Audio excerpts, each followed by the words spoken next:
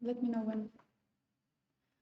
Welcome, dear viewers, to the round number 7 of the first Fujairah Global Chess Championship here, United Arab Emirates. And we see that on the board 3, we have Sugiarov against 𝐒𝐤𝐻, and there is going to be a first ceremonial move, which will be done by Mr. Hisham Al-Taher, who is the General Secretary of the Asian Chess Federation. We are all welcome to the stream, and we see on the board 1e4. Yeah, thank you, Angelica. Yeah, today is round 7. Yeah, and Hisham Al-Taher played for black pieces. Oh. Okay, this time. So e4, e5 probably, yeah, was the beginning of the E4, game. E5. We might Or also g4, see. g5. Yeah, I cannot see it from here. I think it's e4, e5 E4, because E5, yeah. e4 the pawn is standing on the light square. Good. So yeah, looks like it, and we might also see it on the board because, as we know, 𝐒𝐤𝐻 also She is the e5 player, E5 yeah. player, and Yeah, and Sugiarov is e4. E4 player. Yeah, exactly, exactly. Okay, so here we have the first ceremonial move was played, and we're going to see the moves shortly on the board. It's already round number 7, where we have, by the way, only 2 leaders as we move now to the first board. As you can see, Pranav is sitting with the white pieces and waiting for his opponent, who is 𝐒𝐡𝐴𝐺𝐻, who is not there yet. Of course, there is still default time of 30 minutes. He can still reach it, and yeah, looks like we're going to get moves very soon. So far, very good tournaments for both of them. So 𝐒𝐴𝐺𝐻 started with a loss, but recovered very shortly and played really an amazing tournament. I mean, yesterday's game is a great one, I would say. He outplayed Sanan Sugiarov in the end game. And Pranav V, okay, he's really probably playing, as far as I know, the best tournament of his life. I mean, he's performing more 2-7 plus, which is already a big achievement. And yeah, we have 2 leaders with 4.5 out of 6. And how many players with 4 points? We have Martin Jose, 𝐒𝐚𝐦𝐻. Yeah. So we have Jacobson Brandon, Suleiman Liaidin, 𝐒𝐚𝐻, Sugiarov Sanan, Martinez Jose, Mishra, and 𝐒𝐤𝐻. Yes, and then also a lot of players with 3.5 points. We have there Pranashem, Cheparinov, Aditya, Shankland, Michal, Sarin, Theodorov, and so on, Danishvar and Donchenko. So still a lot of fight for the top places can be made, and someone can break through if they start to scoring victories one by one. I mean, we might see one of the players which we just mentioned to go all the way up, or even from the lower. I mean, anything definitely is possible in this tournament because it just, for example, at the start, you were not really in the rhythm like it was for Michal Sarin. Now he started winning points. We can see suddenly he's with 3.5 points now. Who knows? Maybe he will win today, tomorrow, and will be one of the leaders after round 8. Yeah, exactly. And this kind of tournament with not so many participants and the field is like so strong. I believe that 6.5 points out of 9 would be enough to win the tournament or to share the first place. So Hamim Tabatabe is in the playing hall. Still, we have a couple of moves to start the round. Yeah, still arbiter is not starting, probably was just waiting for a couple of players to arrive, so to start the round, or there are always some things to share to the players before the start of the round. So it's coming a bit late, but I think it's maybe also a good moment for us to maybe share some highlights from yesterday, because we might have had even more leaders in case 𝐒𝐤𝐻 would win her game yesterday. Oh yeah, yeah. Once again, she played a good game and missed a couple of times, missed the strongest continuation. Even in the end game, she could just played rook b2, protected. I mean, playing the rook behind of the passed pawn, bishop on d2 back, and she could win the game. She could win the game. And by the way, her performance rating in the tournament is 27.32 right now. And by the way, I checked in the live ratings, after the round before, even yesterday, she already surpassed Zhu and Jun in the live ratings. So she's Number two. number two in the world. Wow, wow, amazing performance. So That's truly remarkable. I mean, yeah. so far, one more time, she didn't lose a single game. She won 2 games and had 4 draws. By the way, we see the players shook their hands, and we see the beginning of the round number 1. And also now, dear viewers, you can see us. We are going to be your hosts. My name is 𝐒𝐤𝐤, and I'm joined by Grandmaster 𝐒𝐤𝐤 the Casco. And yeah, it's amazing to have you here with me, commentate and host the tournament. Well, thank you. I hope that during this tournament, during the rounds, I could share, I mean, my knowledge, my experience, because, okay, I'm the coach, basically last period here in the United Arab Emirates. I know the players here, I know the organizers, I know the clubs, and also I'm experienced chess player. I mean, played more than 12 Olympiads for my country. Wow. So yeah, more than 30 years. So my first Olympiad was in 1994, if I'm not mistaken. Incredible. Probably most of the players even didn't start playing chess at that time. I was not even born back then. So. Okay. Yeah, good point. Yeah. But I just wanted to tell that it felt like we just started the tournament yesterday. Like yesterday was the first, second round, and now we're already on the finish line. And yeah, it's just time flies so fast with a lot of action every day, but we have the moves on the board. Yeah, and we have the Dragon Idol, so-called. Okay, it started like an idol. Knight of c3, a6, a4, and g6. Yeah. So what is the advantage, let's say, of this variation to play for black? So no more castle long for white. Yeah, of course. Now bishop e3, f3, queen d2, castle long. You cannot play because the pawn is on a4. And probably white should play the variation with castle short, which is not so dangerous for black. And we'll have here, I would say, positional play. Yeah, so bishop e2 and castle short. This is the plan. So play it very fast. Okay, we are already used with opening's choice of Pranav V. So he tries to play something new or something unusual, something rare. And in this tournament, such a strategy brings success to him. So it's a very interesting approach. Yeah, he plays rare lines, but probably he's well prepared. He knows what to do there, and this is one of the line. By the way, as I remember, this line was played many times by Michael Adams.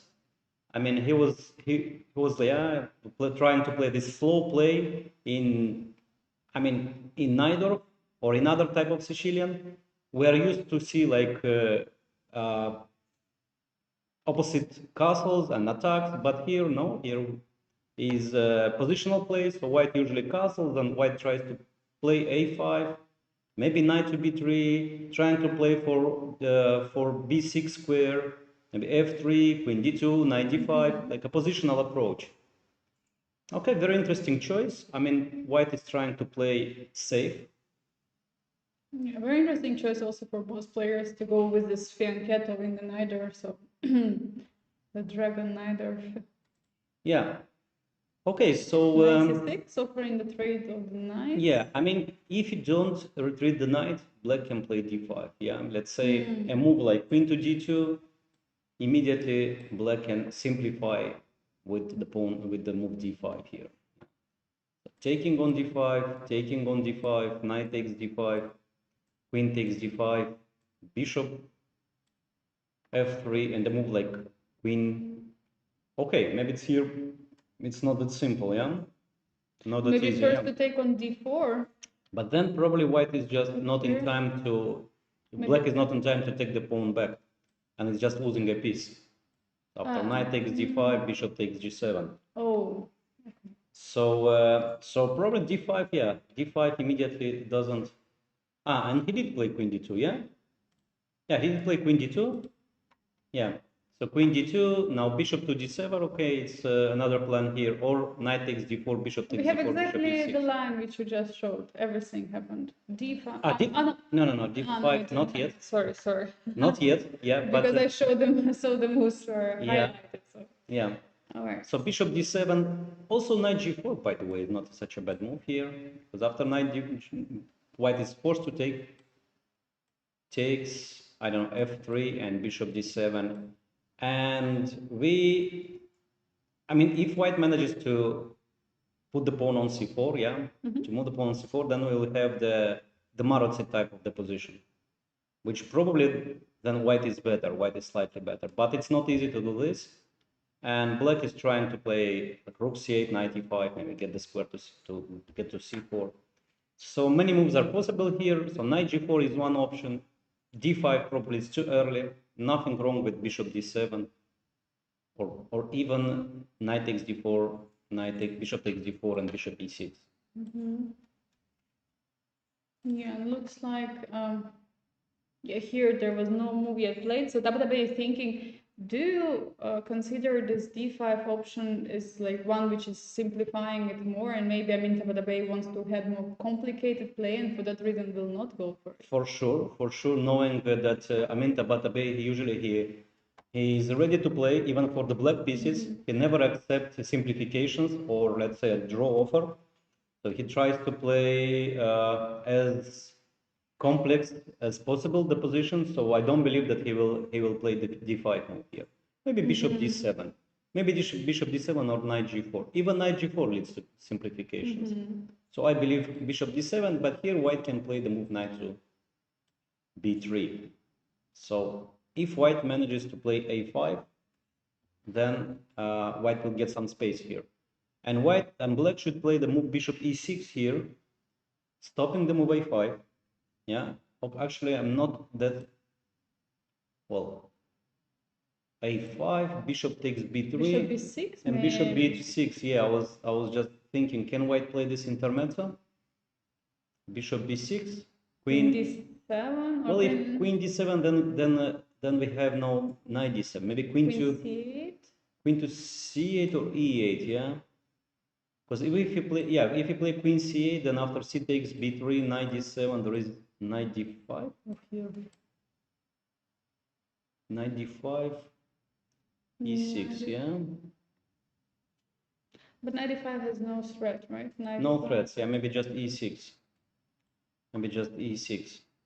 Knight it's not so easy for black getting this position when there is queen on c8 and not enough space. I see that computer says it's all equal, but I would be worried at some moment also for the pawn on d6, by the way, because it can become a target. Yeah, but from the other hand, I mean, if black manages like to take on this, all white pawns, all the structures is compromised, I don't know. And black gets counterplay thanks to the very strong bishop g7. So yeah, so now black is to choose the plan, yeah. So there are so many setups here. So once again, bishop g7, knight g4, probably knight takes d4, bishop e6 is a possible way to go. Yeah, so here exactly the moment to choose the plan.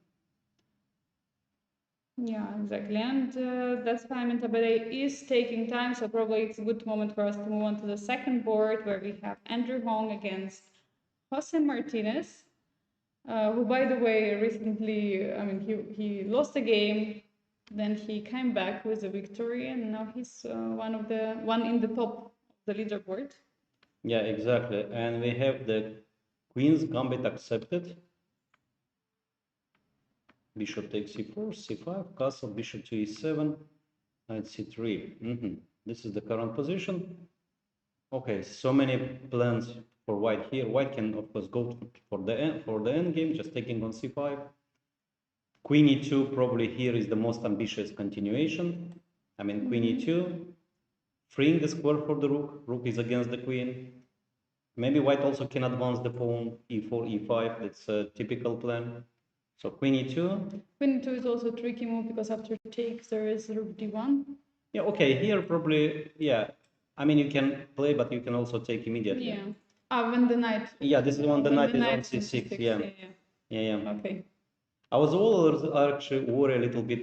I mean, as white, if black plays like this variation, and on how it is. I think here I 22. play exchange variation, so taking on C5. taking on c5 and knight on c6 is misplaced, yeah, because of the knight 3 and e4. And then bishop goes to e2. So just this is an idea. Also in the course which we have on Chessable. So it's okay, good. Yeah. So taking on c5, knight c3 first, yeah.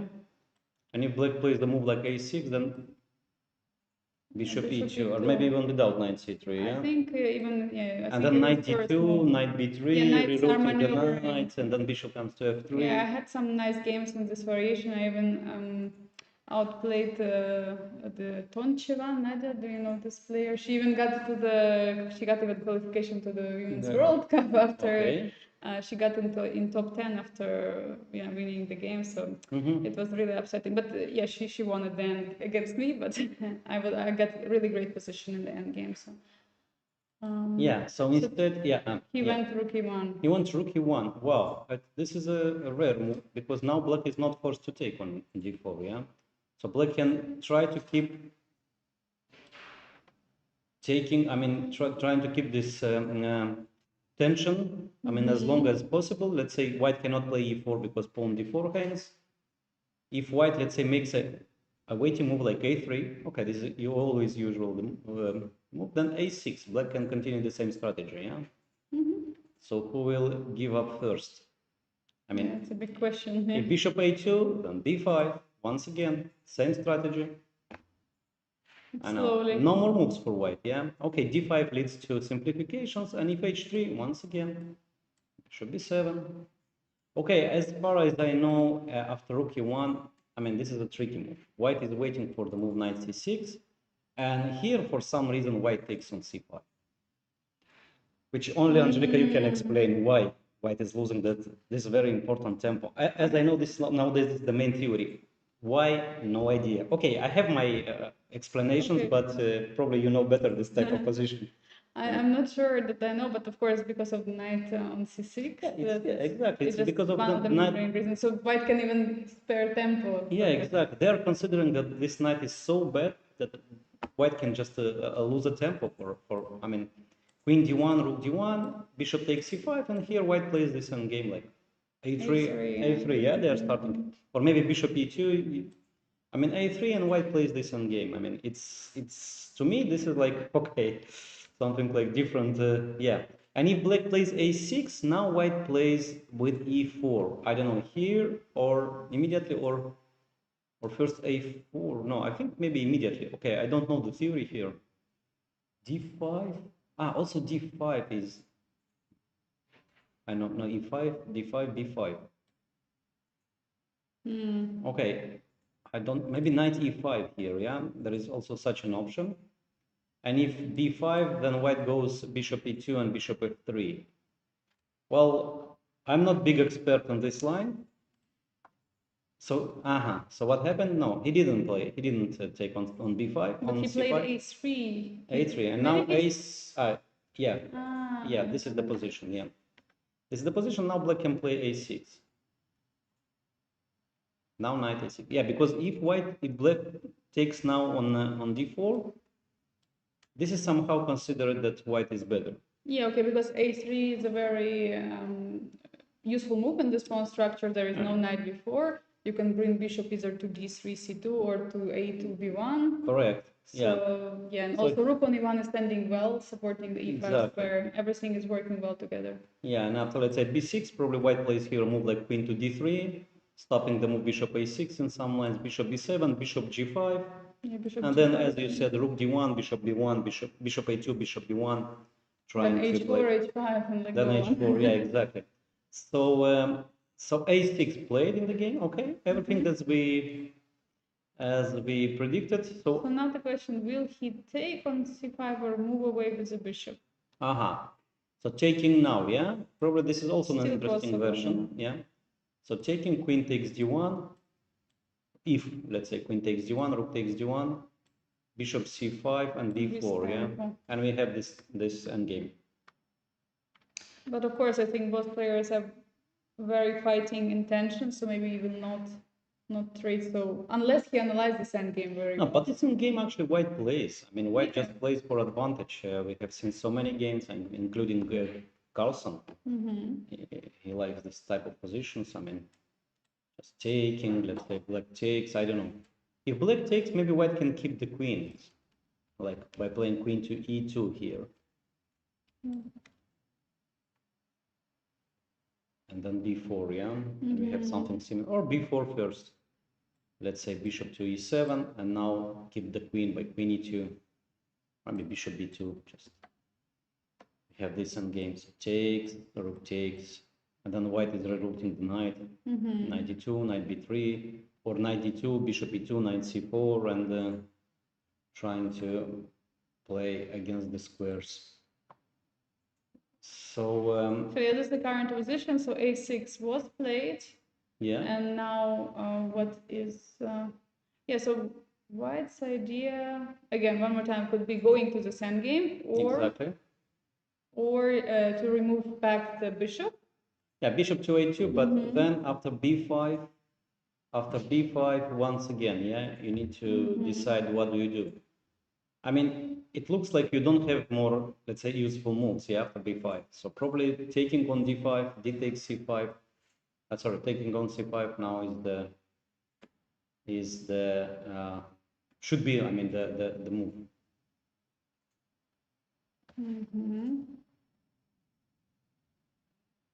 Okay, so Bishop to d3 was oh, played. he went back to d3.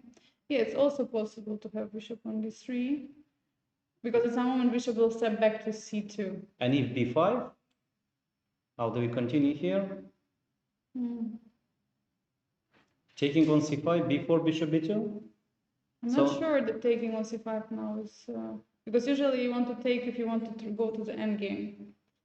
And but also a little bit earlier in this tournament, in Salem's Grebnev games, yeah? Yes. It was a very similar structure, if you remember. And then like b4, bishop e7, bishop b2, then queen e2.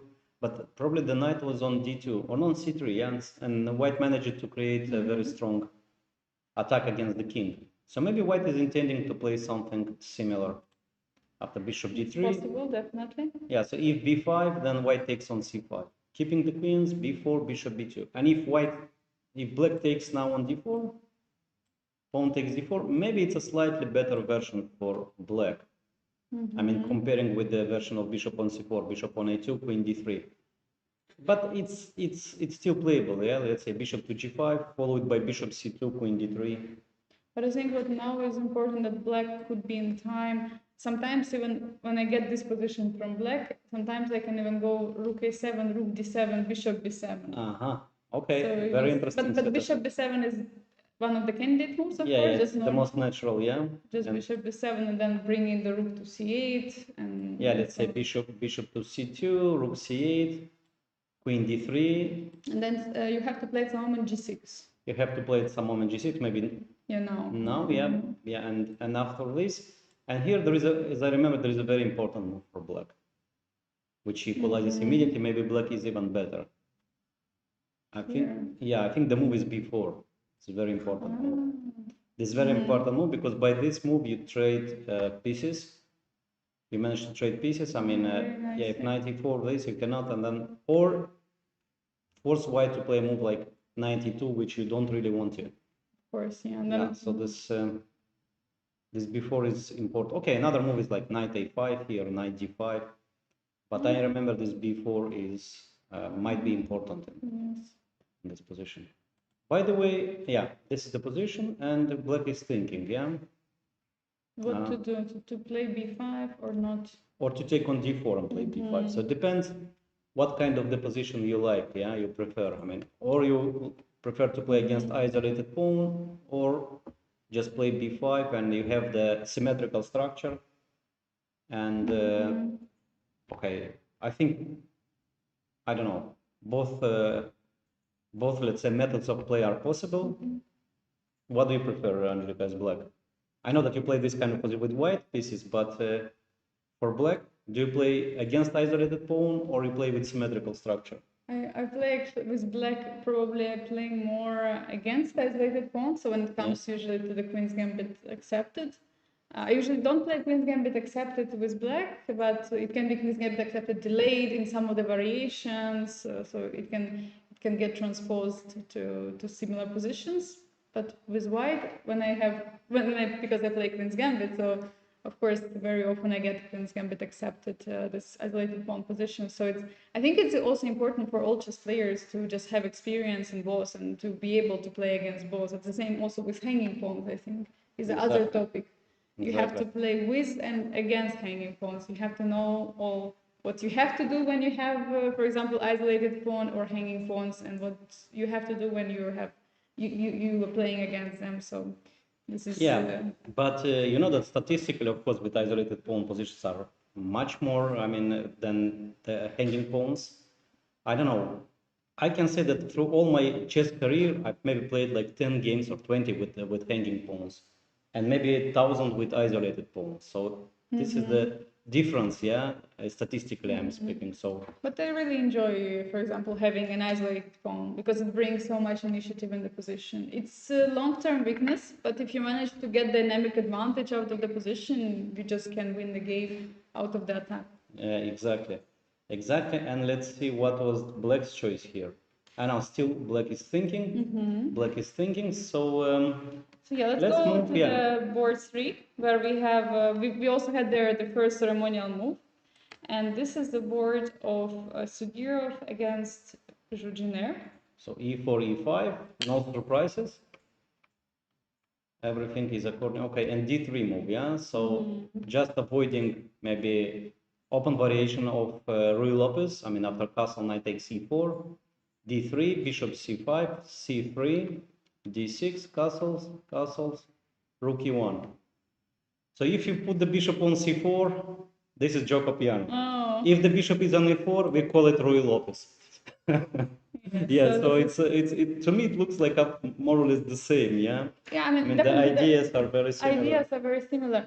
And maybe in some of the positions of the Ruy Lopez, there might be some extra ideas for black because of this extra a6 move and potential going b5 at some moment, knight a5, c5, just stopping this with d4. Exactly. So it's a tempo, But from the other hand, comparing to 𝐤𝐸𝐤𝐻 or to Italian game, white can use the fact that bishop takes c6, in many variations, white actually takes on c6 and then plays d4, or taking on c6 and play this game. So this is disadvantage, because black can win a tempo, but from the other hand, bishop can take the knight. Okay, so bishop to e7 was played, h3, b5. So now bishop cannot take the knight anymore. Not anymore, Bishop c2 and knight e7. And again, we have this maneuver. And by the way, now probably at some moment also the c5 move can be played to stop the d4. Exactly. So if white wants to play c4, I think white is just ready enough. d4 in time. d4, d4, knight g6. Can white also try to bring the bishop first? I mean, usually the plan is knight d2, knight f1. But, okay, let's say bishop to e3 first and then knight to d2.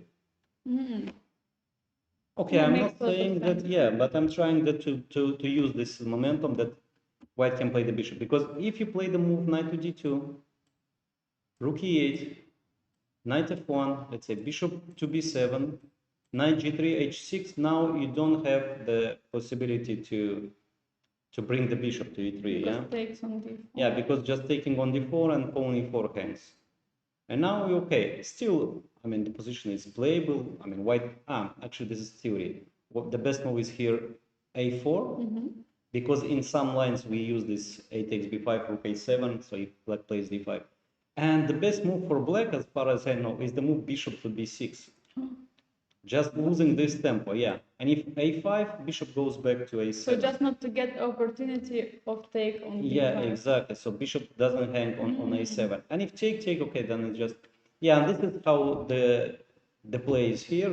And I don't know, from the other hand, I don't know, I'm not sure that bishop e3 here is a good move or probably playable, And if black does the same, let's say bishop to b7, knight d2, rook to e8, Now the pawn on e4 hangs. How do we protect it?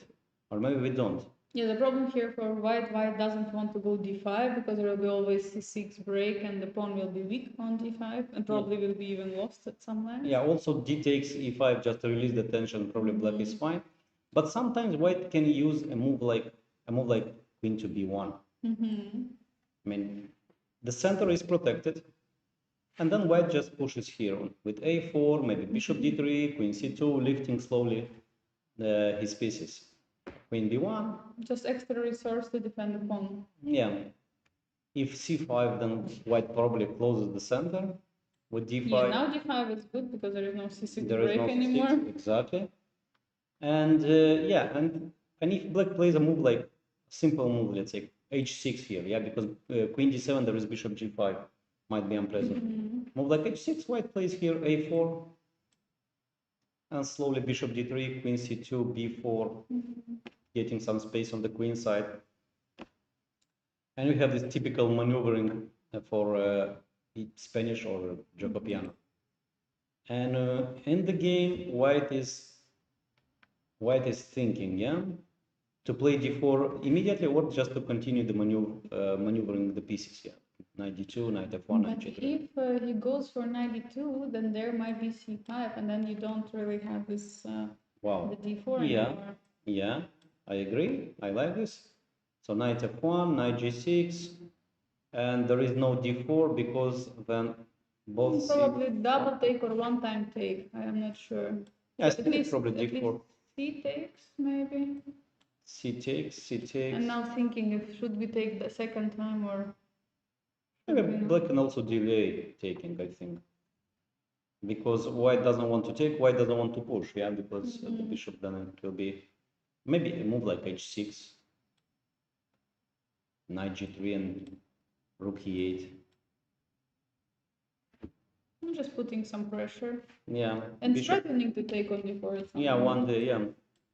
Bishop b7 maybe, but then bishop b7, we have to be careful now, maybe take. Or square b5, yeah. Taking now. Taking, and then there is down here no harmony, but this is maybe temporarily, yeah. I mean, black can retreat anytime back. Or bishop a7 or bishop a8, rook a7. Rook g7, yeah. Everywhere this maneuver, rook a7, rook g7. Yes. And Queen's Gambit accepted in real love. It's like everywhere this will comes to d7. Okay, and Jacobiano too, yeah. Okay, so white is thinking, yeah, to push d4 or not. Or not, yeah. So if you don't push, you allow black to play c5, and black is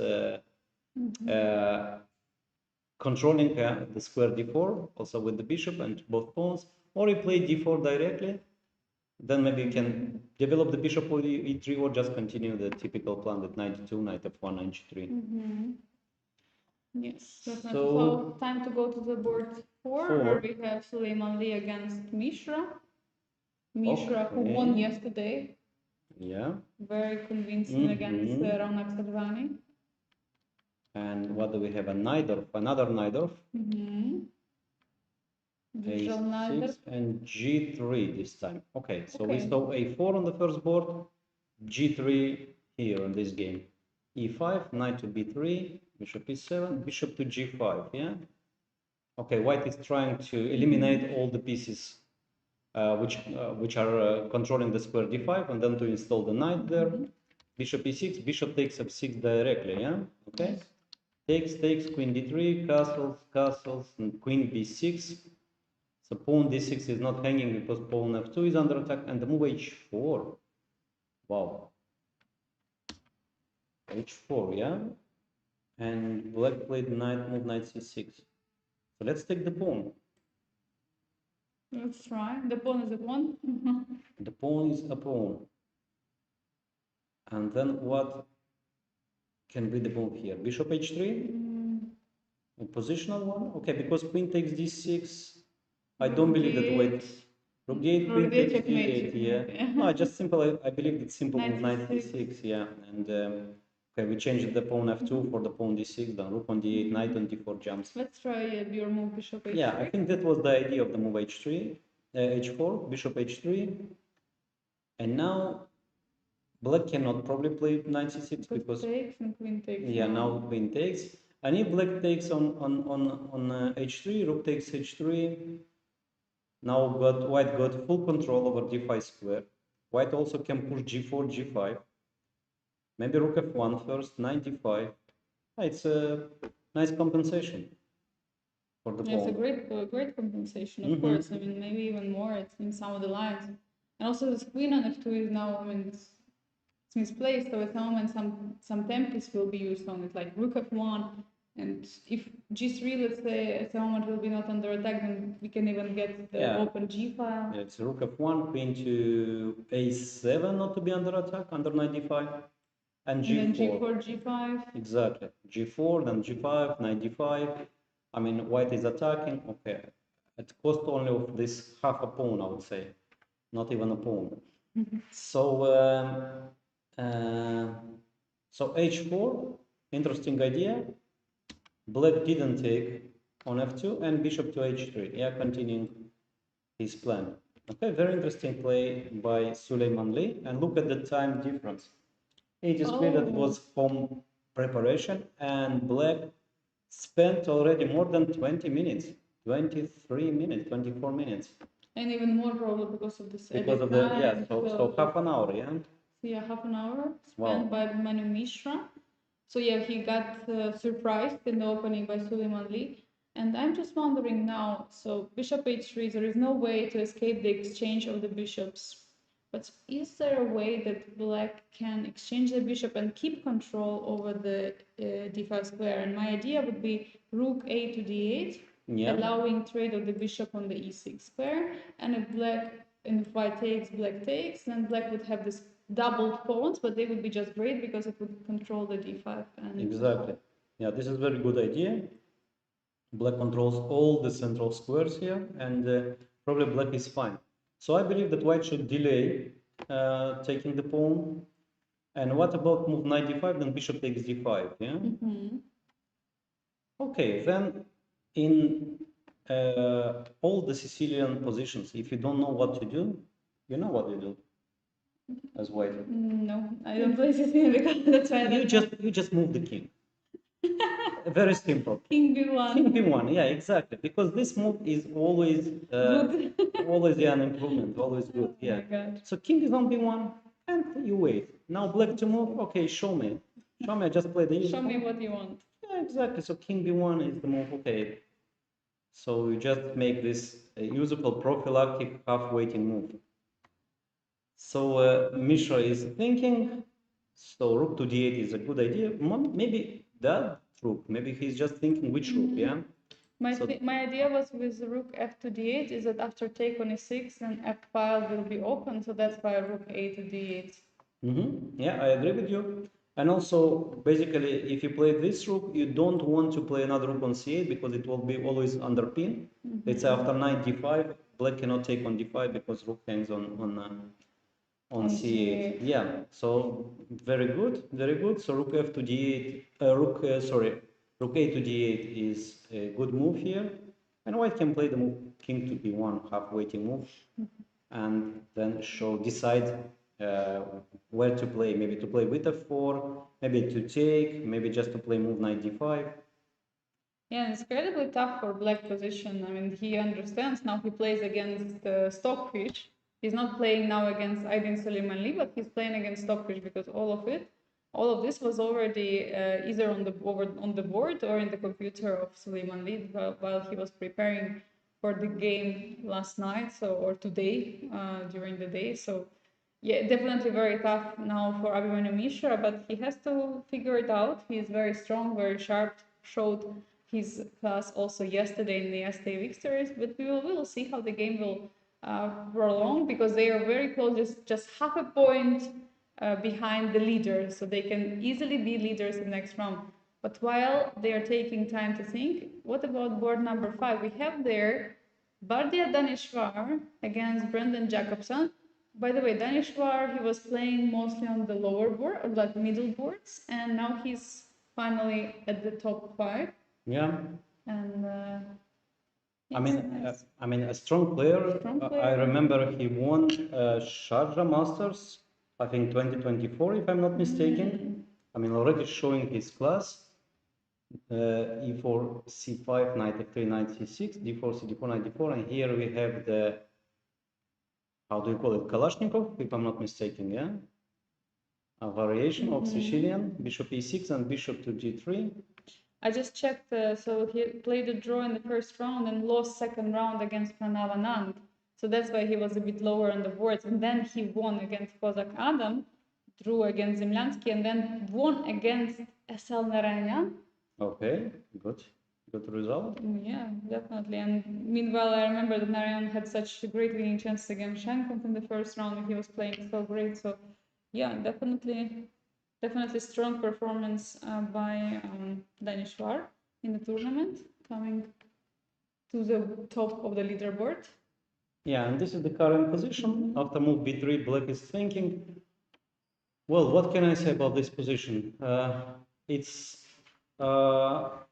White's play is very simple, yeah, to play against the pawn d6. There is also square d5, fully under control.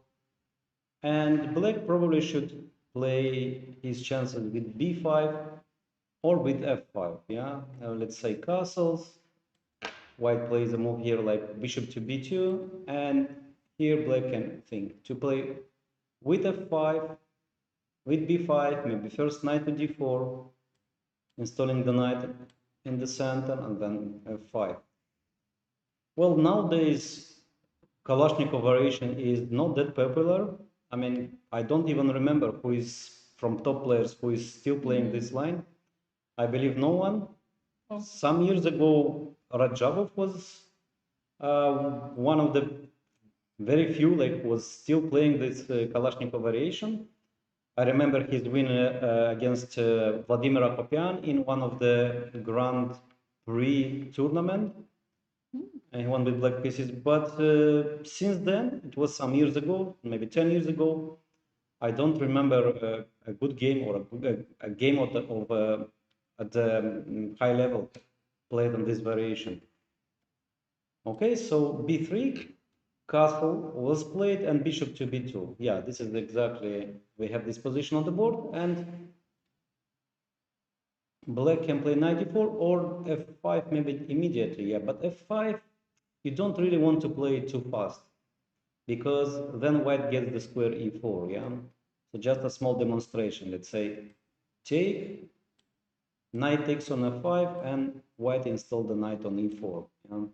So white controls d5 now and e4, both square. So just give extra square for white. I mean, yeah, you have the control over d4 square, but this is probably not enough. This is probably not enough. So black wants to play f5, but maybe first black needs to bring some pieces. Yeah, maybe the knight on d4, maybe queen to d7. I don't know, maybe even g6, f5 might be an idea. Like first g6, then f5, and taking back with the pawn, having the control of e4 square. Okay, so once again, castle, bishop b2, and here, okay, maybe black can also try the plan with b5. I don't know, rook to b8, and trying to play b5. For instance, if white plays knight d5, then black is in time to play the move b5. Yeah, so white has to be careful with all the active moves, because for a moment b5 is stopped, so cannot be played. Okay, so knight d4 was played? No, the position is, instead of castle. So black is delaying the castle, maybe black wants to play with typical this h5, h4 idea. I don't believe, honestly, but who knows, yeah? I mean, wow. Yeah, let's say if white plays a move like bishop to b2, can I play the move h5? Let's try. Let's try to make it work, yeah? Yeah, exactly. But look at this, queen doesn't even have moves, yeah? Queen from d1. From Okay, d1. only on the first rank, but... Yeah, okay, probably black can try to... Knight e2? Exactly, to change some pieces, especially this strong knight. Can you play... No, you cannot go knight e to c6, right? Because then the pawn will be weak on d4. I'm not And sure. what about this provocation? Mm. Not sure about this one. Probably the move is bad, but let's try. Bishop g4. So f3, bishop e3 already. Exactly. And maybe I'll just sacrifice the bishop. So this, and maybe knight g6. Yeah. Wow. Okay, probably doesn't work, but let's have some fun. So takes, knight d4, and rook takes h2. For the beauty of chess. For the beauty of chess, exactly. So, of course, probably here white can defend somehow, but maybe not anymore. g3. How do we checkmate here? Black's king. That's a good question. Okay, if the king would be, let's say, on e7 on d7, then rook takes h2 and queen h8 works. So maybe we move the king. And then take. And then the threat, yeah, and one more time, this small demonstration. Takes, queen h8, king g2, and queen h3 checkmate. Another checkmate. Okay, so, oh, too far.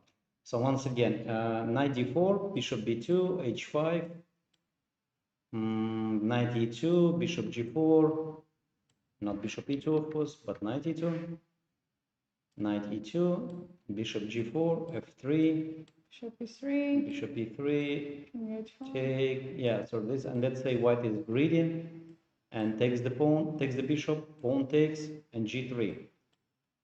And what is the checkmate here? Queen g5 maybe? With rook takes h2 idea might be just simple. And also attacking the knight on d2. And also attacking the knight. Okay, yeah, I didn't see that way, but yeah, this is probably game over. Yeah, looks like it. Yeah. There is no squares for the knight also. So rook takes h2 is just unstoppable. Yeah, you cannot stop it. Oh, very nice. Of course. It's a very interesting idea, bishop g4. Yeah, but it works maybe in our club's level. But still, you see this position with knight g6? I mean, after king, yeah. You look at this position, I mean, and you understand, okay, taking would be like, would not work at all. Okay, maybe. By the way, what's the... I think knight takes d4 first. And then... Pawn takes, and then take the bishop. Yeah, because then take with the queen. And take with the queen. We'll give the knight on d2, but no more checkmate, and it's not easy. Look at the evaluation. By the way, rook h4 can be a move. Rook h4. Attacking the queen. But queen f3 attacking the checkmate there. Oh no, queen f5, I'm sorry. Queen f5. Yeah, because king it's a kind of double. Sorry, rook h2. And then queen h3 back. What is going on? Knight e5, I think, is the move here. Or knight f4. Or knight f4, knight e5. Knight f4, trapping the queen with g6. Wait, our favorite idea. There are no squares also on the and the threat is also rook takes h2 and queen h4 and queen h3 square is taken. Square h3 is taken. So let's say what? Knight f3 probably. What a line. Yeah, knight a3, g6, then queen g5. Well, rook h5, then queen g4. Knight takes d3, knight takes h4. Once again. So g6, queen g5, yeah, and rook takes h2, king h2. And it's not really winning in f6. Yeah, I believe this rook h2 is winning here. Okay, it's hard to calculate. Very hard, but... Okay, let's try. Rook takes h2. No. I thought that after king h2, g6, and then f6. No, but white is in time to bring the queen on h4. What g6, then g6, queen g5, yeah? Rook h5. What about f6, queen e6? Ah, no, there is no queen So f6. g6, then queen to g5, And f6. f6, rook. Ah, rook takes. is in. Maybe probably just retake on g5 and knight takes d3, double attack. Ah, okay. Bishop knight hangs and we Knight just f2 also. yeah, we just take all white's pieces. Mm-hmm. This is like a simple variation. But then after knight f4, it's not easy. Yeah, g6 is maybe bishop takes d4. Okay, try to calculate. d4, bishop d4, rook f4, rook f4, queen f4, bishop a1. And by the way, knight e2 is on the board. Directly, yeah, immediately. I mean, not bishop b2, Not h5, but knight e2 immediately. Okay, so white is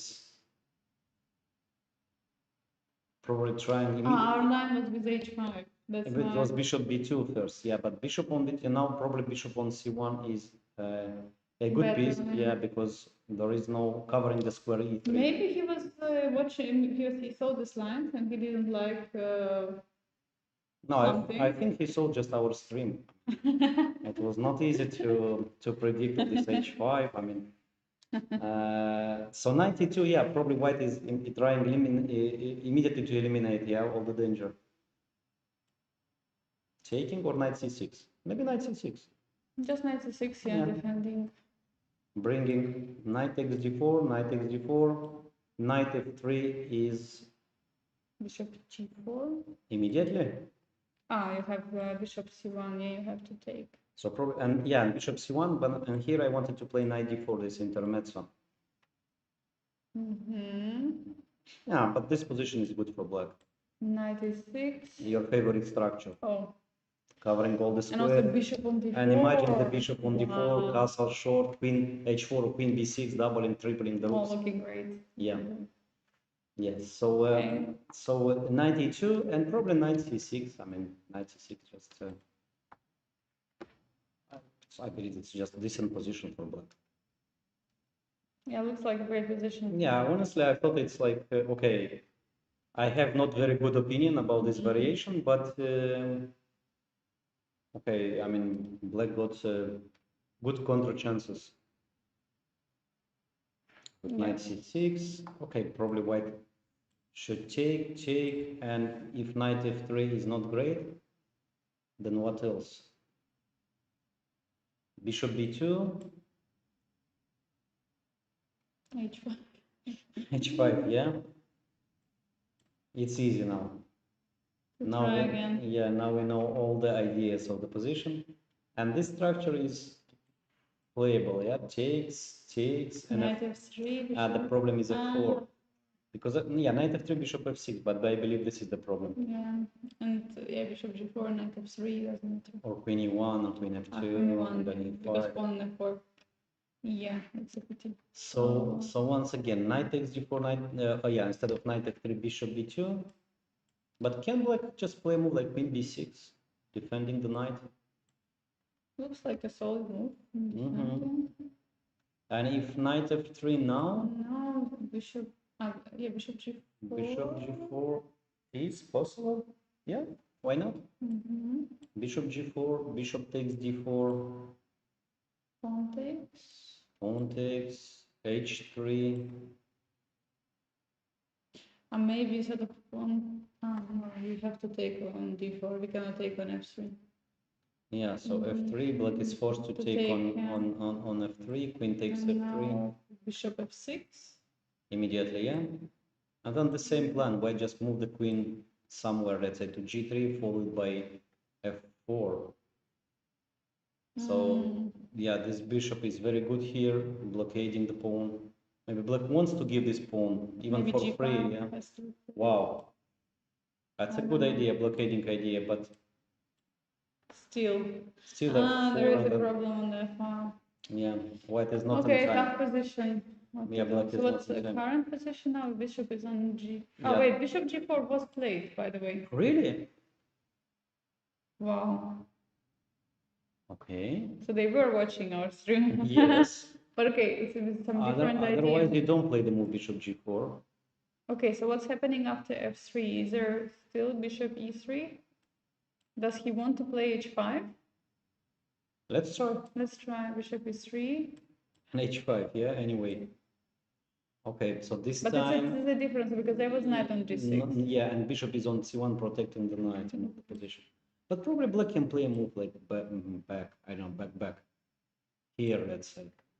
And... g5, g4.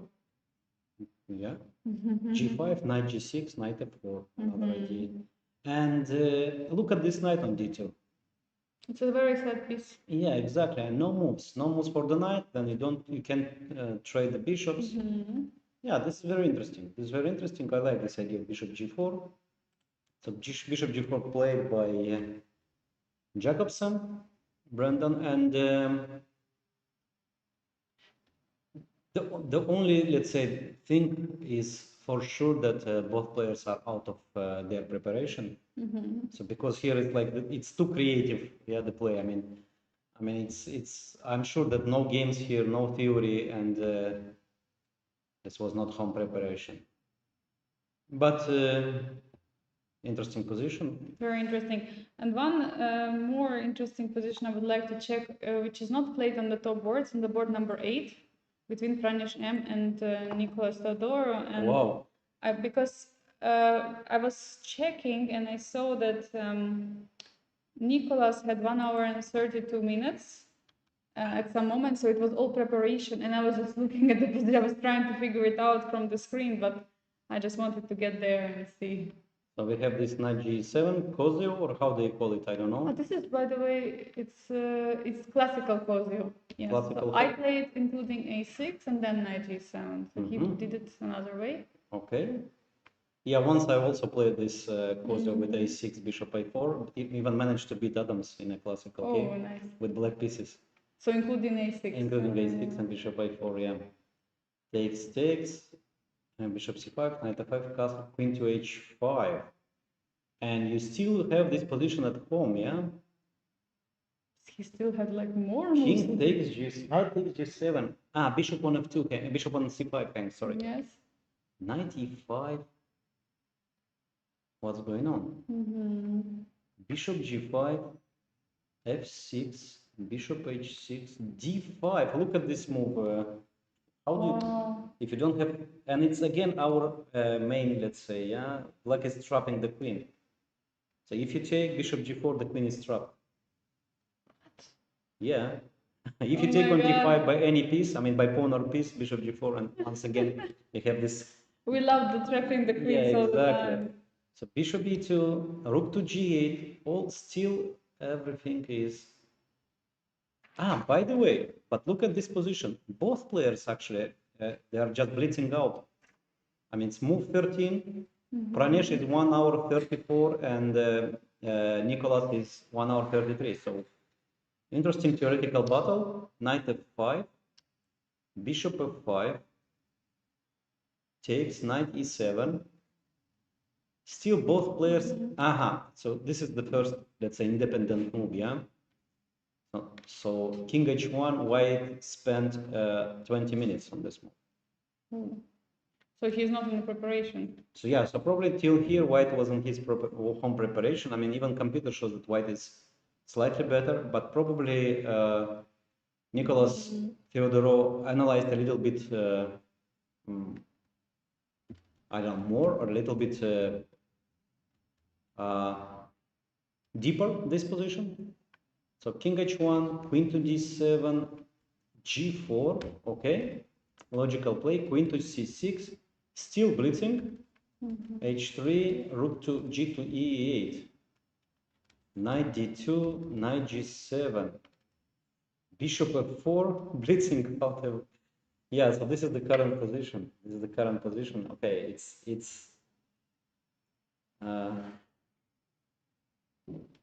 it's white position. I mean, computer showed that the position is probably about equal and with equal chances. White is pawn up, and black is probably attacking somehow. Yeah, so let's try. Yeah, this diagonals are. Yeah, let's try the most direct way. d4, king h2, and d3.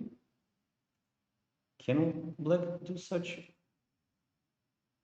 things like this? What's the problem? Okay, or immediately bishop d6. Yeah, probably immediately bishop d6. We don't need for, yeah, actually bishop d6 is much stronger. Attacking the bishop, I mean, knight g4 is the threat, or knight f3 is the threat. Also pawn on c2 hangs. So this is probably good for black. So once again, bishop f4 was played, d4 check, and king h2 is not the best move. And if f3, can black take knight g4? Looks like a move. I mean, bishop e2 hangs. Chess is very simple game. How do you continue here? I mean, bishop is hanging. Can you take with the queen and play rook g1? Yeah, let's try. Queen takes g4, rook takes e2, rook g1, and how do we protect the pawn? Oh, sorry, the checkmate. Queen d7 and knight e4, yeah? Oh, yeah, knight d4. And bishop hangs, and if black bishop plays like something like somewhere, then queen takes g8. Oh, wow. One more trick at the position. Queen takes g8. So many tricks. Yeah, rook takes g8, takes, and knight f6 at the end. Up a pawn, up a piece, sorry. Up a pawn and a piece. Up a pawn, yeah. So good for, yeah, okay, very interesting position with a lot of tactical ideas. So this is the current position with bishop f4? Yeah, bishop f4, and black is thinking. Apparently d4 is not the best move. But it's very tempting, of course, to play. Yeah. So actually, this is the first moment where Nicolas starts to think. So before he was just 20 moves, blitzing out, I mean, just increasing his time, 1:34, and now he spent more than 10 minutes already. Yeah, truly incredible. I mean, yeah, that's why I just immediately saw this position. I was just scrolling. I saw something special. I said, okay, we have to see what happened. I mean, other than that, I don't really see any special on the bottom board. So I suggest maybe we go to the first board. Yeah. And then later, maybe we can take a look also at how things are going on this board, because this is a really interesting position. Yeah, so this is the game of the leaders, Pranav V and Tabata Amin, and we saw the position after Queen D2, and yeah, and Amin played one of our suggestions, Knight to G4, Bishop G4, F3, not F3, yeah, Knight D5 immediately. Okay, the threat might be Knight C6, BC6, Bishop B6, and Rook C8, Rook to C1. Okay, probably white intends to play c4 and have this Maroczy type of the structure. And before c4 was not possible because bishop takes knight takes d4 and rook c4, yeah. Okay. And no, but it's not over because knight e3 at the end, and it's a double attack. Okay, let's take a look. Maybe just what happens after so c4, knight takes, bishop takes, rook takes c4. Bishop takes g7, take, knight e3, rook e4, and f3. Simple calculation. And simple equality. Look at this. I love computer. Because after takes, I mean, 2 pawns for the exchange is probably enough, yeah? This position is just enough for compensation. But I just love how for computer it's all easy. Yes, yeah. So instead, white played the move rook a to c1, intending to play c4 without sacrifices. Bishop to d7 back. Okay, black decided the bishop on g4 is misplaced. Knight to e2, yeah? So if c4 immediately, then pawn a4 hangs. So the logic is very simple of the move. Knight e2, b5. So now stopping physically any c4. Yes, and but we know that here white can make a draw.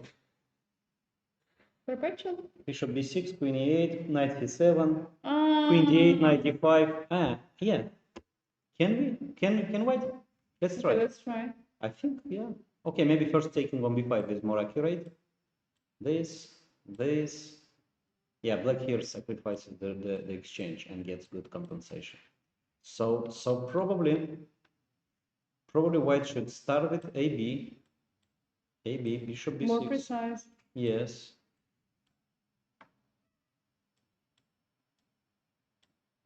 Draw. Okay, what happens if black sacrifice now?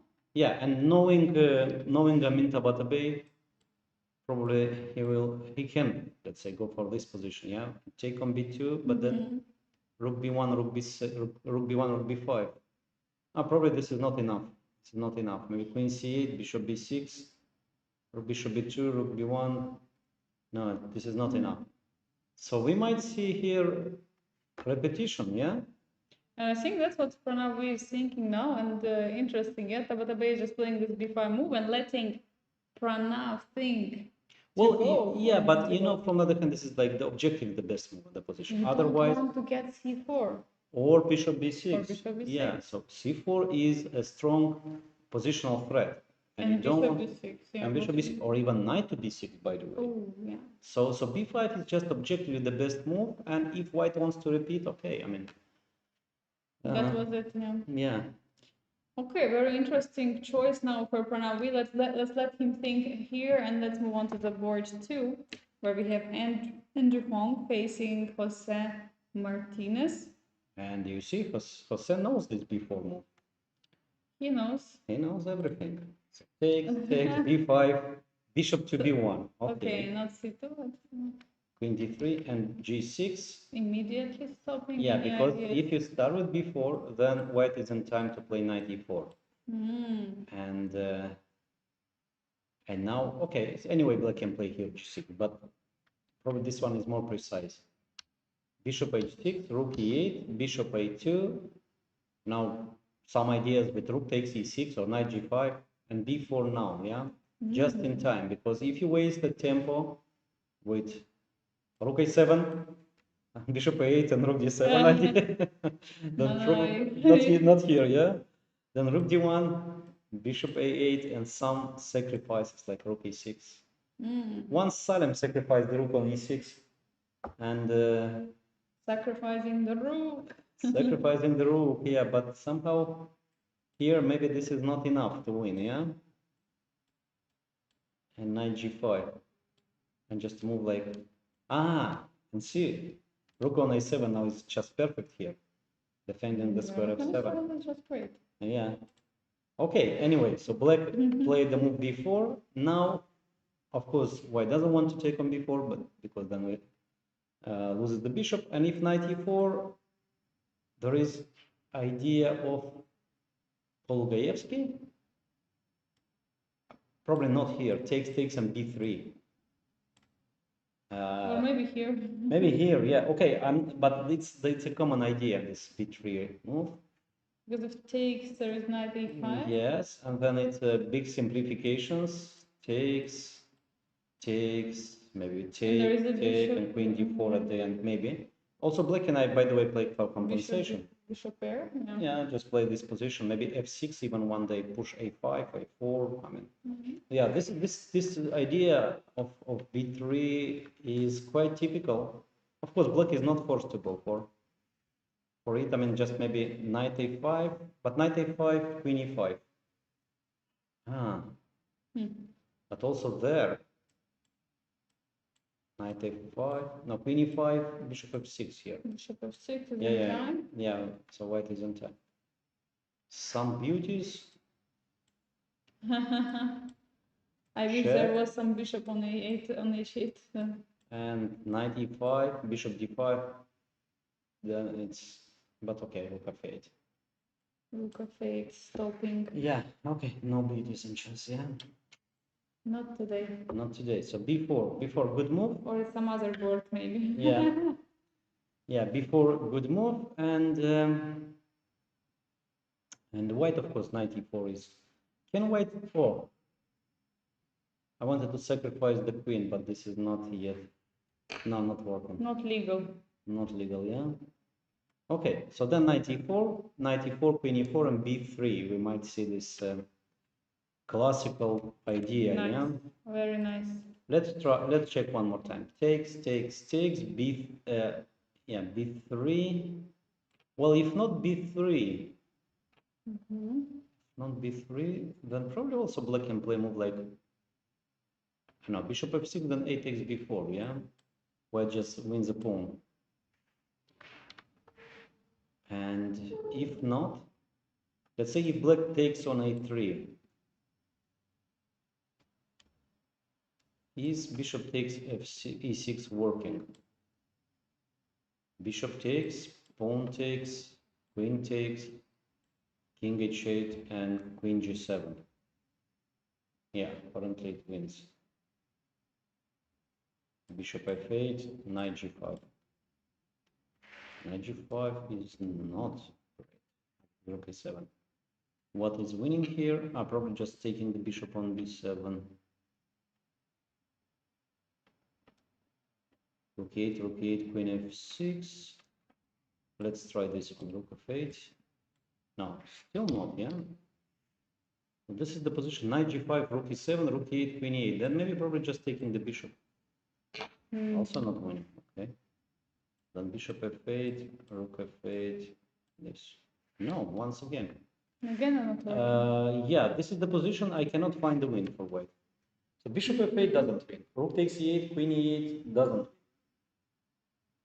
Queen b7 also doesn't win. Knight g5, rook e7. What is going on? No more candidates.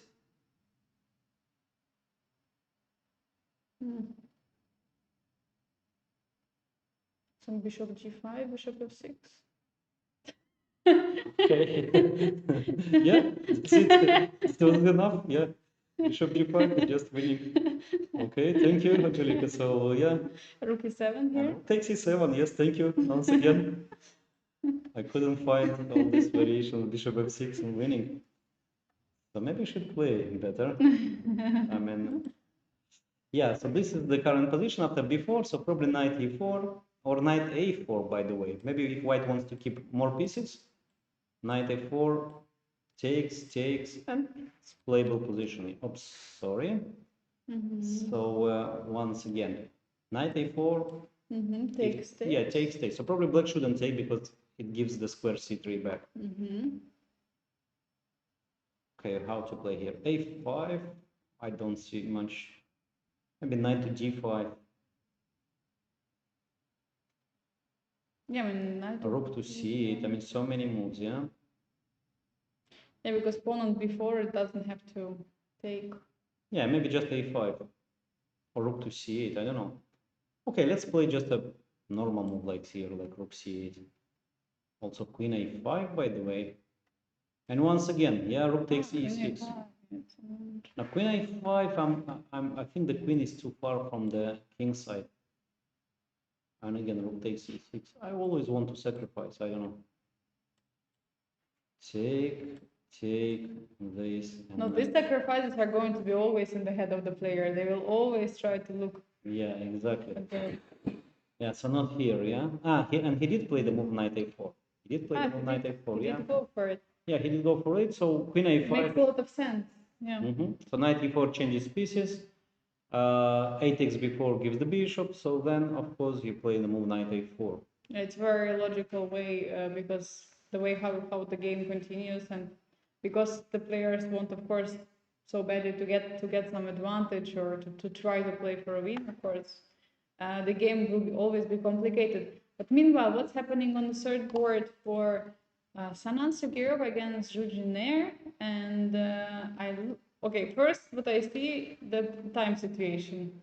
But okay, let's go to the last moment. Yeah, we were discussing, will he play d4 or will he not? Yeah, bishop to b7, knight f1 and c5 anyway, yeah? Oh, by the way, she didn't play c5, so we were discussing here. Yeah, after knight d2, c5, just to stop the move d4 and... But she played knight g6. And here d4 and bishop to b7, knight f1 and c5 now, yeah? And looks like all moves are played so quickly when she's in the preparation. Yeah, and white probably probably after d5 c4, yeah, is the reaction, and you get some space on the queen side. Maybe knight can move to d7 c5. Yeah, also because it's not so easy to reach d6 weakness for white, but for black it would be probably very easy to create some play on the queen side with a5, b4, and knight, as you're mentioning, going to c5. Yeah, and white decided to play a simple way, yeah, just to take on e5. Simple chess, and now Fujairah is taking time with what to take. Let's try with the pawn, yeah. I mean, it looks with the because I was taught not to trade this knight on f3 because it's not such a good piece there on f3. Not to trade the knight on f3. I mean, as black. No, as Whenever white. knight was on d7, so Yeah. in different types of situation. But so never take it with the knight because not never, but yeah, mostly not to. I was advised mostly not to trade the knight from f3. Tell me this. Who was your coach? Maybe you can take some lesson from him because okay, I didn't know that there is such a specific rule. No, I mean not a specific rule. I just got similar positions and. Yeah. No, also when you look at this knight on f3, I mean it doesn't really have squares. But what about the rule that in a position with less space you should change pieces or? That's also, but once you have a pawn on e5, then you don't really have space. It's true. It's true. Yeah. I mean, it's difficult to say with what to take. Yeah. So okay. Let's try both. With the pawn, yeah. Then probably white plays. I mean, changing the queens. Rook takes and bishop to g5. This is probably white's idea, as I understood. I mean, otherwise, why do you trade the queens? And then white wants to take on f6, play knight e3, and trying to use this d5 and f5 squares. Maybe one day also with a4. So this is probably the idea, yeah. And if black takes with the knight, then probably white wants to keep this structure and maybe play bishop f4. This is what I think about this position. Bishop f4, knight f3, queen f3, then rook d1, concentrating all the pieces in the center. Knight g3, f5 can jump, and this bishop on a7 might be out of play, I would say. Yeah, it is definitely, and also this d6 pawn is going to be a weakness for a long time. Yeah, so taking with the pawn is most likely the correct move, and after queen takes d8, probably rook f takes to d8 and bishop to g5. I think that this was a very good practical choice of Sanan Sugirov.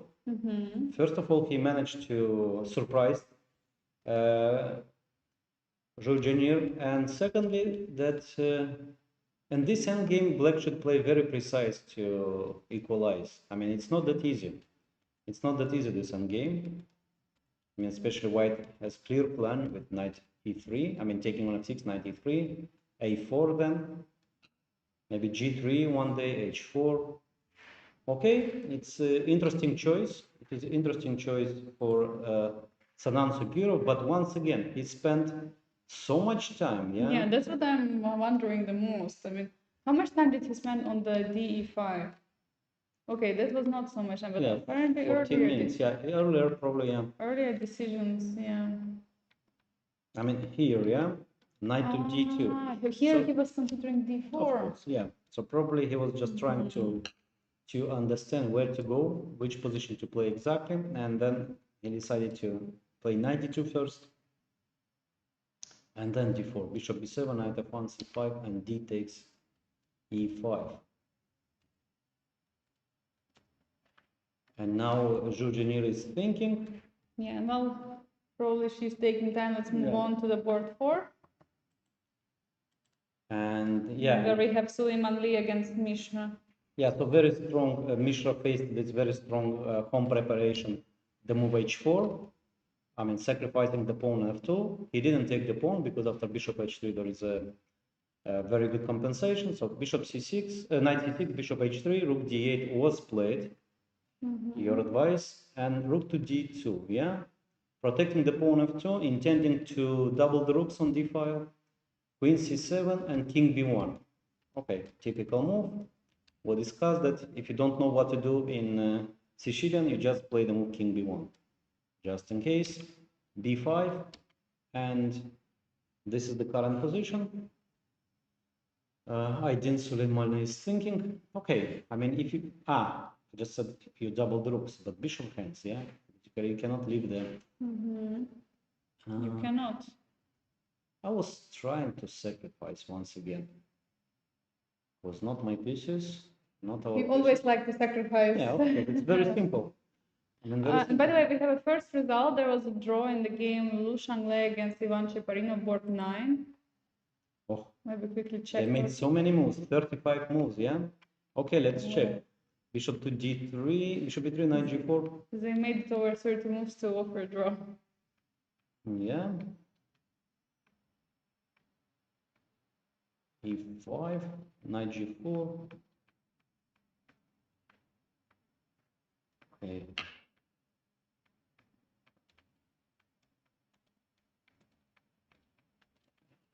And perpetual. Okay, it was a... Yeah, so it was a good game, no mistakes. I mean, just a grandmaster's draw, we can say. So back to the game of Suleiman Lee and Mishra. And after b5, white is thinking, well, I'm trying to advance the pawns on the king side. And how to do this? Maybe g4, bishop of h4. I can see the continuations there. what about g5, bishop g5, bishop e6, queen h3? What is happening there? How do you do this? Sacrifice 2 pawns. How you start with? So g4, bishop h4. Yeah, but g5, G5. bishop g5, Bishop e6. rook hangs, or we don't care. And then queen h3. Yes. And maybe first knight d5, intermezzo. Aha, yeah, very nice. Just in case. So queen is forced to move to somewhere, let's say a7. And now maybe even knight f6. Oh, beautiful idea. But maybe problem will be Six. bishop g5. Bishop g5 back, yeah? So queen h3. bishop h6.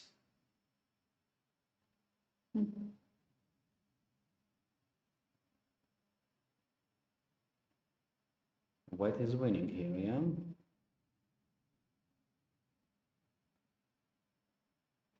And how is that? Bishop f5 maybe? Yeah, bishop f5, but once again, Bishop bishop h6, h6. queen Yeah. g3. And queen g3, king h8. Rook h6 and it's going to be f6 yet. Yeah, exactly. Okay, let's try. So how do we start?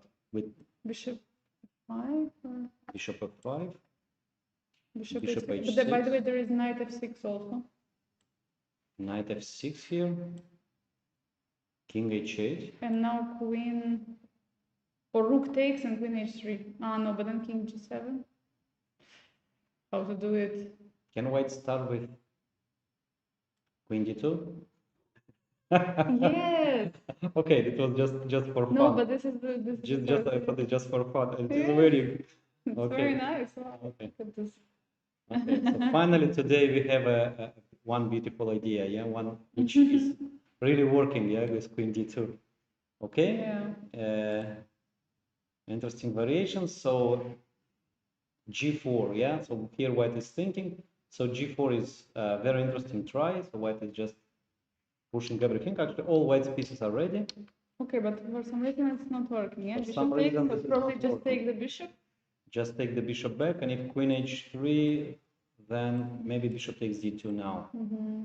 And now queen f6 and queen f7, f7, queen h7, king escapes. Okay, it is too beautiful to be true. Yeah, exactly, as usual. So knight d5, probably white doesn't want to play this move, yeah, because after takes, taking with the pawn knight e7, I mean somehow white lost.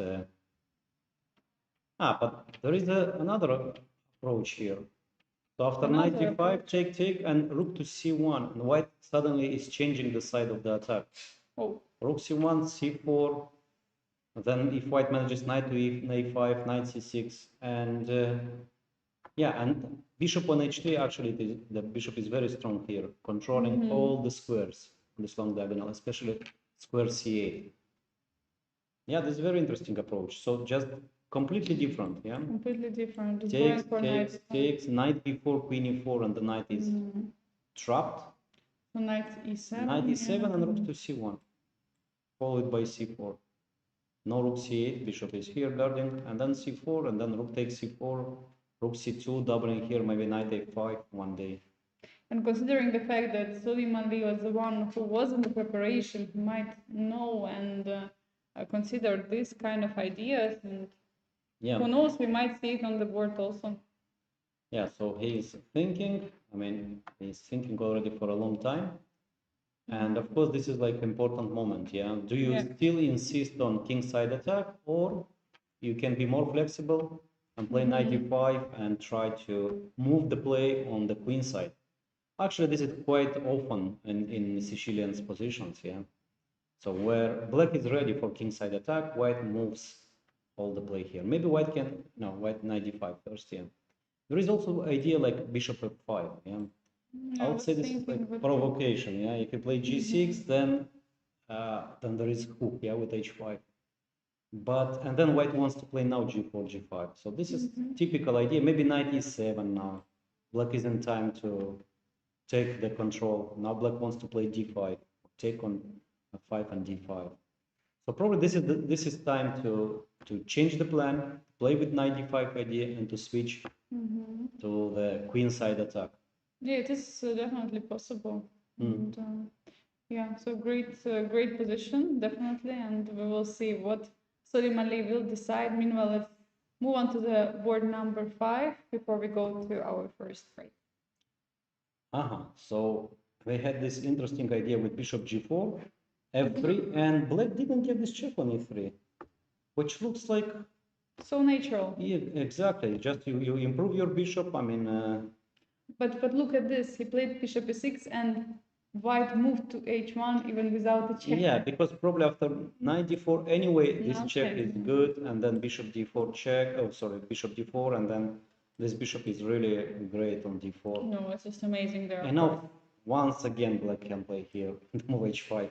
And then a g4. And then maybe h5 or knight g6.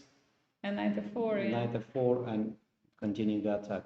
Okay, yeah, so that's why black is not castling for this time. Yeah, this is very interesting approach of black's play. I mean, this of Jacobson. So king h1 was played. King h1 was played, and this is current position. Yeah. Okay. So many good moves. Like bishop e3 is still possible. Yeah, you can still transpose the transpose, yeah. Because now knight d4, you will be forced to take with a pawn. So if you play bishop e3, then you're ready to take with a bishop. Exactly. Also, by the way, you can play knight c6 and try to keep the knight on d4. Nothing wrong with it. Knight takes d4, knight takes d4, black keeps the knight on d4. Once again, this h5, h4 is the idea. Also, by the way, black can try to take with the queen on d4, maybe. I believe this is also possible, because white cannot capture on d4. After queen takes d4, double attack, and white is losing material. Or not, or trapping the queen, one more queen trap. Okay, let's have all the queens trapped today. Bishop a3. Or bishop to a3, yeah? Why not? No, there is queen d4, sorry. Yeah, so white is forced to go here. So queen a2 and then rook a1. Yeah, and then we have two rooks for the queen and a pawn. So black is just better. Okay, just two rooks and a pawn for queen. So actually it's not a queen trap. So it's not a queen trap. Not a queen trap, yeah. Okay, so this is the current position. So there are three possibilities. To play bishop e3, to take with the bishop on d4. To play knight c6, to take with the knight on d4. Or queen b6, to take back with the queen on d4. So three black pieces can capture back on d4. So here it's, I mean... Tough choice, yeah. Yeah, I mean, and all three are playable, maybe, I mean, good, I would say. Good for black. Yeah, and, of course, neither of them is awful, so we can say. So yeah, good choice now for Brandon. He will have to choose with which piece he's going to defend the knight on d4. The only thing we know for sure, he will not take on e2. He will not trade the beautiful knight on d4. And while Brandon and other also players in the Superstar tournament of the first Fujairah Global Chess Championships are taking time, we are taking our first break in the round number 7. Dear viewers, we hope you enjoy the commentary, the show, and the moves which players are delivering on the board. Thank you so much for watching, and we are going to be back in 10-15 minutes. See you there. Please stay tuned for more from the Fujairah Global Chess Championship.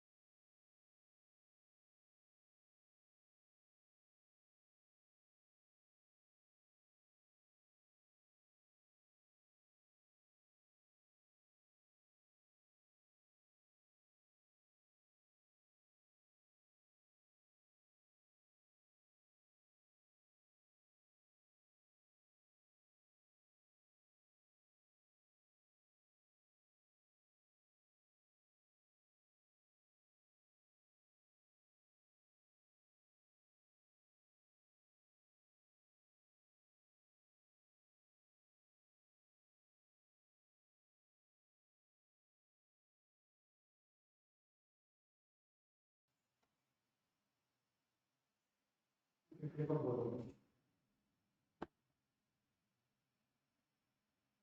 welcome back, dear viewers. We are here in Fujairah at the first Global Chess Championship here in the new chess club of Fujairah Culture and Sports. So it's great to be here. Seventh round already, and we are following mostly the Superstar tournament. Of course, there are also others, Masters and Open, but this tournament is really impressing everybody. What we have every round, and since we are approaching the finishing line, I believe this is the most critical moment for all the players to establish their opportunities for the leaderboards and in the rankings. And we have the board number one, Pranav B against 𝐇𝐚𝐦𝐻𝐿. And Pranav is ambitious, yeah. Here in this position, we mentioned before the break, that here he could play bishop b6 and go for repetition. So queen e8, knight c7, queen d8, and knight d5. But he played the move b3. So it shows his intentions. He wants to play for more. He considered that his position is better. I mean, and now the threat of bishop b6 is on the board. Maybe white wants to play c4 and take back with the pawn. Maybe white just wants to play knight d4, trading some pieces, trading this strong bishop, or bishop h6, followed by rook a1. Well, I like his approach. I mean, why not? Why not to get experience playing with stronger opponents, and why not to continue? Why not to be ambitious and try to win the tournament? And Tabatabai just played the move e6. Okay, this is very important move, or very okay. So from one hand, black is trying to force the knight to move, but from the other hand, look at the pawn on d6. Yeah, this might be a long-term weakness. Okay, so now bishop b6. I believe that black can play queen h4. Actually, this was the point probably of the move e6. So queen is on h4, knight on d5 hangs, and also bishop on e4. Pawn on e4 is under attack. Okay, and and if knight b6, then probably black can just play the move rook to b8. Yes. And once again, can white just take on d6? I was trying to calculate, but... And here probably we'll face one more time the queen's trap. Because there is bishop d5? No, I thought the queen trap once again. Oh. Once again the queen's trap. No queen e7. Wow. Yeah, we have so many today, and this is one more to our collection. Good calculation. Nice. So knight b6, rook b8. So white cannot take the pawn on d6 because rook b6, bishop b6, queen b6, and trapping the queen. So white takes probably knight takes d7, queen takes d7, rook d1, rook d8. Probably here white is slightly better because of the pawn on d6. Maybe white can play this provocative move like bishop g5, provoking the move f6.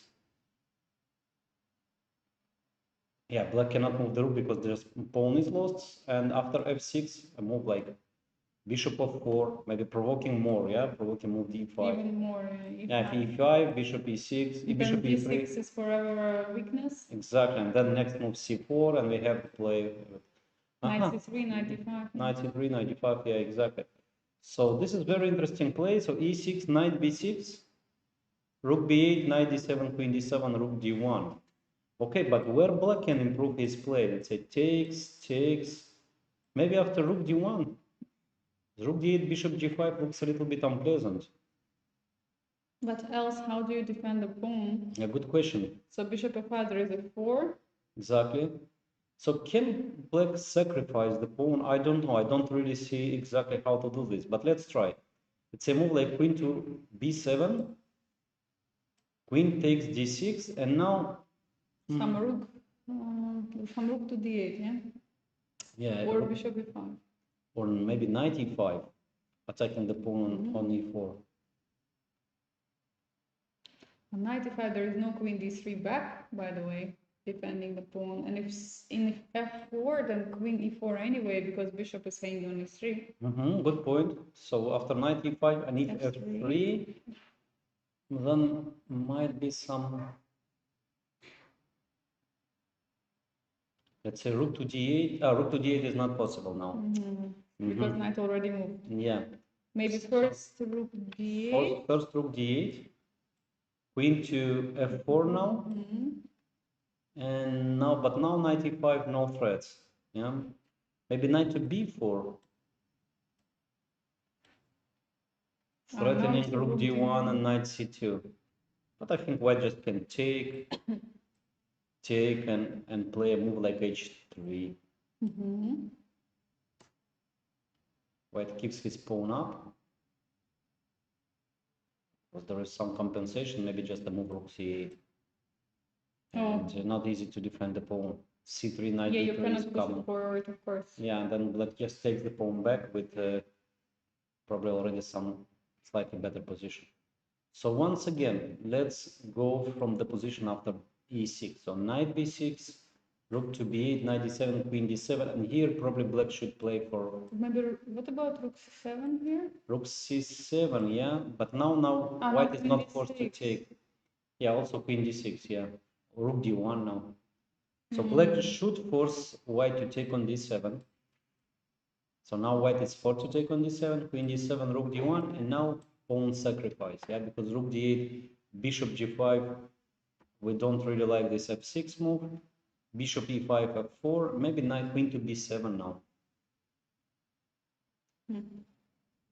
But it's a pawn, yeah. I mean, it's a pawn is a pawn. Yeah, this might be not that easy for black. So knight b6, oh, sorry, knight. So if we go back to the position, yeah, white is still thinking. So no knight b6 yet. Yeah, but I believe this is the move because okay, knight c3 just b4, knight b4 we don't really want to play. On bishop b6 there is queen h4 attacking the pawn on e4, and white is not on time to. Yeah, so looks like knight b6 is the only way to go.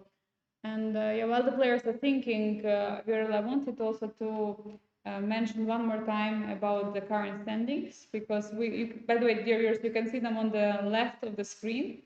So we have two leaders right now who are battling it out. Now on the first board, we have Pranav B against Tabatabai with 4.5 points each.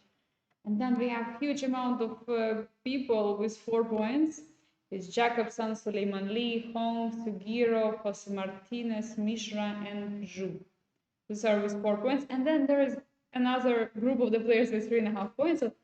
So there is still a big battle in the superstars. And I suggest we go for just short time to the Masters, because we also have Masters tournament, which is very strong. Of course, not as strong as superstars, but still a strong event. So many players are participating. If I'm not mistaken, around 220. So over 200 players. And I suggest let's take a look at the first board, where we have, by the way, Hardway against Kartik. Yeah. So Hardway won a very interesting game yesterday. I mean, his opponent was pushing with queen d6, queen sacrifice, but finally he managed to outcalculate his opponent. So we have here Sveshnikov variation of Sicilian defense and knight to b1.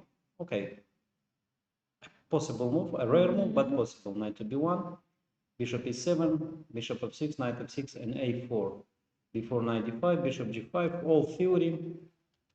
Castles, bishop e6, queen to d3, a5 and c3. Yeah, this is how they are playing nowadays. Rook to c8, bishop to b5, rook to b8, bishop to b5. Okay, quite logical play. I mean, black is sacrificing the queen, the pawn, sorry. But yeah, and here, around here, yeah, I think that black missed some chances here, yeah. So takes. So probably black should take first on b4 here. And if queen b3, there is move queen a5, yeah. You don't allow, or you can take now on b5, yeah. So basically, you don't allow the move rook a4, yeah. So this was the mistake. So knight takes b5 is the mistake, allowing the move, the rook a4 move. We'll see it later. Takes, and this move, yeah. So this was an accuracy, taking on b5, and white wins a pawn. White is the pawn up, and also white got very nice square for the knight, yeah, on c3 and d5. So basically, it was a mistake. Black is trying. I mean, if imagine the knight on d5, yeah. If knight c3, knight d5, b6, the game is over. Yeah, just a great knight there. Yeah, and so d5 is kind of only chance here. And here probably white missed the move here, knight to c3. Actually, don't mind this d4 pawn, because I believe this is just white continues with b6, rook b5, b7, and yeah, you do have this fast pawn. Knight d5 was not Well, maybe knight a4 is more precise, yeah, Mhm. and then you just push the pawn. with the tempo. With the tempo, yeah, exactly, and then this is just a big advantage. So instead, white took e takes d5, bishop e7. Yeah, that's the idea. White is losing the pawn on b5, a very important one. And this is the current situation, and I believe here black should manage to Hold. hold this one. Yeah, let's say queen takes d5, queen takes d5, rook takes d5, knight c3, and rook c5. No before, black is just next move is rook to b8 or f5 e4. Yeah, this is probably very close to draw this position. I mean, queen takes d5. I don't know, maybe black can be more ambitious here, yeah, and play the move bishop d6. Bishop d6, but I don't believe black is in time, yeah, so rook c4. Or knight c3 first. Knight c3, rook b2, and rook c4 now. Oh, blunder. Knight a4 is just winning on the spot. So queen takes d5, black is forced to play this move, and probably we'll have a draw here. This is what I think that. And probably, who is leading, by the way, the Masters tournament? I mean, Hardway and Karthik, I think they are sharing for first, but are they? So we have, by the way, Hardway with 5.5 points. So he is sole leader. And then we have a group of the players with 5 points. 𝐸𝐤𝐡, Philip Hassan, Faustino Oro, Jubin, Jain, Sanal Wahab, Kartik, and Agbas. Yeah. So there is a huge group of players. And yeah, well, meanwhile, I was checking the game of Faustino Oro. He plays with black pieces, and okay, he's slightly worse in this position. Okay, so yeah, we have some more interesting games on in Masters group, but let's go back to our main tournament. Okay, let's go to the board number 1 again in the Superstars. No moves played. No moves played after move e6. Pranav is still thinking. And let's move to board number 2. Let's move to board number 2, because here we have some development. Okay, so black played the move knight a5 here. Now board number 2. Yes. And knight a5. Well, okay, maybe just intending to do the same idea, to play b3. So a takes b4. Knight c6 back. Nice trick, by the way. Knight a5, a b4, and you don't take bishop b4, but you play knight c6 back. Just going back. Yeah. And knight takes with the knight, and then installing the knight on d5 or taking the bishop. Yeah, I like this idea very much. I think that 𝐸𝐤𝐸 missed this idea, because after bishop b3, knight b4, queen e2, taking on f3, and black won a pawn. Probably good compensation here, but yeah, but this is nice trick. Yeah, just one more time. Yeah. Wait a second. Yeah. So take. Probably white just calculated bishop takes b4, and here I don't know, maybe move like rook c1. or rook e5 even. Rook e5, rook g5 might be also the idea. Say this, that, and rook to g5. Looks risky. Looks very risky. But instead, black played the move knight c6. And after bishop b3, queen e2 takes, and pawn up. Knight c3 was not played yet. It was played just now. So I don't know. Black just can play this. Queen h4. He's just targeting the bishop and asking questions. What do you want to do with force the bishop? To leave this beautiful square on h6. Well, the evaluation of position is very simple. Black is pawn up. I don't know how much is this, but it's just a pawn with no threats for white, with no weaknesses. I believe it's just a pawn up. So yeah, so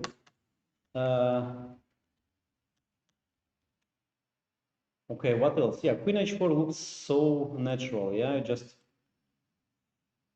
force the bishop. We have the masters first board over already. They finished. And a draw. Yeah, so yeah, we can check this. Yeah, just going back.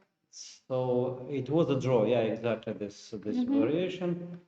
Yeah, queen takes d5 was played, and knight c3, rook d2, bishop f6, and they just agreed to a draw. Yeah, so it was just what we were expecting. Yeah, I believe that white missed this missed the advantage. So bishop f4, and do we have the move here, knight d3? Meanwhile, I was thinking, can we play here knight d3? Jumping. Knight d3, yeah, there is no time for bishop g3 because knight takes e1 with tempo. And if queen takes g3, queen takes f4, I mean, changing the strong. And also white cannot take the pawn on a6, by the way, at the end, because after rook a6, queen a6, knight g4. Oh, double attack. Double attack, and also the bishop comes to c5, and just game over. So, instead of queen h4, he played the move queen to g4. Okay, also decent move, yeah. Yeah, pawn up, and very good chances to convert for Jose Martinez. Wow. Yeah. What a miss, yeah, by white. Yeah, that's why a takes b4. I mean, you are just calculating automatically this a b4, bishop b4, and then you start thinking. But after a b4, I mean, probably he forgot that pieces are moving back. And this glitch, these hallucinations are happening all the time. Yes? Yeah, exactly. Even at the such top level, I think it also, helps amateurs, to believe themselves, so then that even superstars in the superstars tournament are making such mistakes. I recall, if you remember, the maiden ones also were missed, like by Aronian in one of the super tournaments. Also other top players. So. Yeah, exactly. Okay, I mean, we are all humans. I mean, it's everything. Missing sometimes. I mean, also Carlsen. I mean, how many times he makes blunders. A recent blunder against Niklesh in Norway. Yes. Oh yeah. So everything is possible. I mean, and here we have the position queen g4. So black is much better. Let's move to board number 3 because let's see. I think, yeah, she took with the pawn on d5. I saw it directly from the playing pool in the playing pool. So queen d8, rook d8, and c4. That was white's idea, not bishop g5, as I thought. We were thinking, just taking one f6, bringing the knight on e3, but c4. So white's idea is to stop blacks from playing c4. Block those two bishops. Exactly, and maybe one day if white is like, I mean, just if white is in time, maybe knight to g2, knight e3, and knight d5. Okay, interesting approach. And if black takes this pawn, probably move like knight d2, yeah? One of the knight on d2. Or maybe bishop g5 first, and then knight 1 to d2, knight takes c4. So the pawn on c4 is lost. Can you play something like c3 and then c4? Yeah, you can do this, but then pawn on c4 is still weak. I mean, white can just play rook b1, Then take here knight e3. I mean, targeting this pawn. Let's say, okay, how to start with? Maybe to start with knight e3 directly. Or first rook b1. Okay, probably this is rook b1, bishop c6, and now knight e3. And yeah, if rook d6, knight f5. Also pawn on c4, okay? Yeah, pawn on c4. So pawn on c4, I mean, bishop f6 is still, bishop e3, rook e3, bishop spare. Yeah, probably was nothing wrong with didn't take c4. I mean, still playable. But okay, he went for h6. Yes. And sorry, she went for h6, yeah. Bishop to d2. Another surprising move. Bishop b6. I want to sacrifice. Look at this possibility. B takes c4, bishop a5, and rook d4. You always want to sacrifice. Yeah, but if like white just accepts, imagine take, and then we take back, we have this beautiful pawn formation. And bishops. And two bishops, and the knight jumps to and two knights and two bishops. And two knights and two bishops and passes. And okay, compensation, yeah. Okay, they are playing too safe in my opinion. Okay, so bishop b6, of course, nothing wrong with this move. Probably this is the best move on the position. And a3 was played. And a3, it's against the move before, and white wants to install the bishop on c3. And once again, let's go. Let's sacrifice. Let's sacrifice. I mean, yeah, but the only my concern is that white is not forced to take. Yeah, that will be always this double pawn. Yeah, I mean, knight d2. Okay, rook c8, protecting the pawn, but probably something like knight e3, and probably soon black will start regretting this strategy. Yeah, so chess is not checkers. In checkers, you are forced to take, and here you are not. This is the small difference. Okay. Yeah, this is the difference. And after b takes c4, bishop c3, rook d4, black is not forced. It's not forced to take the exchange. Yeah, let's move on to the board 4, where we have Suleiman Lee against Mishra, and we have there some. Did he go for? Yeah, he did. No, he didn't. He played the move bishop g2. No, but this is how somehow you are just spoiling the whole concept. Yeah. Why do you play the move bishop h3 and after a couple of moves you go bishop g2 back? I mean, you didn't get use of. You didn't take any advantage of this. Okay, knight e7. Now black square. I mean, square d5 is under full control. And now d5 now, but okay, it's not the same. Now it's completely different. You don't give the bishop on d5. You give the knight. Black keeps the bishop's pair. And h5. Oh, I like this move. Not h6 because just stopping all activity on the queen king side. Yeah, and this is, by the way, this could be very good for the endgame. Yeah, the pawn on h5. And this is the current position. Still thinking. White is thinking. Okay. I mean, white's idea, I believe, is the same. Yeah, rook c1, trying to play on the queen side. Rook c1, c4, or white can try to use the hook. f3 and g4. I believe this is the idea. And what black can do against? So f3 and g4. Yeah, g4 is a huge threat. How do you stop it? Okay, anytime I can play queen c4. I don't know when. Or queen c8. Queen c8, yeah. But anyway, g4. Let's try. Take on g4, take on g4, bishop takes g4, and rook to g2. Yeah. I mean, it's not even a you cannot even call a sacrifice. Maybe bishop e7, f5. Bishop e7 and f5, and then we'll have sacrifices, yeah. And rook g1, f5, rook g4, fg4, and not enough. Not enough. h5, f5, h6, also not enough. Now this probably should be the idea. f5, and can I just play bishop f3? If bishop f3, rook g7, if e4, bishop takes e4. d4, Wow. queen e4, and then I like the computer cold-blooded equal. yes, exactly. All the time. Bishop f3. Mm-hmm. Okay. I mean, what is the equality? I mean, queen c4 maybe, yeah? Okay, it's hard to say. It's very difficult now. Yeah. I mean, the big pressure on the g4, g7. I don't believe you can take on f3. I would not let it Yeah, no, this is just checkmate. Rook f7 and rook g7. Maybe bishop h4 and after take bishop f6 back. Wow. So let's keep the pawn up, yeah?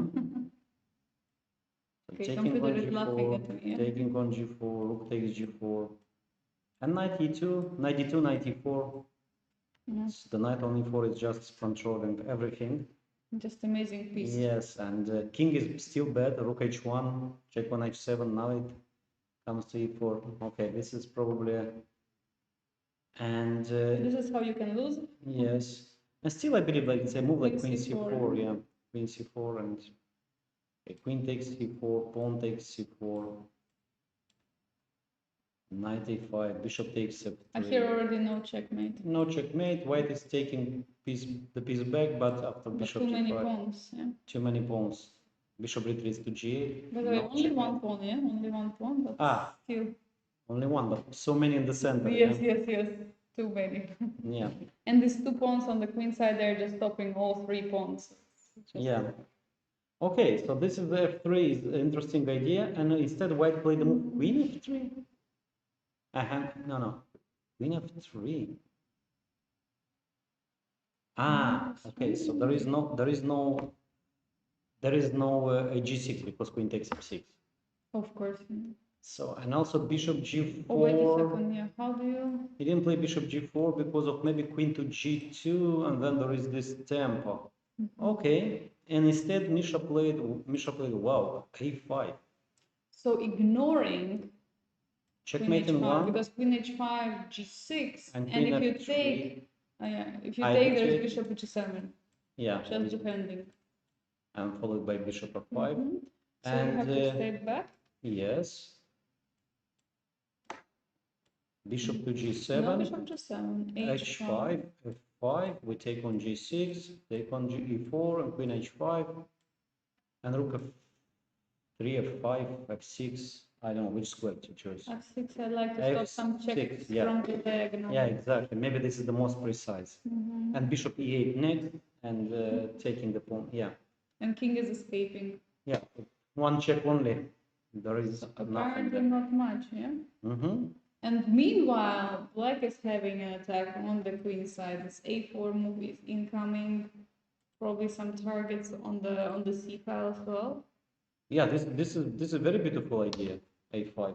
You just ignore completely white's threats. Yeah, queen takes h5, just g6, bishop g7. Give me a couple of tempests.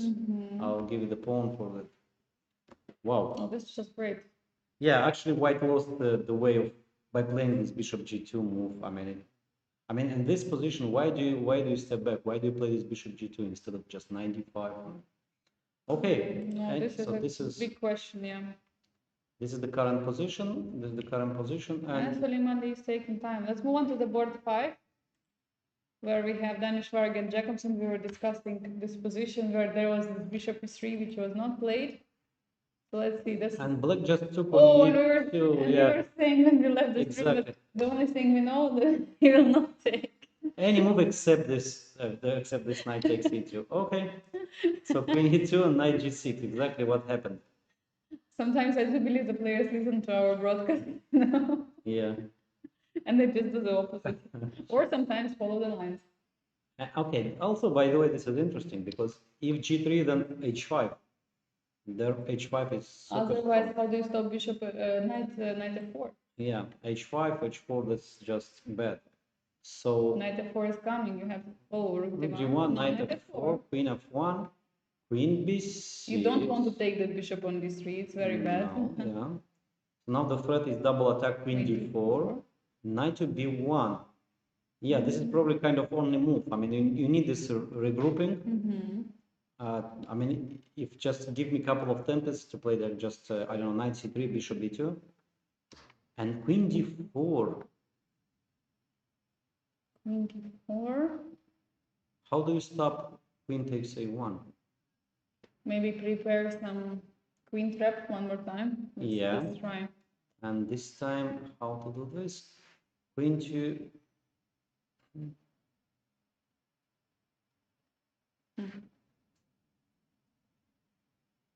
This knight b1, I don't know.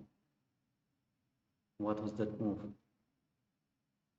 I mean, instead of knight b1, white probably could play a move like bishop b2. Ah, bishop b2. Yeah, bishop b2. Stopping queen b4. Yeah, queen e3, and now bishop... knight b1. And now knight b1. Aha, very good. Now knight b1 because the bishop is protected, and then now knight c3. Yeah, instead white played directly bishop b1, knight b1 after. Now maybe you have to take on f4 and knight d2. Okay, but this actually happened in the game, but this looks so... Okay, I mean, black is now just better. I mean, queen c5, knight c2, castle. Bishop spare.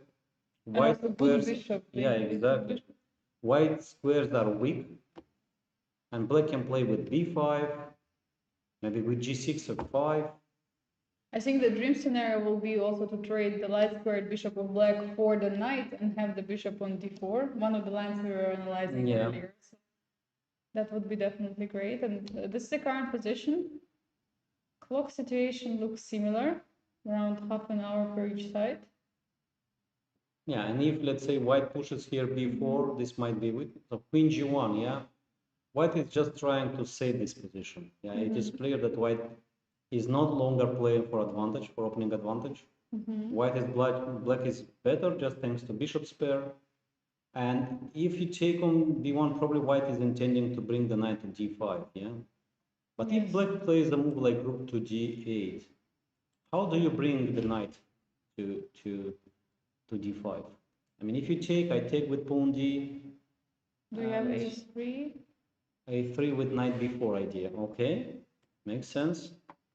And b5, can black play b5 because cb5 bishop b3? Maybe. Say b5. And now if knight b4, pawn takes, and queen c5. We don't want that endgame. Now queen c5, pawn... Ah, no, we are just losing it. No, of course, yeah. I mean, even bishop takes. No, not possible. But pawn takes c4. Pawn takes c4. Bishop e3, bishop d4. By the way, this is yeah, always, yeah. Actually, black could even play immediately bishop e3, bishop. Just great. Exactly that you said, installing the bishop on d4, and even we didn't give the bishop for the knight. Cannot even reach d5. Yeah, exactly. So, okay, maybe white can just says, okay, I play this worse endgame, playing g3, bishop g5 or h6, knight go king g2, king f2, and then knight e3, and trying to get the knight to d5. But even this endgame, let's say, let's play some random moves. Even this endgame, after bishop takes e3, rook e3, and rook d4, black is better on this endgame. I mean, you don't really want to take the rook on d4, like bishop e2, rook d4, because then black will have a passer, or he'll pass pawn, and that plays for, I don't know, f5 idea, maybe b5 idea, h5, h4. I mean, no, black is definitely dominating here. Yeah, still black plays for a win. And you know, I wanted to check the board 8, which we were discussing some time ago, just to see how it all went, in whose favor, what is going on. So after move bishop f4, we were trying to make this d4 working, but instead black played the move queen a4, double attack, pawn c4 and pawn c2 and bishop f4, c4, queen c2, okay, taking on d5. White is greedy today. Yes, already took the second pawn. Knight to d3, bishop takes, queen takes. Okay, pawn d5 is lost. Just king g2, yeah, cold blood. Queen d4, yeah, because queen d5, knight f3, white is just consolidating, yeah. Trying to attack. And the move knight b3, wow. Trade the bishops. Queen e4 check. So now if you take on f4, knight will take on c5 and go to e6, by the way. Oh yeah, if you manage that, that's the game over. But what about this check? And then moving the bishop back, yeah? But Or F3, depends of the situation. F3, then check on C2, and then rook E2 is coming, yeah. Okay, so king G3. G3, yeah, exactly. Going forward. And once again check, and now F3, yeah? Now it's completely different story. By the way, there was check, but not on E4, but queen D5. So we might have something similar. Okay. Queen D5, and now this is the position. King G3. And bishop D6. And bishop D6. Do not allow any knight C5, knight E6. Yeah, but you know, look at the queens on H5. It's completely out of play. Yeah. Today we have queen threats yeah, everywhere. Exactly. Yeah, exactly. So but the queen on H5 is misplaced. I mean, it's just let me to play one move here, like rook E4 and just one move. Yeah, and but by the way, can you play with the king on no, probably white just should take on D6, queen D6, and try to hide the king back, and with the idea queen H4, queen G3, bringing the queen home finally, and hoping that white is still a pawn up, yeah, here, still a pawn up, still pawn up. If white manages to bring the queen back, okay, I believe that it's not that easy. Let's say rook E2. Maybe white just can ignore this pawn, play rook E1. I missed something, yeah, as usually. I know though. What is the threat? The threat is queen D5 or queen C6, yeah? Yeah. But maybe just rook D1 and if king C6, just king G1, and threat is knight D4, knight E6 again. Okay, rook to G1. So queen C6. King G1, rook takes B2, and knight D4. And it's coming to the to the king's position. But again, I mean, like, it's not so obvious. Like, looking at the evaluation computer is so sure, but looking at the position. Yeah, look, queen E8. I mean, why it's so simple, this one? Queen H4 you have to play. You don't trade the queens. You don't trade the queens, agreed. And then rook E1 is now the front threat, and then knight E6, yeah. Yeah, this is unpleasant. And then G5. Yeah, and material is equal. By the way, white is attacking for free. I mean. Yeah. Okay, then it's maybe not so difficult. Yes. So not king G3, but king G2, king G1. Sorry. Yeah. Okay. A bit more, careful. Yeah, exactly. Why to go to this extreme? And bishop B6, by the way, not bishop D6. So keeping the bishop. Yeah, and maybe white will blunder one time this bishop. It's a rook D1, queen F3, and bishop G3. Just let's show to our viewers that many tactical ideas are possible. It's easy to blunder in chess, you know. Yeah. By the way, after rook D1, black is immediately winning. I mean, you play just a normal move in this position, rook to A to D1. Attacking the queen. Yeah, and after this you just resign. But why do you resign here?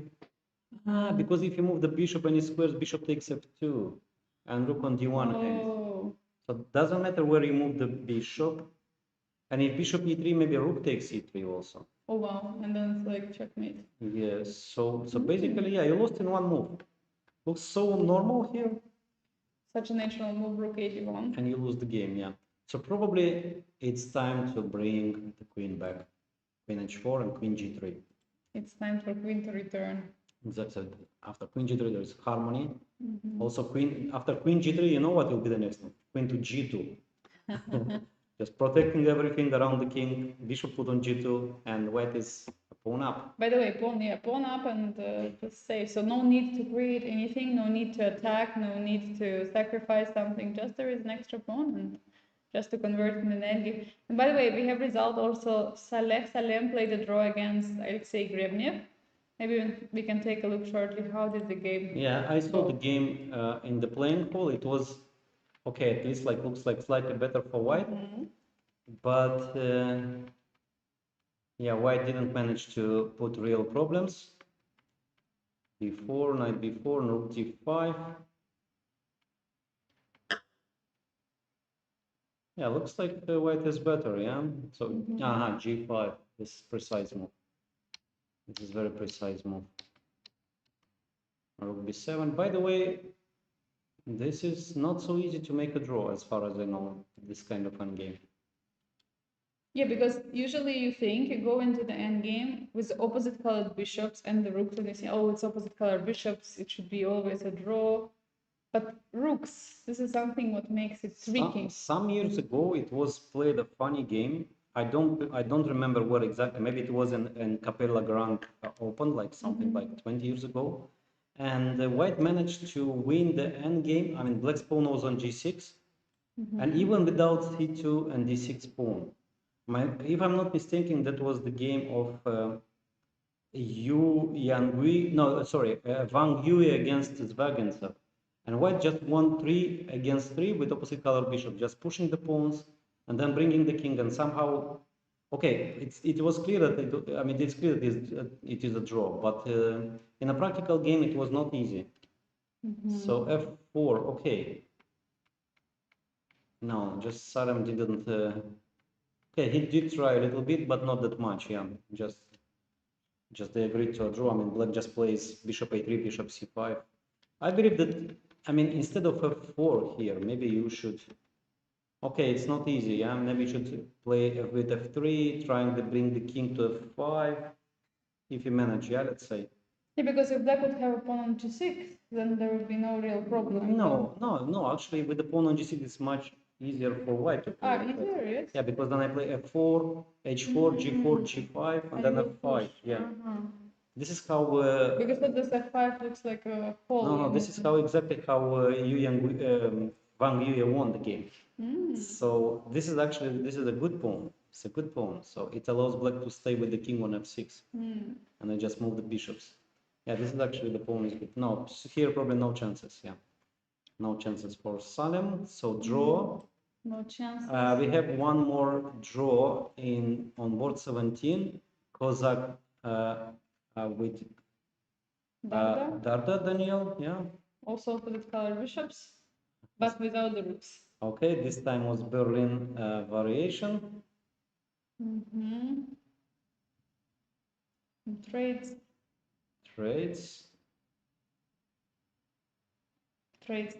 Again, trades, more trades. Okay, White is slightly better thanks to superior pawn structure, but maybe not that much, yeah? No. I mean, there was some one repetition and then suddenly. Yeah, this is how it's exactly you accept the draw, yeah, if you allow Black to take on d5.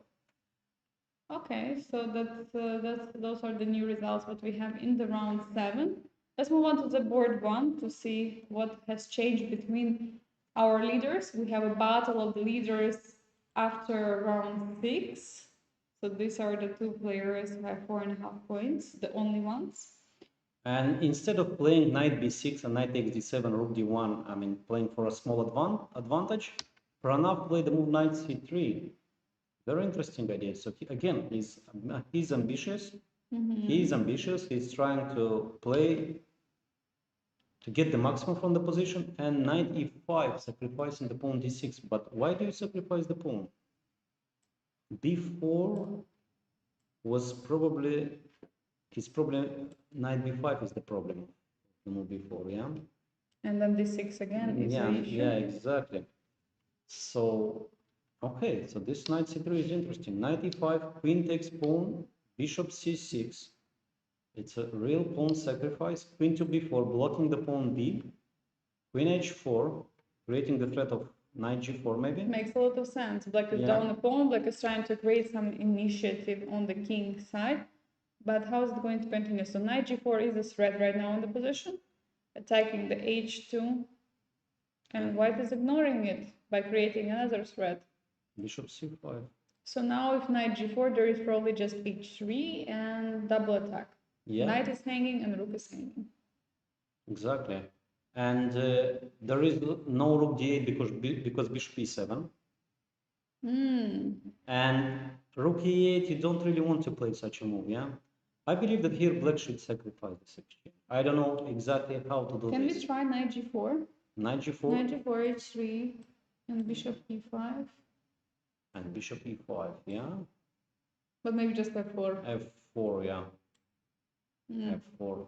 Now, Not what I long. was thinking, I wanted to sacrifice this position like g5. Mm. g5, I mean, if white takes the bishop, Bishop takes. it's very good. Yeah, black takes back with the bishop. Queen is under attack. Queen d4. Queen d4 and bishop g7 back. I'm just ready to play this position. I understand. I mean, it's a exchange and the pawn, but it's not that easy. And because okay, queen d4 is just repetition. If queen e3, b4, and black is taking the pawn on e4, which might be important. And then suddenly there might be this weak pawn on c2 later on. So this pawn on b4 is becoming very strong. Okay, no one more trick. Okay, just a demonstration. If I play if black plays h6 and white plays f4, there is queen takes h2. Oh yeah. One more time this trick here. Yeah, this okay, trick so just never gets old. to illustrate, yeah. So I don't know, from practical point of view, I'm not pretending that black's position is good after g5, yeah. But it is a kind of let's say way to play, because if you play slow and white can consolidate the position, then probably white is slowly converting the pawn up. But for instance, if rook e8 h3, what is black's next? What is black's next here? I don't know, if h3, so but clear, yeah, not so clear. I mean, f5 you cannot play. I mean, okay, knight d7 maybe. Yeah, maybe knight d7. He's reaching for a move. I think he was reaching for the rook. Rook Yeah, e8. so he is not sacrificing. He plays rook e8. Rook e8. Okay, okay. So, okay, not a sacrificing move. Yeah. Of course, we know. I mean, Tabatabai is very sharp player. He's very often going for the sacrificing, knowing his style, but he decides probably here. Okay, I should not march too much, but. Yeah, probably black wants to play the move knight to d7. And if you play the bishop back, then bishop f8. If you play bishop on d6, maybe e5 or something, trying to cut off this bishop. Okay, pawn on e4 might be hanging. And can white play the move f3? Okay, it looks risky and probably some tactical ideas here, but let's try. f3. I mean, if white manages to trade dark square's bishop, the game is over. I don't know, knight d7, bishop f2, queen to f6, then bishop d4, yeah? Yes. Queen to d8. Coming back. Yeah, I was just thinking here the move f3. Yeah. I mean, just calm move. Yeah, protecting e4, there is no knight g4. And yeah, and I was trying with knight d7, but also this is the idea for that move f3. So bishop goes back, queen is forced to retreat, I don't know where, to f6, then bishop d4, to d8, then rook d1. Yeah, I believe it's just white is pawn up, and I don't see much compensation here. Okay, so good. Interesting. Yeah. And he did play f3 actually, and f5. Yeah. Wow. And yeah. this is what he prepared. Yeah, rook e8 and to play f5. Yeah. Okay, actually, this is the only way to. I mean, when you have bishop pair, you want to open the bishops. Otherwise, just give me a couple of moves, and white will just manage to consolidate. Okay. So let's move on to the board 2, where we have Andrew Hong against Jose Martinez, where Andrew Hong, early on, he blundered the pawn, and now Jose Martinez is up a pawn. He's pushing for an advantage. One more time, he lost a couple of rounds ago, then he's coming back, winning, I believe, 2 games in a row, and now he has a huge chance to win one more time. Yeah, exactly. So queen e3, queen to f5, creating the threat of knight g4, h3, and knight. And I thought his idea is to play knight c2. Okay, bishop c5, queen e2, and this is the current position. Well, knight d3. Black's plays here just knight d3. Just knight d3. Well, if if white retreats the bishop, that this is kind of game over. I mean, at least bishop's pair is the only try for white to play for compensation. And if you play a move like the move like rook f1, just rook d8.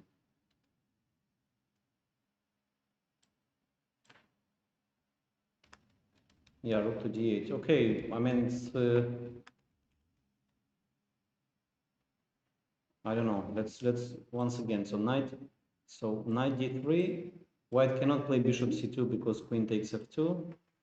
Game over. I mean, bishop e3. Of course, you don't want to play because rook hangs first of all. Oh yeah, don't let your So then rook f1 is the only move. Just move like rook to d8. Just defending everything. Defending everything. Yeah, it's just. I mean, maybe knight f4.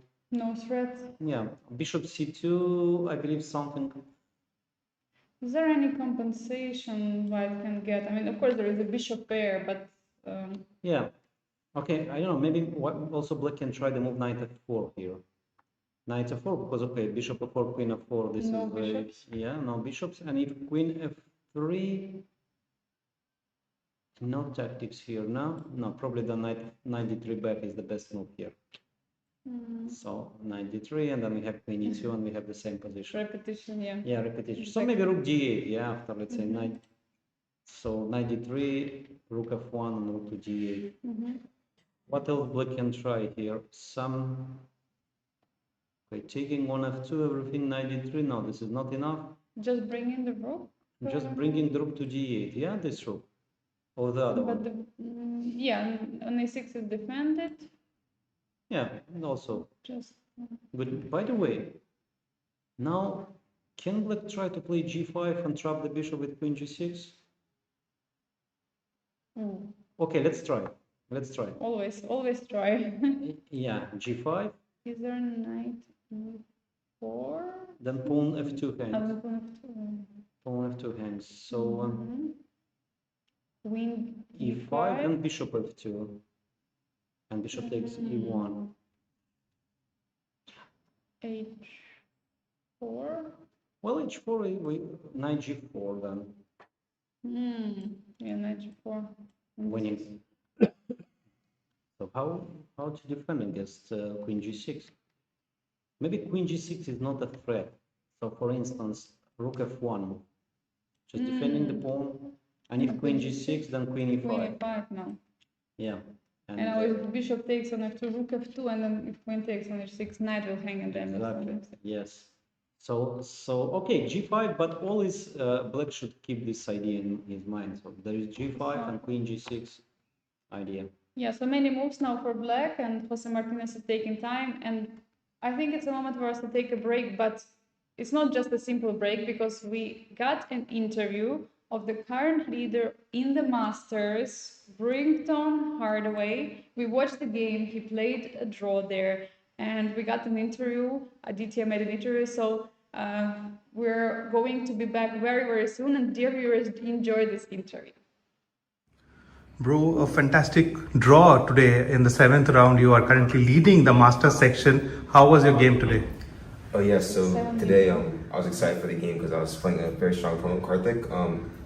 And yeah, I was 5.5 out of 6, so I mean, draw was fine. Of course I wanted to try to win, so I really tried, but okay. During the game, he was moving very quickly, and I think the mind games got to me because I did have a better position, but I just trusted him too much because he was a bit higher rated and he was playing so fast. So yeah, we can go through the game. So this move order, knight g2, is a bit interesting. So it gives black a lot of choices, like if you go e6, it can transpose to Taimanov, or for knight Sicilian. He decided to go for knight f6, which basically turns into Sveshnikov. I actually, I never played bishop g5. In a blitz game in Abu Dhabi, I played knight d5 against Lazovic and won a nice game. Yeah. So I thought he would prepare for that, so that's why I went for bishop g5. And until like here, like queen d3, I think this is like standard, c3, rook c8. This all looks normal to me. I was a bit surprised around here, cb4. I thought ab4 was best for black. and I would have gone bishop c4, and then knight c6, knight d2, and I thought this was about even, but okay, it's complicated because okay, black has the bishop pair, and they're gonna try to go f5. The king h8, f5 is an idea, but okay, white has the knight on d5, and the pass pawn, it will be in the future very strong for white. So I thought it was about even, but he played this fairly quickly, which I thought was surprising because I thought it was actually a mistake. Because I saw this and he told me after the game he didn't see rook a4 because like initially he made the only thing rook a6 and then okay, queen d7 and everything's traded. But he missed rook a4. I didn't know he missed it. I thought he knew it because he played so fast. But yeah, around here was the critical moment when he went d5. So here I spent a lot of time because I mean he has 73 minutes, so I have 58. And okay, what I did, I basically just bailed out to a draw. I saw knight c3. So d4. And now, okay, there's two options, knight a4, knight d5. I was thinking knight d5, but my problem was, I mean, yeah, bishop d2. So I guess knight a4 is the right move. Instead of knight d5 to get the tempi, queen d6 to b6 I saw. But I thought, I don't know, I just felt weird with my rook on b4 and my queen on b3 and my knight a4. I wasn't really comfortable, and especially since I spent so much time. I think that was my main mistake this game, just like, because I spent like 30 minutes or something on e5, which basically made me decide to just bail out, because even if I'm better, I mean, I wasn't so confident with the time situation, so I decided to just go for this this line d5, and the point of d5 is so that he can go bishop b7. Okay, so now it's probably just a draw, yeah, because okay, everything's traded, and then knight c3, and then everything's just traded. Okay, it's gonna end up in a draw because bishop b5, knight d2, bishop b2, and okay, I don't think I can lose this. At least I hope I wouldn't lose. So yeah, we agreed to a draw here. Right. Yesterday was a long game that you played and you won, and today you are happy with a draw with the white pieces. I wasn't opposed to a draw. Yeah, yesterday's game was very tough. I didn't expect to win because it was a very dryish opening. So I was happy to win yesterday. I'm a little bit lucky because I mean, based off the opening, it didn't seem like I would get any winning chances. But my opponent played this queen d6 move, which gave me the chances to win. And okay, I capitalized and won. But yeah, this game I obviously wasn't mad with a draw because he's a very strong player, and I mean, he drew 𝐸𝐸 in the World Cup 2 games. That's what I know him for. So I mean, yeah, draw's not a bad result. Yeah. Right, and just 2 rounds to go. You are leading the tournament. How confident are you feeling now?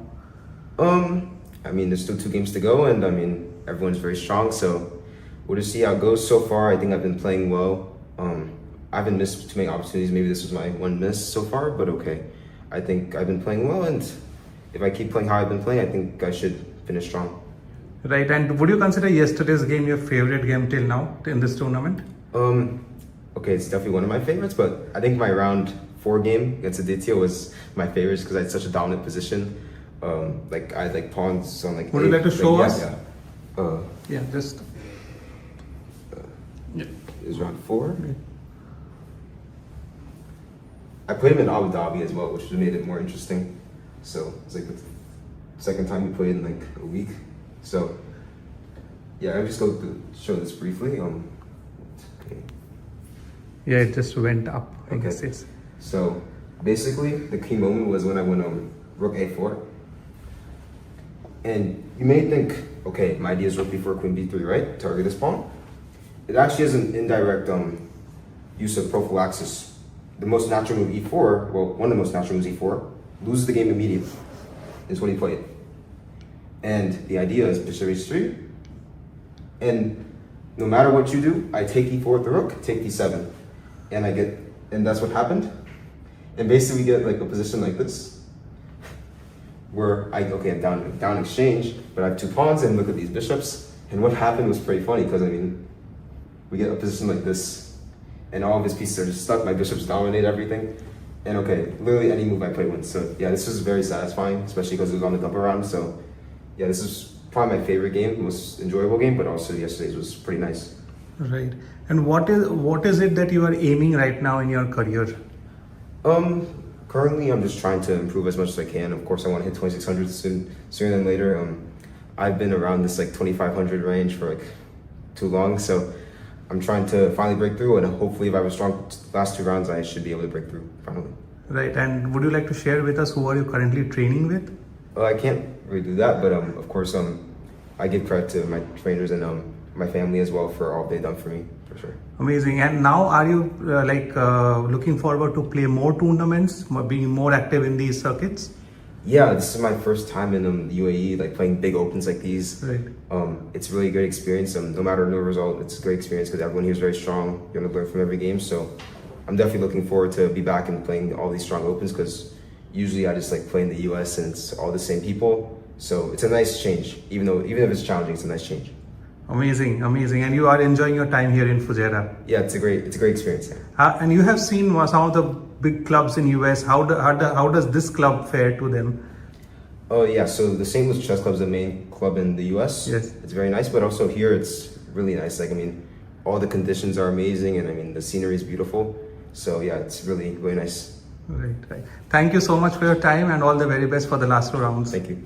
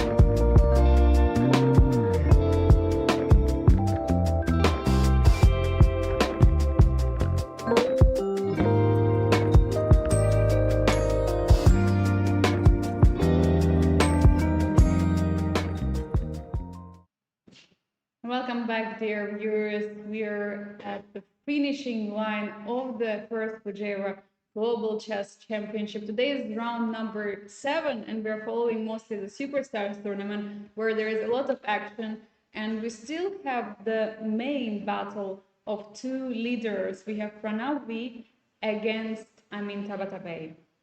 Yeah, and Amin Tabatabai sacrificed the pawn a little bit earlier, yeah, with the move knight e5 and bishop c6, and here we got the position with f5. Yeah, this was his idea. He was preparing this idea, actually quite logical. I mean, when you have bishop's pair, you need to open up the position. I mean, if white takes on f5, then just changing the queens, takes, and taking back probably with pawn e. And two bishops, the position became open now. There are some ideas of taking on f3 in some position. Also, black can take, by the way, with pawn g. You know, intending to play knight to g6, maybe create a passed pawn in the center, like e5, e4. Okay, so instead, white preferred to keep the queens on the board and play the move rook c to d1, f takes e4, and f takes e4. This is the current position. And I was thinking, why didn't take with the knight on e4? Because also it looks quite natural, I would say. So if black wants, black will have to give up the bishop pair to trade that knight. And probably this is the only way for black to get the play, takes, and now some jumpings, yeah? Knight g4, h3. And bishop e5. Some tactical ideas there, yeah? So Let's try. Yeah. Knight g4, h3, And bishop e5. So no f4 anymore? No f4 anymore. And what is the threat? Can I just take the pawn on b5? The threat bishop h2. And bishop h2, king h1? There is bishop on e5. Yeah, the bishop is very important in defense, yeah? Just take the pawn, and the logical question...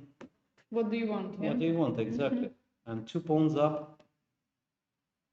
Yeah, looks great. Of course, there is no even active threat or anything. So once again, yeah, so bishop takes e4, pawn takes e4. But what about knight h3, knight g4, h3, and knight f6? And knight f6, yeah, just trying to get the pawn back. Because if pawn e5, then... yeah, by the way... then also c2 hangs in some variations. Yeah, and also d4, d5 square. Yeah, just take, knight d5, double attack, bishop hangs, pawn hangs, and black is doing fine. So this is probably the reason why white decided to take with the pawn.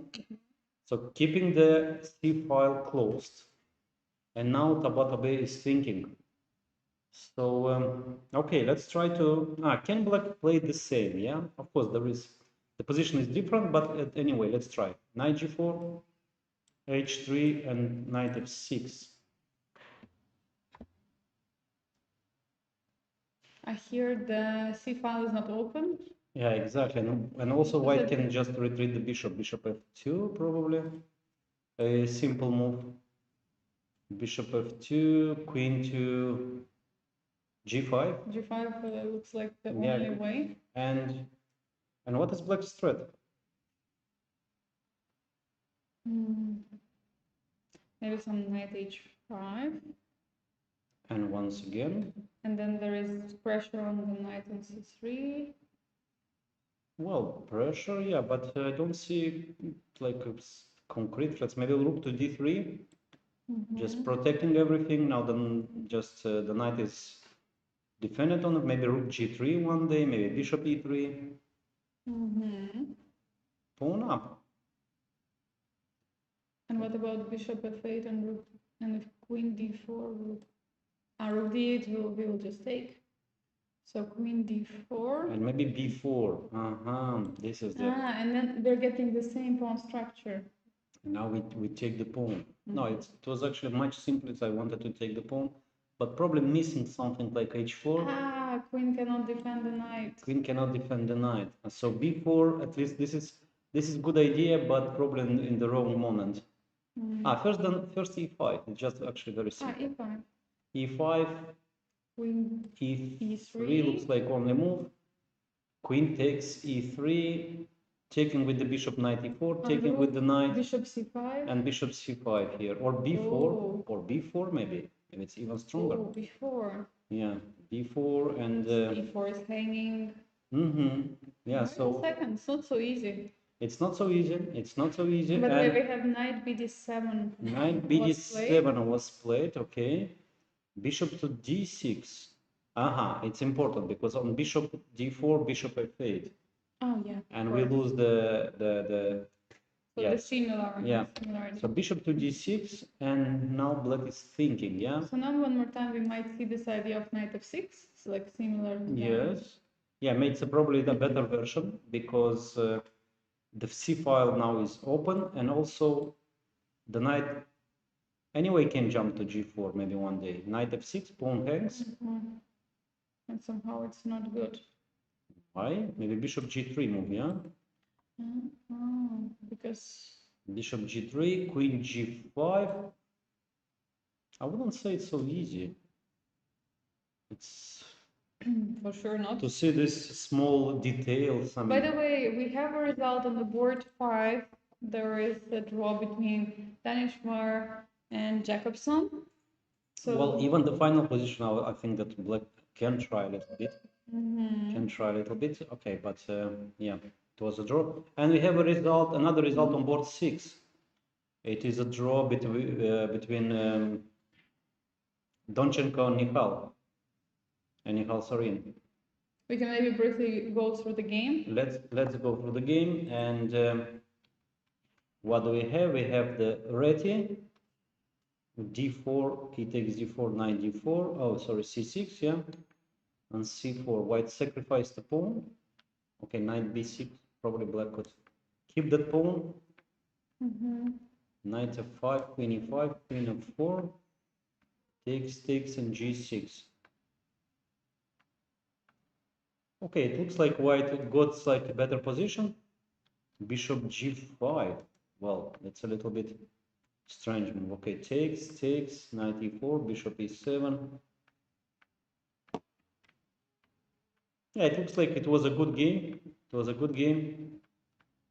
e8, knight e4, just changing the knights, and this is draw. This is okay. It was a good game.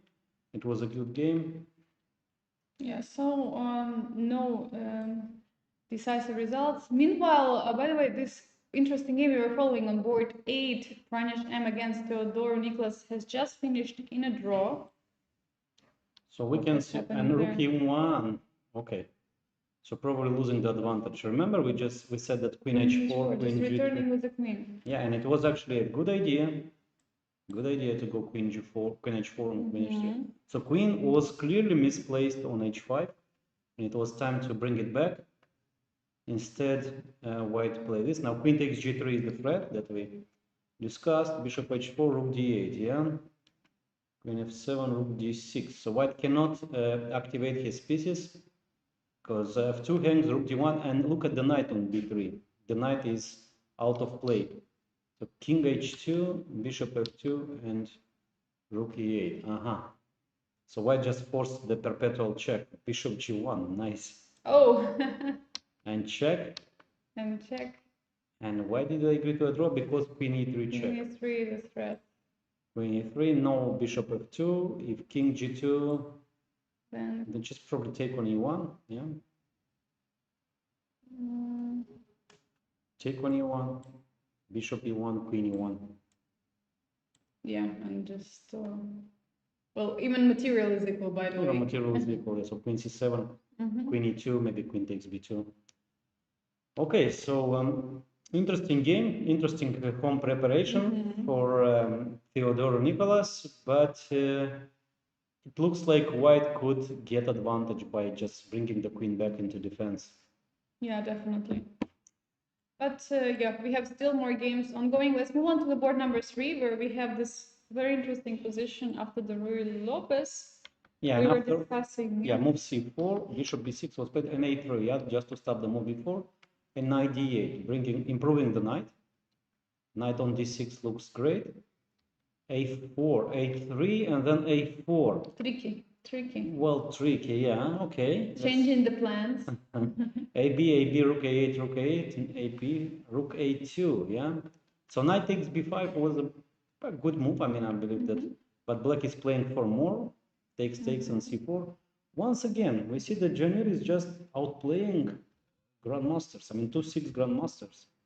Yeah, Wow. this is like on a daily basis. You're Yeah, hearing exactly. Fujairah. Yeah, exactly. What is going on? Yeah, And one more time for our viewers who didn't mention, because we were mentioning this on the beginning of the stream, Fujairah currently in the world rankings, in the live world rankings, on the second place after Hui finds she surpassed Zhu Wenjun, wow. the reigning world champion, female world champion. So Amazing. Yeah, absolutely she's amazing just, performance. she's just improving with every game, with every day.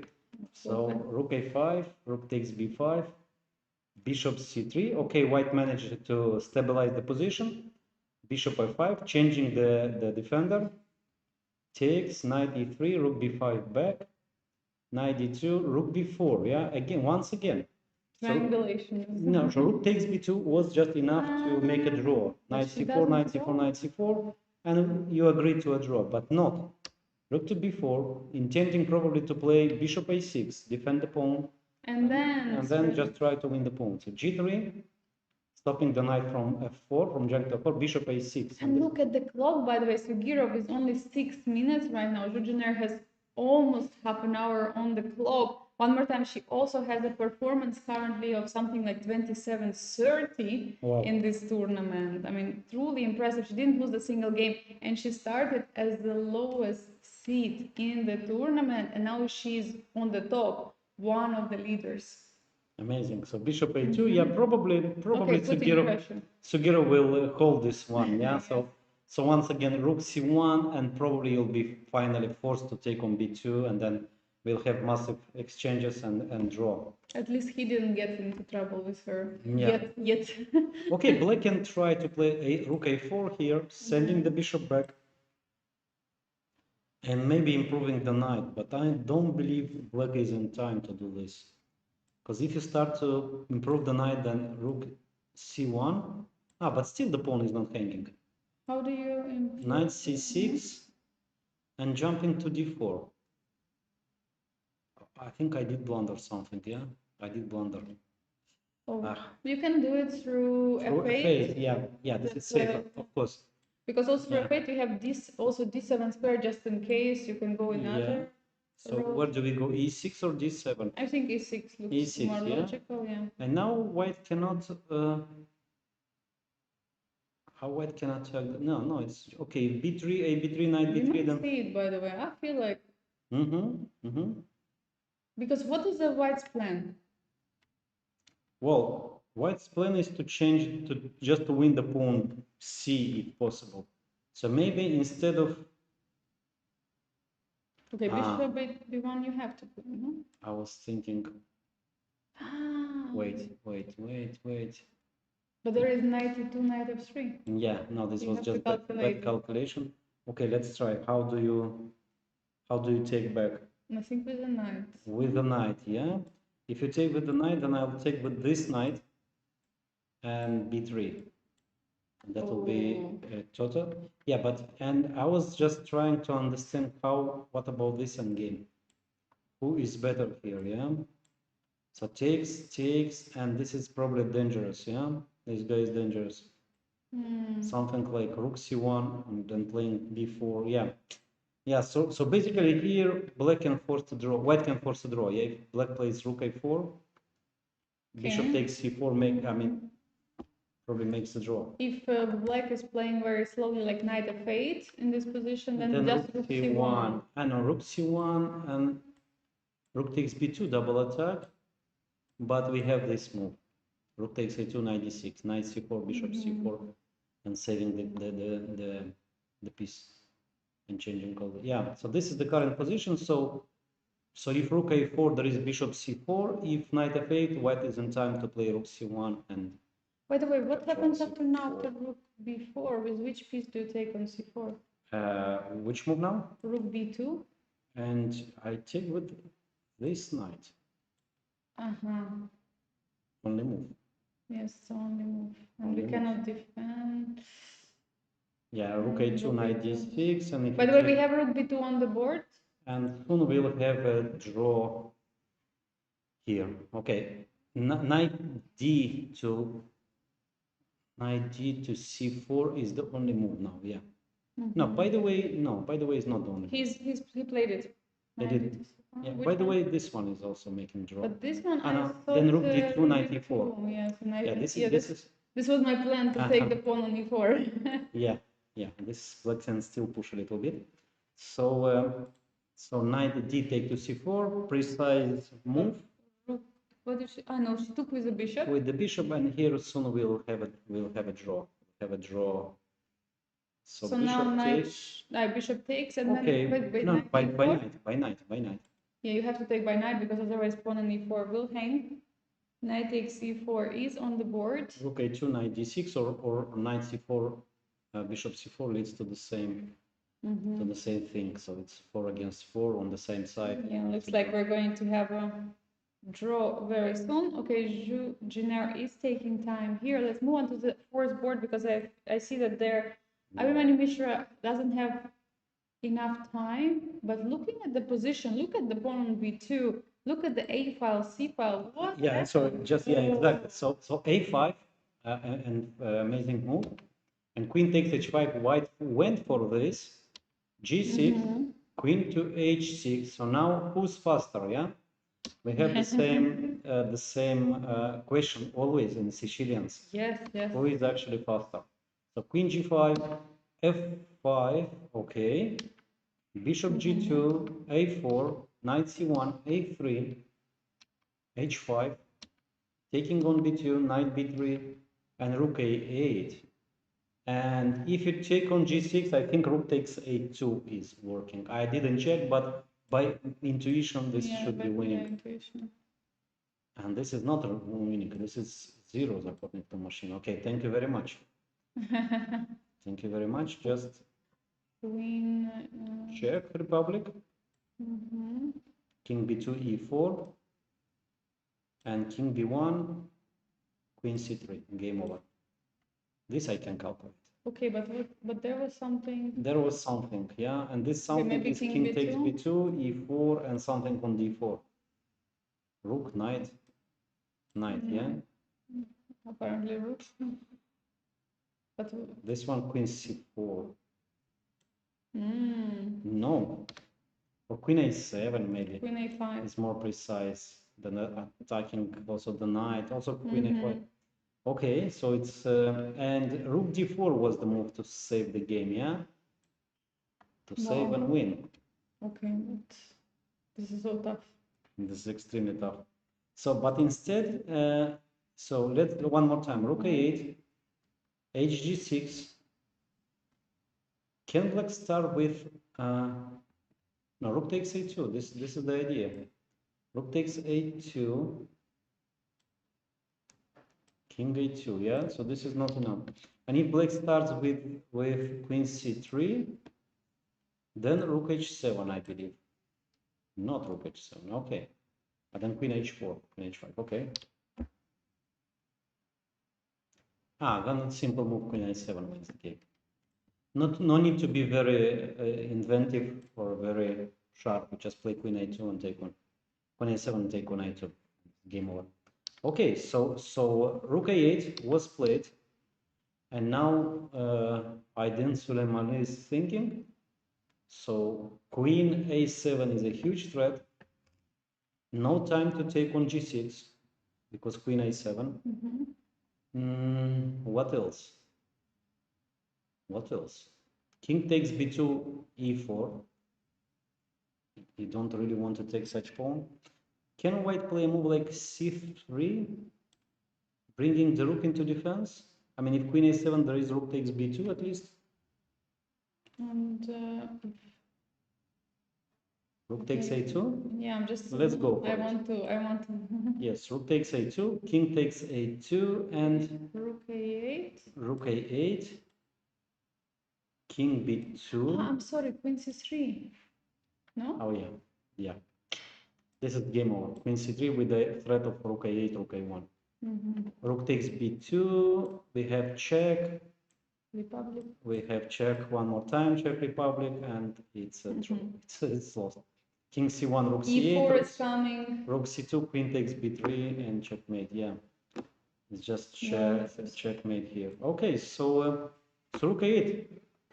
Maybe another great game for Misha. Probably. And by the way, result on the board 3, we have a draw, Fujairah against GlobalChampionship. Okay, the players already left the board, but there we had, we already were discussing this, that they're going to agree on a draw in this position. Yeah, what a fight. I mean, GlobalChampionship is going off in the tournament, so definitely great because Fujairah is such a strong player and she didn't get into any trouble throughout the exactly. And even she was playing for advantage in the end game, and only with precise plays, Fujairah managed to save the game. Yeah. I suggest to go back to the board 1 to see what is happening between our leaders, because we might have one leader after this round, and I'm looking forward to the outcome of the game, because when the round started, we knew this is the game to watch out for. First of all, they both are the leaders. Secondly, both of the players are young, sharp, aggressive, and everything what you can combine. And what you were talking earlier about Pranav, that for him, this is just such an amazing tournament so far, winning in the first round against 𝐒𝐤𝐤, then continuing winning, then having a couple of solid draws, didn't lose a single game, keeping the leadership, by the way, throughout the whole. Yeah, I think he kept the leadership all the time. He was leading always with one of the players. So truly amazing, and today he has a chance to win. Exactly, and especially we had this position and knight on f6 was just played. Point, and it's not a great move, but not because of the move that look what Pranav found here. And I think Tabatabai missed this one. Bishop to e7. And I think we suggested this knight f6 move to him. I think he listened to the stream and was like, okay, knight f6. And bishop e7, we missed all of us, and including Tabatabai. Okay, for us this is not a big loss. I mean, but for Tabatabai, it's a huge one. We miss like many of such moves every day. But after bishop e7, there is this huge pin. You are not in time now. So many threats like g3, h4, and I mean, black is forced here to play bishop f7. Basically, you are trading your best piece in the position, the dark square's bishop. So after bishop f8, okay, it's basically not so many chances for the attack, for the counterplay. So bishop f8, rook f8, queen d6, another precise move. Attacking the pawn e6, no time to take on e4. Queen g5, this is the current position, and white is thinking. Okay, so the game is not over yet, but Pranav just got good chances here. I don't know, maybe queen to d2, maybe queen to f4, maybe queen to g3. So one of the moves. Okay, so we have to try to break it down. What is the move? I mean, there is a check on e6. Yes. What is happening after it? Well, and look at the clock. Pranav, 13 minutes, and Tabatabai 5 minutes only. So there is also pressure on the clock, which is there. Yeah, so queen takes e6. I mean, this should be the move. Takes, and maybe just after king h8 or king g7, maybe a move like queen h3. I don't know. Probably this is not the best move, but you keep everything under control, and probably this is not enough. Two pawns are not enough. Okay, the only move not to play in this position is e5, because you'll get checkmate immediately. So, okay, what else? Knight d4, and then queen e3 check. But then the knight hangs, Okay, what about knight d4? I don't know. Just I'm trying to play. No, also not. So, the position is not so simple. Not everything wins here. I was thinking maybe rook f3 or rook f4, but I think because rook f3 stopped the check. But rook f4 is depending on. I was not sure about rook f3 or rook f4. And rook f4, Wow. Okay, both are good. Yes, exactly. So, So it's also stopping queen e3, but I was just afraid that the rook might hang at some moment on f4. But now it's doubling on f1. But after move b4, what do you do? Because now I think your pieces start hanging a little bit. It depends where do you move the knight. If you move the knight, maybe just play rook f1, yeah, as you said. Maybe rook f1, yeah, because if Rook you take, we f1, take on but then this f6. check on e3. Okay, let's try to calculate. Take. Rook. But if rook Queen. takes, rook is hanging on c8. Yeah, so might be this intermezzo. Rook 8 intermezzo. And then bishop takes e4, intermezzo, attacking g2, and c2. And this is at least not that easy. Maybe it's not that easy. I Yeah? agree. Maybe there is something more direct. Yeah, and okay, after b4, no, h4, no time for h4, yeah? So this is the current position, not yet. White didn't take on e6 first. White didn't take, so take, king h8, and... So current position, can we return to current position just to see, because I think some move from white was played. Rook f4 directly. Listening to your moves, Angelica, wow. So you're in great shape. You're finding all the moves today.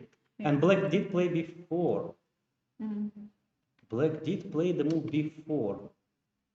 And okay, now... I know that queen take can take back by rules of chess, no? Yeah, that's the rule of chess. Queen can go back. Queen can come back, and especially if it's taking the pawn. By the way, what's wrong with this move? Let's try to figure out. Yeah. To figure out. Yeah. Maybe the move e5. Maybe that's okay. Not really. Yeah. What else? Knight takes e4. Oh, let's go for some complication. Because if knight takes e4, wait, I saw something. Rook f4. Then rook f4. Yeah, exactly. Then rook f4. And if you take with rook takes e4, then wait. Then how do I have this check? I don't have check on e3. Yeah, just dreaming. You were dreaming about the check. Yes, dreaming about check. But wait, you cannot move the rook. You can move rook here. Okay, not enough. So queen takes b4 is possible, and Pranav is thinking. Yeah. Pranav is thinking. So there is a move. You know what? There is a move like h4. This intermezzo first. h4. And there is no safe place for the queen. Yeah, this h4 is strong, intermezzo. Wow. Okay. Now, where do you go? Basically, you don't have so many squares. Queen e6 suddenly check. And yes, and here we just collect. So maybe in that position, by the way, with queen e6, maybe there was a move Rook h4. f4 and h4, yeah. So king g7, and maybe it moves like 95, maybe rook f1, maybe rook d6. Let's choose one. Let's pick up. No, queen e7 this.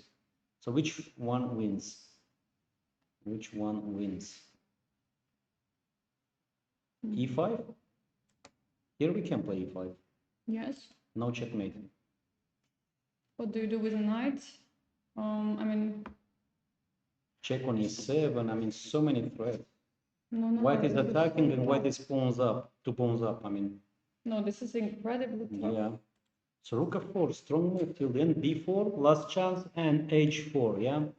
So Pranav still needs to play till precise till the end. By the way, we have a result on board 10. Pichot won the game against Sadhwani. Oh, Sadhwani is losing the two games in a row. Second game in a row. Yeah, and actually it was an interesting game. Pichot sacrificed a piece. I saw the game in the playing hall. So b4 and h4 now is winning move, and yeah, Pranav is thinking. Let's move just very shortly to the game, the board 4, because we might see also there the result. Let's go. And wow, some taking on g6, queen a7, king takes b2, queen a3 check, king b1, queen takes a2. Why not e4 first? Then c3. Okay. Check this. Rook f6. Intending probably bishop e8, yeah? You makes all the sense targeting the g6 pawn. Mhm. But I mean, the king is so safe on g8. Yeah. I heard whenever you have this bishop on g7 or the bishop on g2, I mean, it's just defending the king. It's almost impossible to checkmate. And rook h6. Okay, good chance, because I was thinking to play rook h7 here, but after bishop e8, rook takes g7, king takes g7, there is absolutely nothing. Queen is there alone. So rook h6. White intends to play queen h4, maybe. But anyway, I believe bishop e8 is just okay. I don't see continuation for white. Yeah, I believe this is just a winning. Okay, rook h6. Probably there are many other moves. Like, okay, so how black can continue his attack? With e4, probably not, because it allows white to bring. No, but I think also e4 is winning here. Yeah, just everything wins. So it's just the position is so winning. I mean, maybe white can try to, I don't know, to escape with the king, yeah, but let's say check, king, Rook a1. rook a1, the knight is, yeah, rook a2, I thought, a2. but here, there is this move. I thought queen trap, but no, No, yet. not yet, yeah, so better not to blunder the queen. Okay, so rook h6, bishop e8, or e4, I mean, many moves. Many moves possible here, yeah? And for Abhimanyu, it's only 2 minutes right now, so he has to find a move. I suggest we keep on this board till he plays the move. We see how he is shaking on the board. I mean, he's trying to figure it out. He understands. He has a great position, great winning chances. Yesterday he won. By the way, after the game, he was very emotional. He was extremely happy that he won the game and that all his hard work finally is paying off. And if he will manage to score in the second victory in a row after yesterday, I mean, I think he'll be also extremely happy, and would be interesting also to hear his thoughts on the game. But for now, down 2 minutes on the clock, 1.5 minutes right now, he has to make a move. He cannot afford to play on the increment. Exactly. So I think he will play the safe move bishop e8, but who knows? By the way, I saw here on internet an interesting, let's say, queen sacrifice, because let's say e4. We always like queen sacrifice. And let's say white plays a move like, okay, tempting move g4 here. And queen takes queen a1 check. Look at this. Let's say g4 and queen a1 check. Knight takes, rook takes, king b2, and rook takes g6. Everything is protected, check from the bishop, and then black takes the queen on a5. So it's c3, rook takes g5, king takes a1, and bishop takes c3, winning all the material. Okay, this is a tricky move. And he did play this tricky move. Oh, he played e4. Yeah, e4. Now queen a1 is a huge threat. Queen a1 is a huge threat. Basically, it works on any white's move. I mean, okay, except king d1, yeah? If you okay, if you play king d1, yeah, but any move like you played, and then this is the threat. Queen a1 check. Or rook g6 and then queen a1. Or rook g6 and queen a1. Well, can we do it? Yes, yes. Wow. Okay. Yeah. Why not? Another way around, but okay. Yeah. Of course, it's even stronger. I mean, because checkmate is there. Okay. It's higher. Yeah. So and after rook h7, then bishop e8, and we just take the pawn. Or we give queen a1 check. Just knock here. Queen a1 doesn't work. Because this. And at the end of the story, there will check, be rook check. g7. Yeah. No. So counter check. So can we start with rook g6? Ah, okay, good idea. Great. Queen g6, and if queen g6, queen Then a1, and if checkmate. rook g7, rook g7. Rook g7. Okay, great. So e4 is played, and now rook h7. He did play king d1. Okay, one the move. Queen b1, king e2. And now here we suggested the move rook a2, but after rook h1, it wasn't that easy. So now he has b4. back to the left position. I'm sorry. It's so king e2 was not played. Not yet. Okay. Yeah. And after this, b4, maybe black's idea is just to bring the bishop to b5. Wow, bishop b5. Bishop b5. And then if king e3, queen e1. And if rook a1, I mean, you can anyway give a check. The check is a check. the check is a check. And what is the checkmate? I mean, there is for sure some f4. Yeah, we don't need it. Yeah. Just queen b2. By the way, black is attacking for free. I mean, white is pawn up, but who cares about pawn in this We are position? not playing in pawns. We're not playing. Queen Yeah. c3, a huge threat. So many threats, and then queen e5, rook c8, rook F4, c3, yeah. if f4, yeah, including. I mean, it's just checkmate here, there. Okay, so good game for Misha. King e2 was played, and now b4 wins the game probably. Yes. Will he find the move? And he has he goes b4 immediately. Okay, Truly good. incredible. Yeah, yeah. Good tactical vision. I mean, even in, when he's short on time, on 1 minute only, he finds all the best moves, all the best attacking moves. So b4, and probably we'll see another checkmate. Yeah. So yesterday he won with double attack, but still it was checkmating attack. And one more today. Wow. Amazing, amazing. Yeah, truly amazing performance so far. Shall we take a look very quickly to the first board? Because I'm not sure where the action is going to finish first, but it looks like...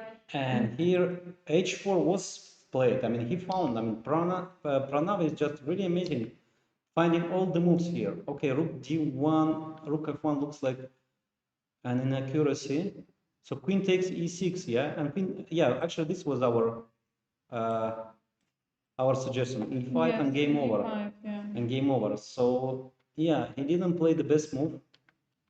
Rook f1, queen a7 check.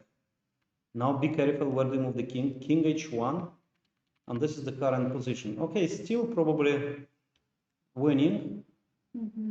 Just taking on, yeah, this is what I want to say. Just take, and then e6 hangs, pawn on c3 hangs.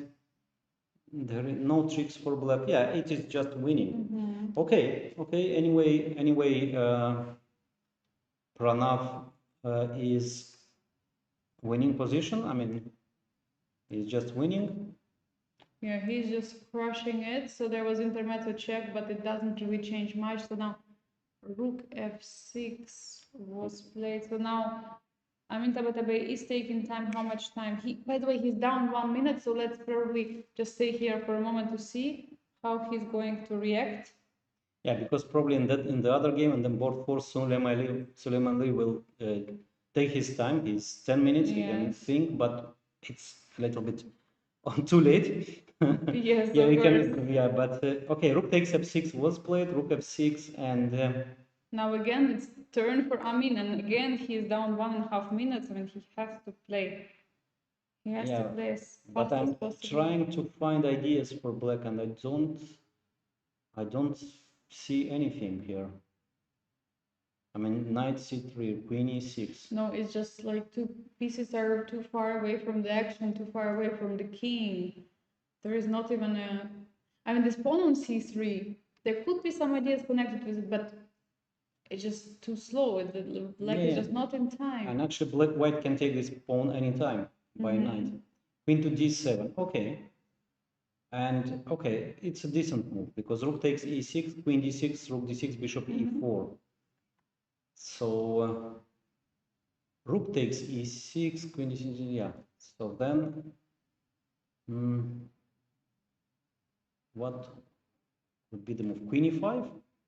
It's a tricky move, I know. Queen e5. I know it's a tricky move, but queen d1 check and king h2. I just give you this knight. Oh. And if queen takes, then queen e6, and probably taking with checks. And if not, then knight takes c3, queen e6, everything is just... Everything is working, yeah. So queen e5. Okay, queen e5. I don't believe this is the only move. Maybe white can just play e5 here.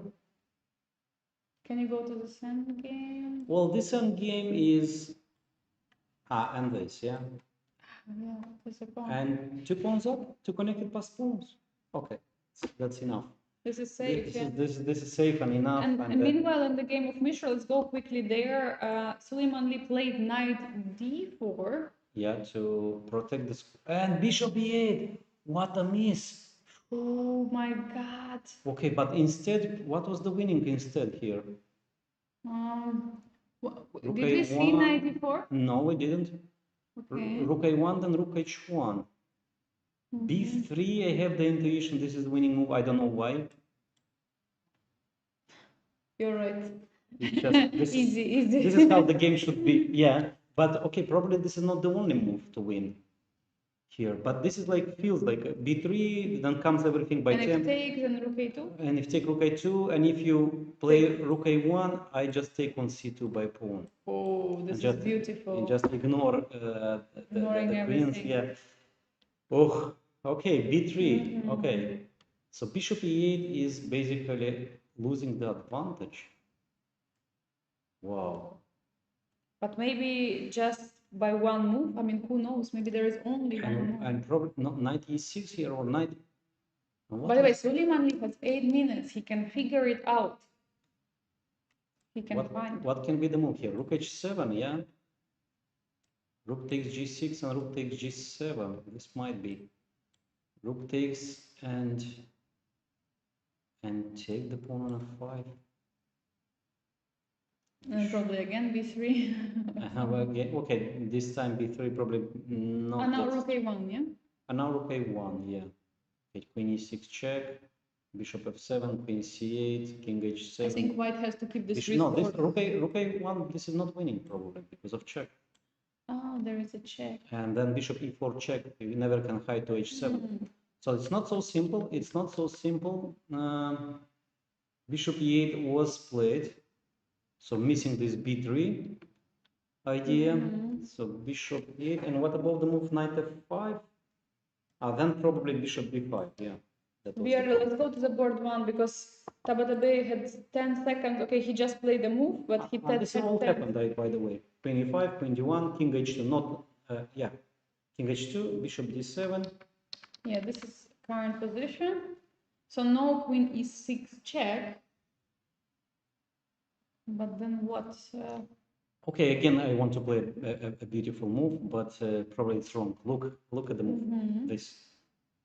Oh, just going forward. And if queen takes, then take on g6. And if h6, h5, rook f7. Yeah, but okay, nobody plays such ideas. I mean, why do you need? We just play here knight f4, followed by knight takes e6. Or you can play better knight to d4, by the way, stopping the queen, and then so many threats, including knight e6.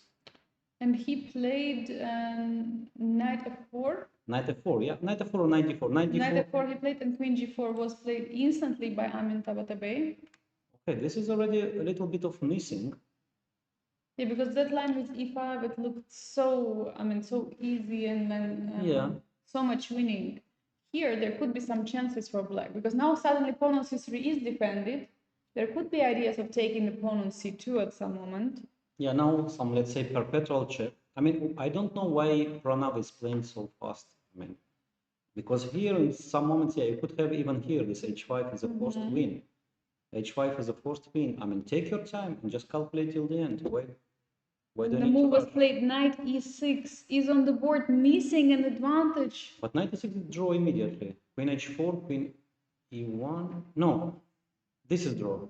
Wait. Queen h4 was played immediately by Amin Tabatabai.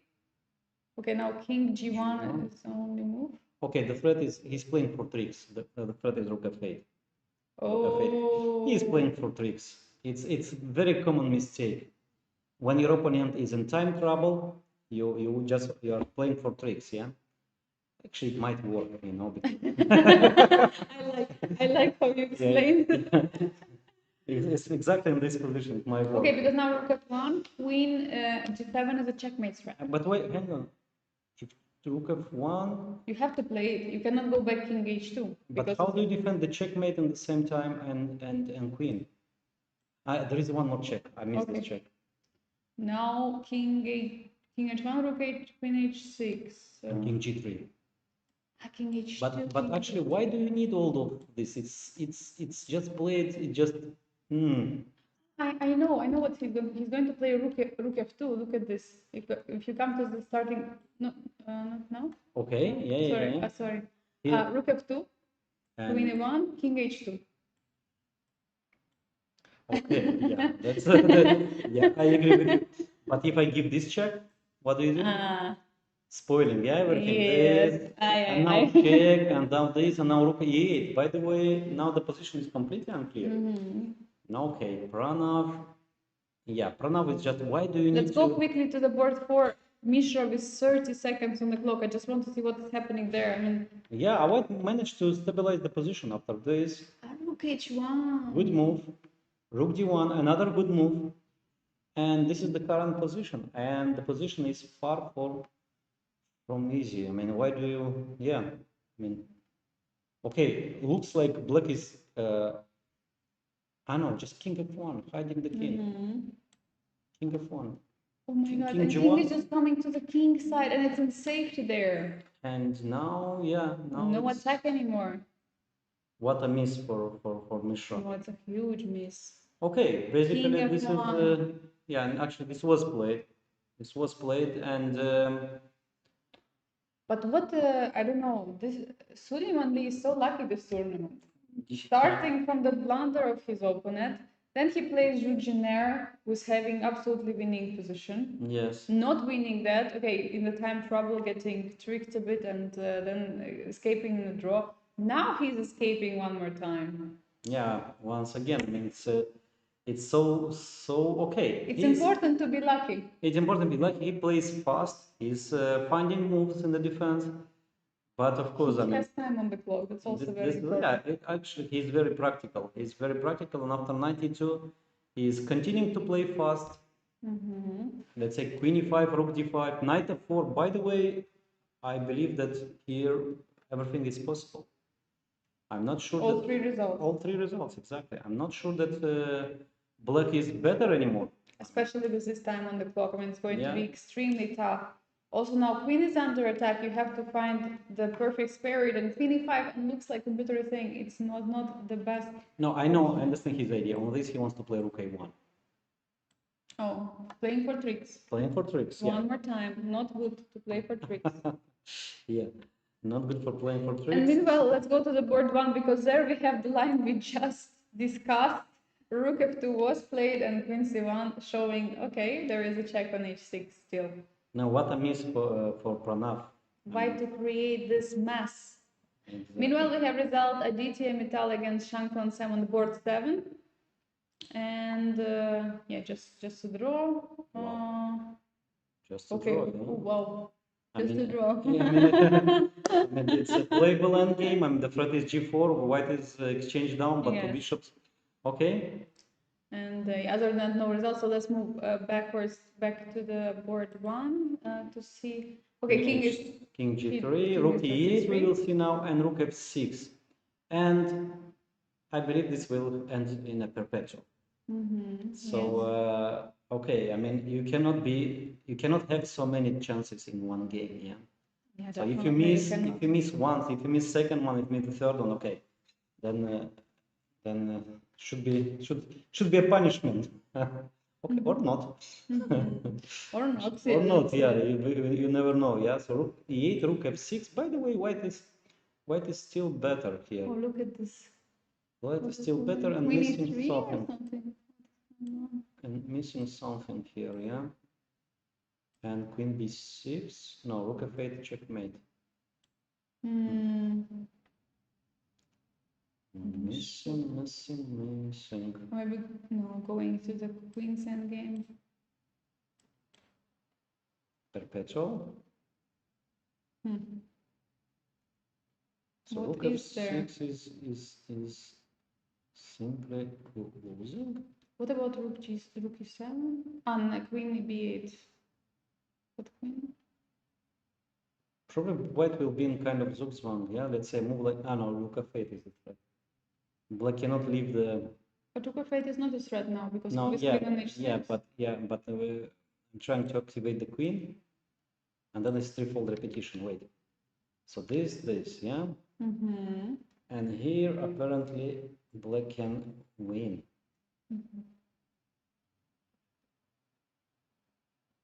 Wow. Found the move.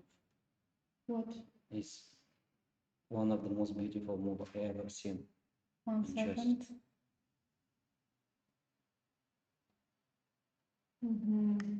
Trying. Or maybe I'm dreaming again, but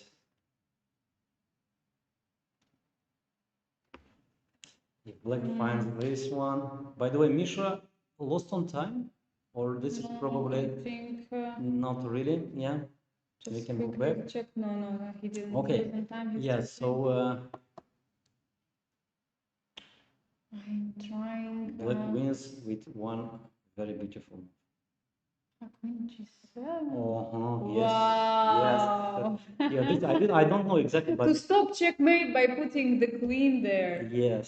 And if you take with the knight rook e5, the knight is And if trapped. you play rook f8, you take with the queen on f8. Yes. And next move is bishop e6 or Wow. queen e7. No, this is incredible. This is so beautiful. Yeah. Will he find this? Okay, let's see.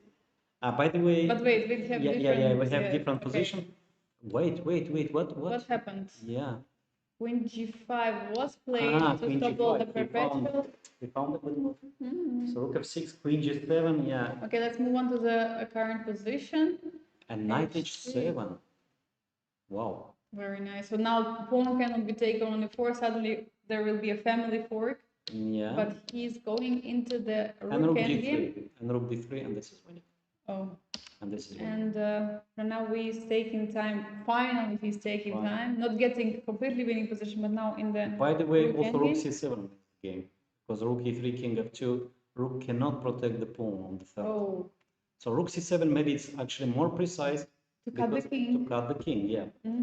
For a while. Okay, one of those two moves. He played something. 1 second. He played, I believe, rook c7 is on the board right now. g5. G5 was played. Rook c3, probably king f7. This position is not, it's not over yet, I would say. Probably white should win this one. So let's go back to board 4. Let's go back. Let's go to Abhimanyu Mishra against Suleiman Lee. Yeah, and after knight f4, bishop f7, knight d5, bishop takes, rook takes, queen to c3, f5 pawn is hanging, f5 pawn is hanging, and bishop h3 is another move here. Okay, let's check. Rook takes f5, queen takes c2, rook e1. Yeah, this is I'm afraid that white is better here.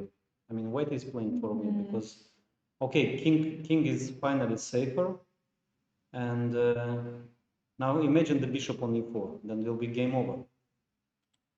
Now this is a very dangerous position for black, sorry.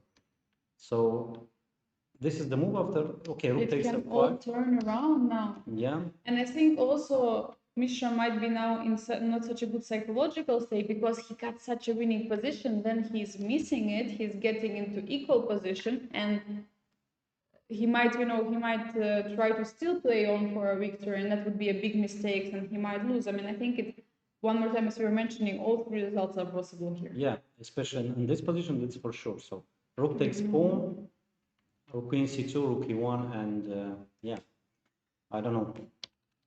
Okay, so what else? Rook f5, maybe black can play safer somehow here. Let's say rook f8, rook takes f6, or bishop takes e4 actually here. I know, bishop e4, queen c4 check, bishop d3, rook takes f5, and bishop c4 check. Yeah, so I believe that this position white is better. White is already better, despite of competitors' evaluation like zeros. No, it's more comfortable play. Yeah. The king is already in safety, no problems. Probably one of like double attack, like queen e5 here, or bishop e4, and some checks with the bishop on the diagonal. Yeah, I don't know. Okay, Suleiman is taking his time, but I think rook takes f5 is the most logical move here. What else? White can play, I don't know, move like bishop h3. I don't believe this looks too artificial. This bishop h3 move. Yeah. So then rook takes f5. What else? Rook takes d6. No, not possible because takes and rook a1 check at the end. Suleiman Lee is taking time, So now 2 minutes. I got the point how black saves the game. After rook f5, there is move rook a1. Oh. And this should save the game. Very nice. Yeah. So black is trying to. But it's very difficult. 30 seconds ago. By the way, rook f5 is played right now. When you find, I would like to see. Okay, now rook a1 immediately played by him. He was calculating all this time. Yeah, not queen c2. By the way, queen c2 is better according to the machine, but rook a1 is probably safer. Just safe way to Yeah, go. you change all the rooks possible. I mean, all 4 rooks, and he might save the game. Okay, now it's not anymore. I mean, black is better, or just black needs to find the precise moves and save the game. Okay. Definitely. Okay, good. Can white sacrifice the rook? Okay. Just sacrifice the rook? Too much. No. Okay. Okay, probably it's tough. Okay, I mean, just the simplest move is rook takes a1, queen takes a1, and king to e2. And this is probably draw. Yeah, so taking on a1 and king a2. Okay, what else white can try? Okay, rook sacrifice, this is too much, yeah? Yeah, takes, and no real threats for white. So then, once again, rook a1, rook takes a1, queen a1, king e2, and this will end in a draw. This will end in a draw. Yes. Rook So takes a1, queen a1, and king e2. Yeah, all happened. It all happened right now. Takes, king to e2. And oops. Let's show once again. And what is the safest move here for black? I mean, if taking on f5, queen f5, queen e5, this is white is slightly better on this endgame.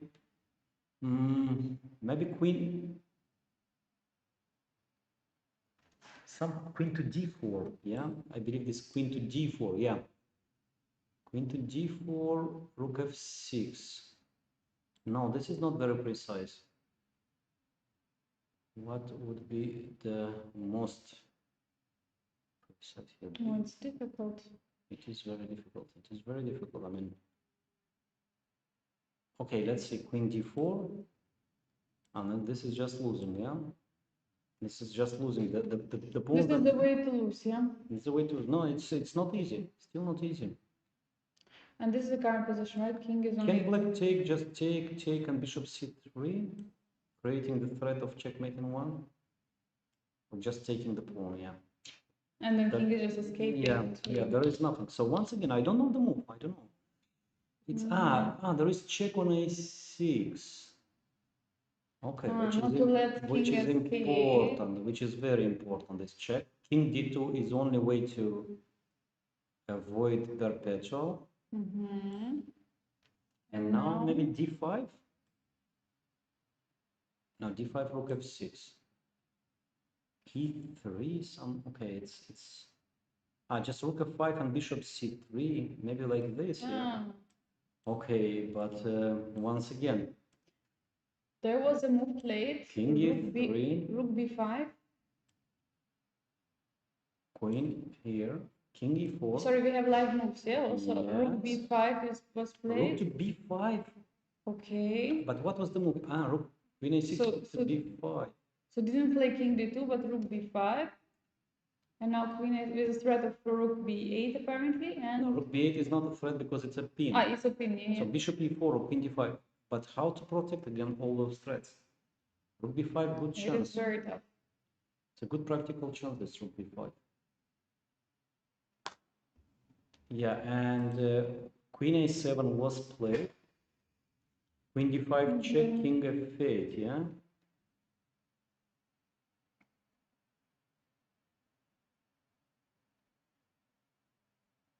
Okay, maybe white just can play queen e3, which I don't believe, honestly. Another move maybe is f4. Take on f4 and bishop f3. And checks, king escapes, and then there is check. Okay.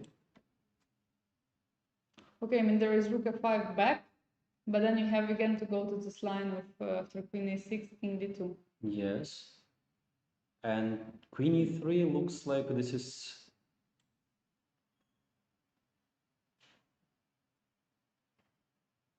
playable. What is this endgame, by the way? Because pawn on e4 is hanging, d5 cannot be played. What is this endgame? Again, opposite colored bishops, but doesn't feel like a draw. No. It's just bishop. If white managed to take this pawn, then the game is over because two passers. Two passers are just simply two passers. So maybe this is. And he did play f4. Why did you listen to my advice? He really listens to us, yeah. Yeah. So queen e3 apparently was winning, and f4 en passant, bishop f3, and this is the position. Okay, so it is probably already, I mean, much easier with black because he is not in danger to lose the endgame with two passers, yeah, against two passers. But still, yeah, imagine the bishop comes to d5 or rook to b7, and then it's game over. So black should continue to play very precise. Just move per move. I don't know, queen e7 check.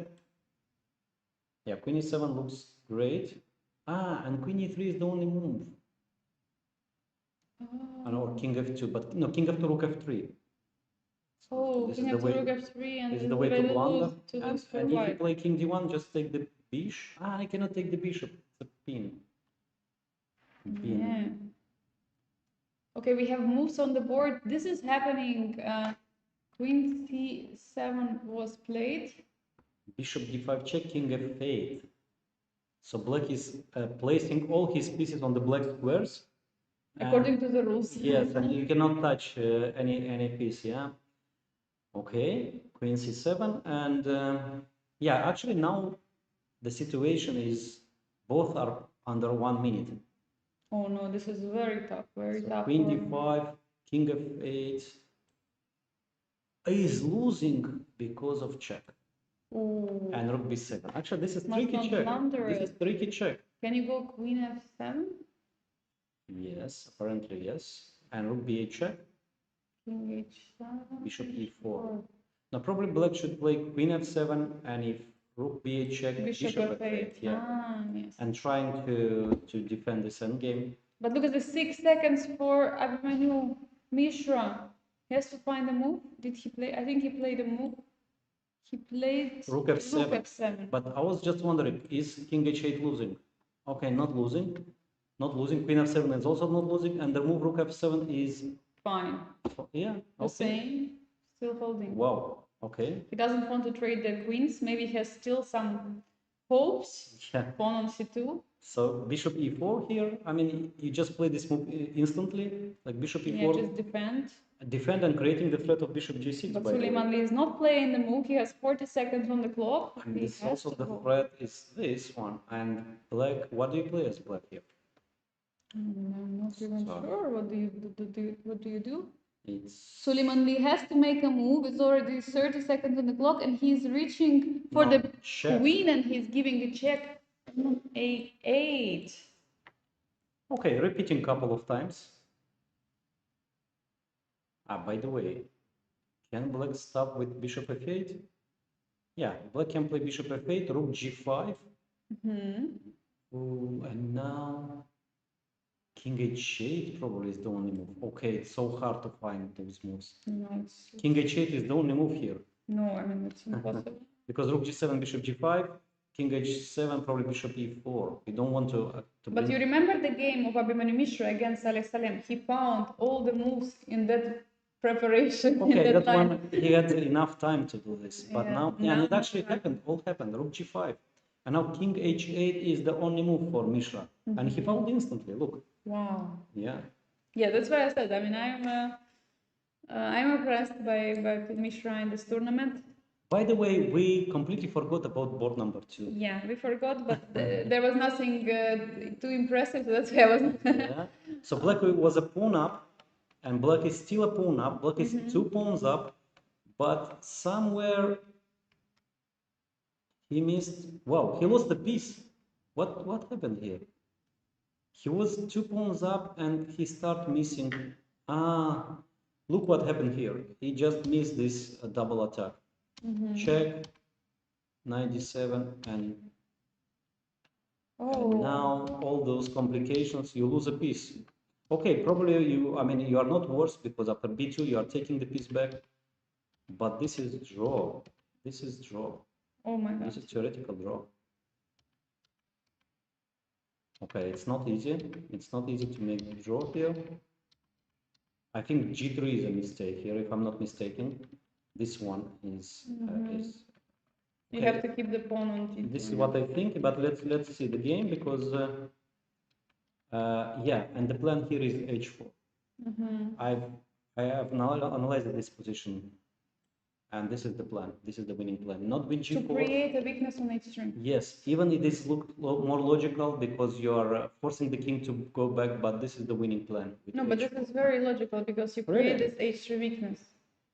If pawn takes, you take with the rook, and other than that, you threaten to take on g3, and then h3 is a weakness. Okay, good. Okay. I don't know. Yeah. Okay. Okay, once you I set spent a couple of weeks analyzing this on games, and it's so logical and easy, yeah. And taking with f. Okay, this is missing. Because now there are 2 pawns, but they're closer to each other, and it's easier to defend. Yeah, yeah. Okay, but this is kind of culture, I would say, this h4, and okay.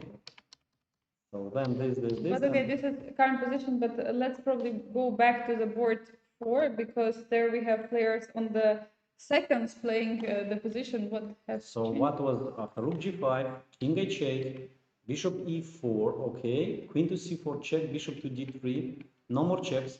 One more check on queen e8, queen e6 check, and king to d1.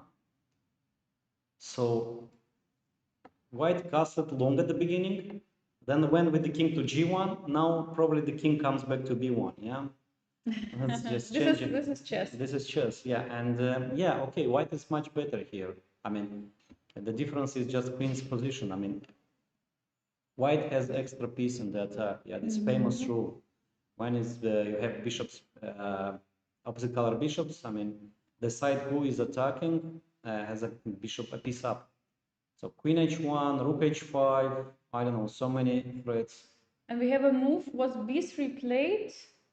No, it was d5. I saw some pawn was played, but I didn't see which. By the way, b3 also. But then the threat is queen h1. No, so this is exactly to stop to close the diagonal. Yeah, no checkmate ideas. Of course, black would be like happy if white takes on d5 and we play this game with pawn down. But okay, so good chances to save that one.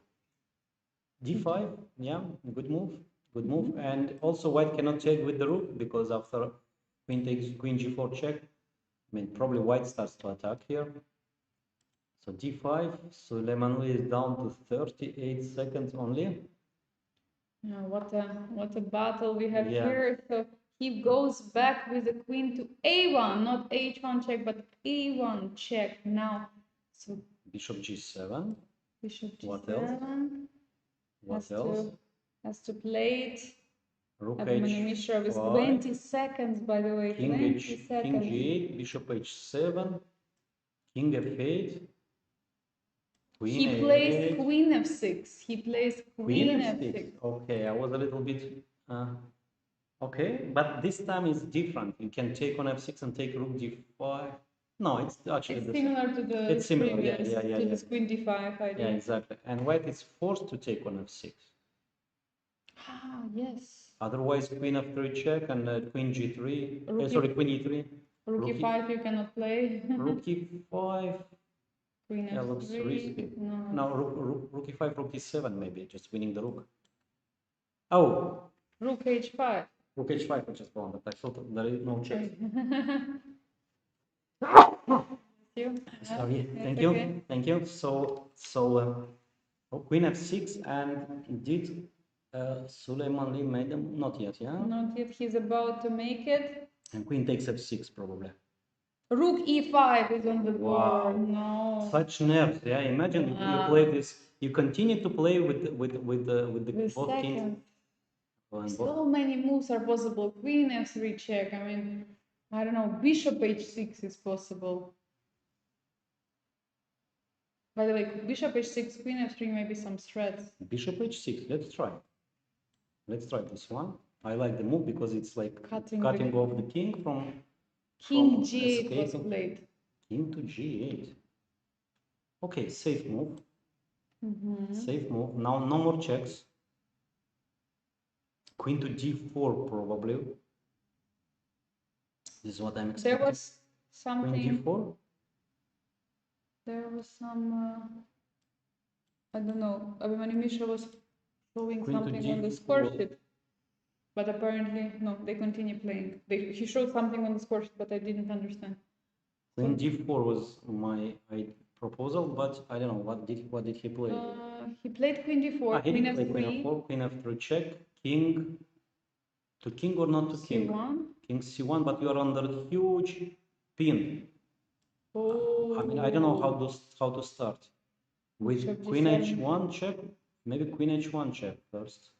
Or bishop g7 directly, yeah? Bishop g7, rook e8 check, rook f8, rook takes f8, king takes f8, queen takes b4. Okay, this... You know, it's such a tough call, but I suggest that we go to the first board just to see what changed. It's completely winning position. Okay. We might see resignation soon, but just to check what changed from the moment we went, and maybe then we come back to Abhimanyu position. Wow, apparently White played all the best moves on this game. Wow. No, really. I mean, it's just amazing. He played so precise on this game, like converting with giving zero chances. Wow, truly incredible. Yeah, I thought that the game is not so easy to convert. I mean, in mid time. No, he played, and look at the time. It's still 5 minutes. He just played al tempo. Yeah, just blitzing out the not an easy game. Wow. We might have a resignation any moment, even now. Maybe there will be resignation. I suggest we wait for a move of Amin Tabatabai, or if he will resign for resignation, and then probably go back to Mishra, because both of them underwent such a tough call. You know where to go to, because this will be no. He's still playing. He's playing King d6. Shall we stay for a bit here? What do you think? b6 is played instantly. Okay. Yeah, looks like. I know what is the only trick is. Wait, how do I manage this? This. He wants to play queen against rook or rook against queen. And continue playing. Yeah. h2, and there is also a chance that he will bring the king to b7 or c8. So king g2, no, but it's actually black is not in time. This, king h2, king d7 and b7. Missing one move only, but this is decisive. No, it's just not in time. Black is just not in time. Not in time. King g2 is being played. We see Amin Tabatabai is holding his head. He cannot believe it, and he resigned. He resigned. The game is over. We have a new leader. The sole leader for the first time, by the way. We have a sole leader of the tournament. Pranav, the person who was leading, sometimes with 2, sometimes with 8 other players, but he was leading, and after round 7 he will be the sole leader, which of course boosts the confidence to win the event. You were mentioning earlier, so now he will have 5.5 points. It means, okay, let's move on to the board 4 for a moment, but it means you were saying that maybe even 6.5 could be enough to win the tournament. Yeah. Yes, and he will be having 5.5 points with 2 more rounds to play. Yeah. So wow, amazing tournament for Pranav V. I mean, he's showing such confidence. Maybe okay, of course. I mean, you cannot play perfect. Yeah, you make mistakes sometimes, but still, yeah, he managed to hold his nerves, to control the position, and yeah, he had the chance, he had the possibility to repeat the moves, but he went from the repetition. By the way, what happened here? White is black won the exchange. Wait, what the game happened? We missed it. Yeah, this is We were exactly this is what I focusing. was saying, that this pin is huge. Oh, And rook queen g5 or rook takes g7. Okay, probably still not easy. Not easy to win this time for black. So rook takes g7, probably king b3, yeah? King b3, rook takes g3, king takes b4, king f7, and this is just a draw. King e6 and c4. So white is in time to, oh, sorry, not yet bishop, because bishop hangs. And how do you make a draw here? King to good d4. question. No, this is not draw yet. King d4, then check. Or maybe this is just a draw, yeah? Oh, A king e5 forward. king e3. This is a draw. Yeah, because I think if king goes to c5, C5? maybe king e5. Yeah. So and then black plays the rook c8, rook b8, cut off the king. But And this here is, the problem is that black cannot cut off the king. and this is theoretical draw. But even black managed to, let's say, okay, just a random move, and it's losing. You have, I think you have to keep the bishop and play with the king. No, only move is c3 here. What? Only move is c3 that saves the game. To stop. Yeah, because any other move, I just play or g4 and then or g3. Look, Oh my God. c3 is only move to keep the position, and black cannot enter. Yeah. Okay, only the square is the square b3, but it's too far and probably here white falls. Okay, but this is not easy. This is not easy to find all those moves. So he took with the king. King b3, king f6, we are expecting, so king b4 and king e5. But here g4, white keeps the pawn. So instead of king e5, rook g7, king c5, and king e5. So it's not easy here. So for instance, king c5 might be losing for the same reason, king c5, king e5. So again, the only move is c3 here. Rook takes g3 and bishop somewhere, yeah? Yeah, but this is not easy. This is not easy. So Mishra again got good winning chances. I mean, some winning chances. So takes, and instead of king takes b4, g4. And this is precise move. This is precise move. And if rook b7, white just stays, yeah? Like bishop f5, king e5, bishop d3 back, king f4, bishop f5, let's say a waiting move like rook b8. c3 is losing, and if white keeps waiting, yeah. Okay, it's a draw, but it's not so easy. I mean, white should play very precise here. Yes. And meanwhile, maybe we can move to board number 2. Yeah, let's go there. Yeah, board number 2, and check. So to see what is going. So here, after So he's trying to create a weakness. Check, king of 5, yeah, and this is draw. This is draw. Okay, so not great technique for Jose Martinez. So h4, yeah, instead of g4, h4 was the winning plan, and he missed that one. Yes, it was unfortunately missed this h4. Okay, Analyzed by yeah. you. One more time, we can show this moment. For many weeks, yeah. So this is the moment actually when you have this position, this structure. So do not play g4, but h4. Yeah, this is the winning plan here. You change the pawn h for pawn g, then you have the two weaknesses, e3 and h3. And then also you have the possibility of creating two passers. Yeah, this is basically also an idea. So you take on g3, then you play f4, e takes f4, g takes f4, and you play two passers. And with g4, you basically lose this possibility. So the explanation actually is very simple. You know? Two weaknesses plus the possibility to create connected past pawns. And also they're so far from each other because G3 and E3 are closer. Exactly. Maybe. Yeah. So king can protect both pawns. Yeah. And here, yeah, you just. Well, thank you so much for sharing this for free. You were analyzing it for so long, spending many ducats maybe on the. No ducats. No just ducats. just my own brain. Just I'm not brain. using any ducats. Never actually in my life. You don't use the cloud edge. I don't use the cloud engines. No, never. I mean, I have So my you analyze 5 years old computer, and still I can find good novelties and ideas. So Nice. you don't really need a very strong computer. Okay, so missed the win, and probably here we'll see another 100 moves. And look at this interesting choice by Abhimanyu Mishra. He didn't go for the lion with fork, Okay. but he decided to defend the pawn on b4. Yeah, so Wait. this was the.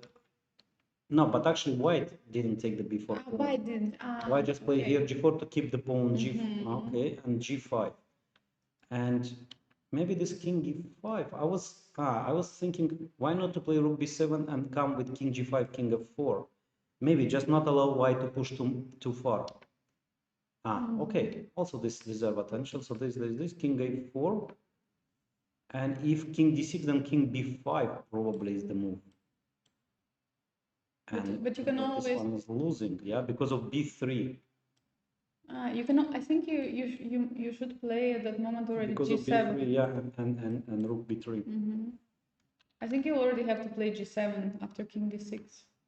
So g7, and then we can, same. but it's the same, but not the same, yeah. Because here probably white is not in time to play c3 because check. Check No. is wrong. Okay, then let's start with. I think the wrong was to take with the rook on g7 apparently. Just king c5. Okay. Yes. Okay, just C5, protecting the yeah. pawn. So I thought g7 threatening queen, but not. Okay, so what is the current position? We have king d6 was played. No, king e6. Okay. And rook f5. Bishop c5. Yeah. And now you have to choose the. How do you stay? Yeah. Rook g5, bishop d3, king c5 probably back, and king a4 only move might be this only move. I think this is the only move, because if king b2, this is probably lost, yeah? And we have king c5 on the board. This was just played. Probably king a4 here is the only move. Suleiman Lee has 1 minute on the clock. Will he find? Okay, king b2 is not losing too, apparently. This is very strange. This is not losing. Not yet. Not yet, yeah. Surprisingly. And we have king d4. King b3 back. Almost. And if instead of king d4, rook g1. Yeah, probably white can take the pawn. Instead of king d4, sorry. Instead of king d4, rook to g1. Bishop f5 then. Just back. And losing. No, my idea is now king b4 because king b3 will be rook b1. And king Okay, a2 king back. a2. But why this one is losing? Okay. Why? Because of king c4 now, maybe. And no, it's a triangulation, I think. It's okay, it's so hard this game. So this position now is lost for some reason. And what is the Wait a reason? second. How many pieces do we have? 8, right? And No, so it's too many pawns. Yeah, but better not to use. I know, but I mean that is stable base, so this evaluation should be 3, 4, 5, 6, 7, 8. Yeah, yeah. So it means like it's winning. Yes. Now it's winning. Yeah.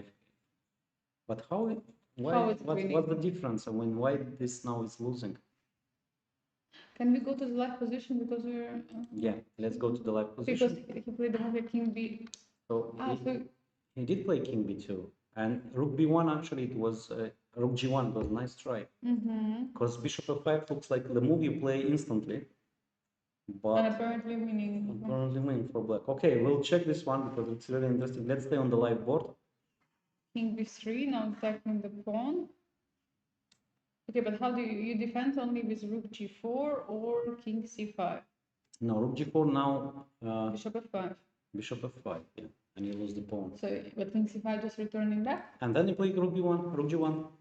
And then again. Okay, then let's try again. This bishop This bishop f5. f5 is losing, yeah? Okay, that's fine. That's fine. Because Mishra is not playing yet move, so we have time.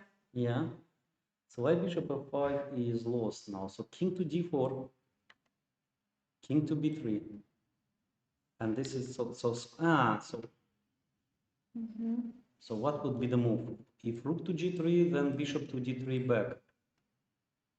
And now apparently is a difference.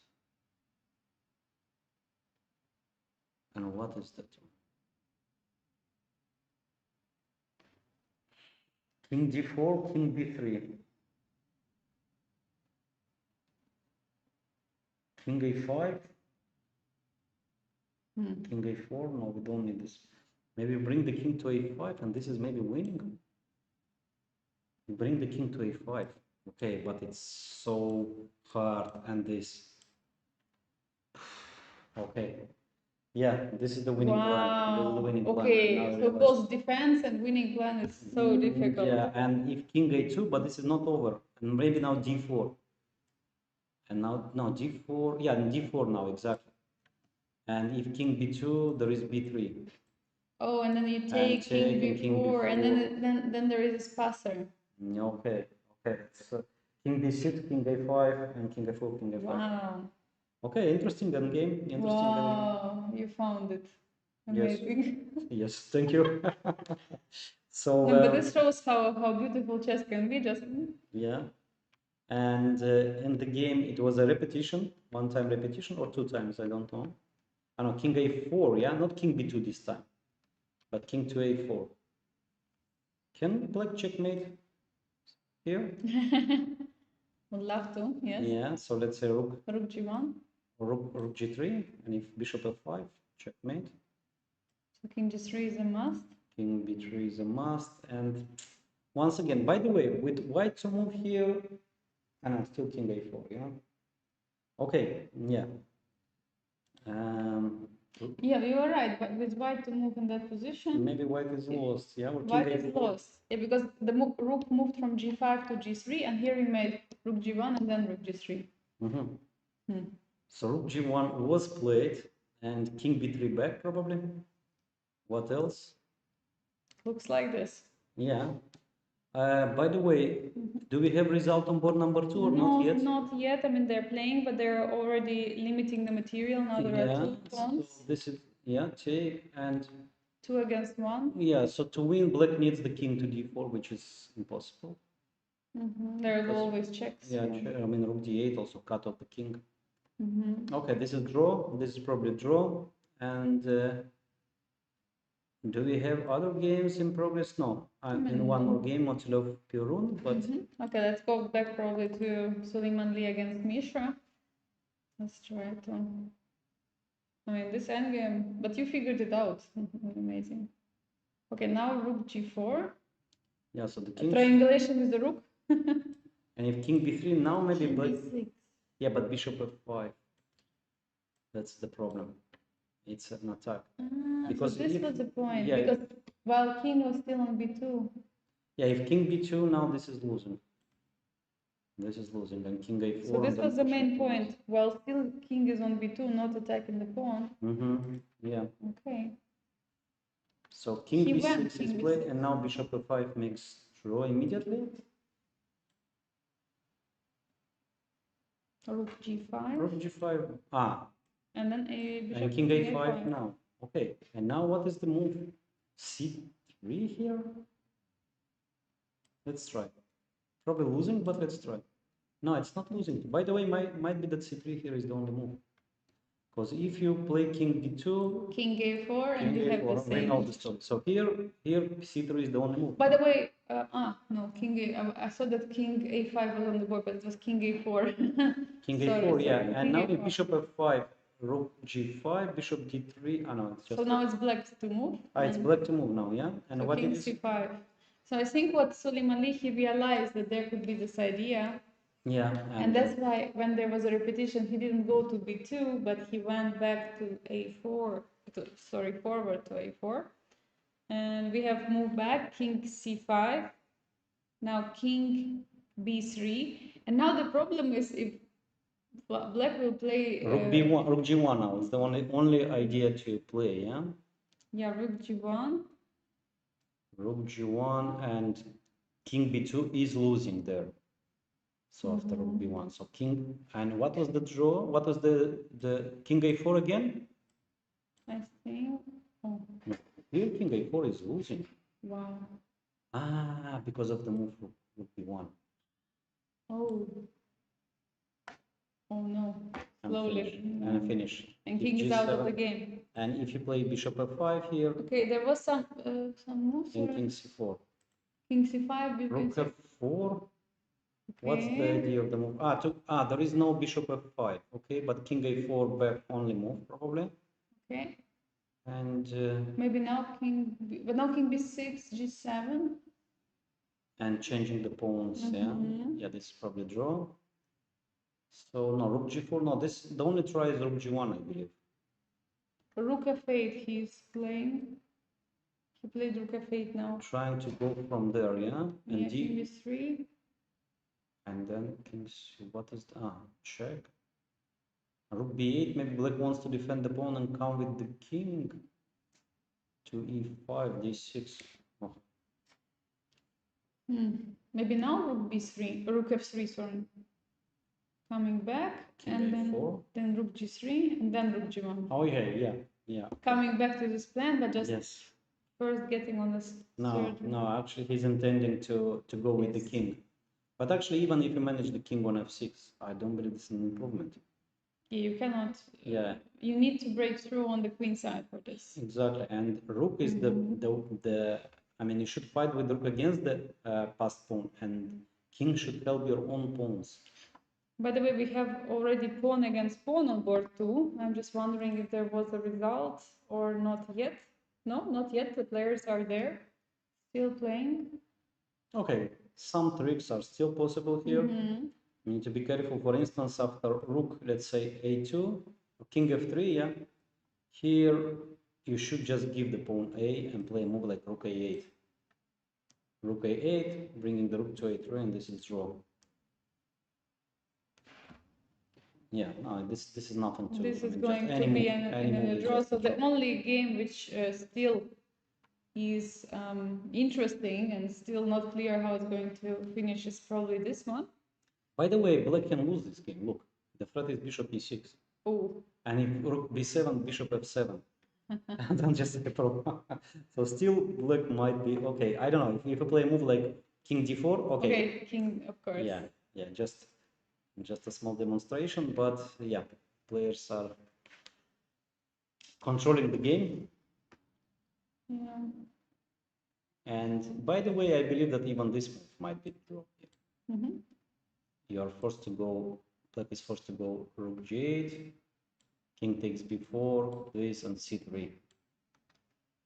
We have seen something similar, yeah, and probably there is no breakthrough.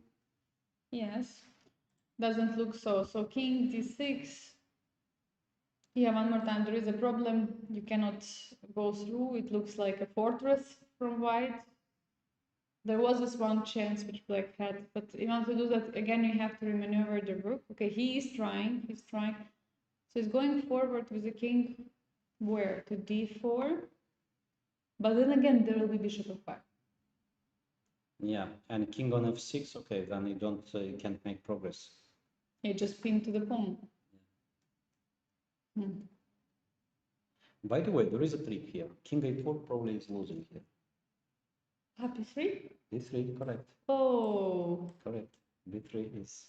And then king b4. And this is actually psychologically, because king a4 there was always the only move. Yeah, you saved the game. But now, exactly in this moment, this is losing. b3, and then king comes to d4 to c3 and just promote.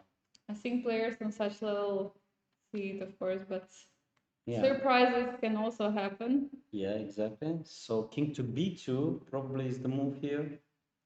Okay, c3. No, c3 might be not. Okay, by the way, let's check here c3 because this is a little bit different.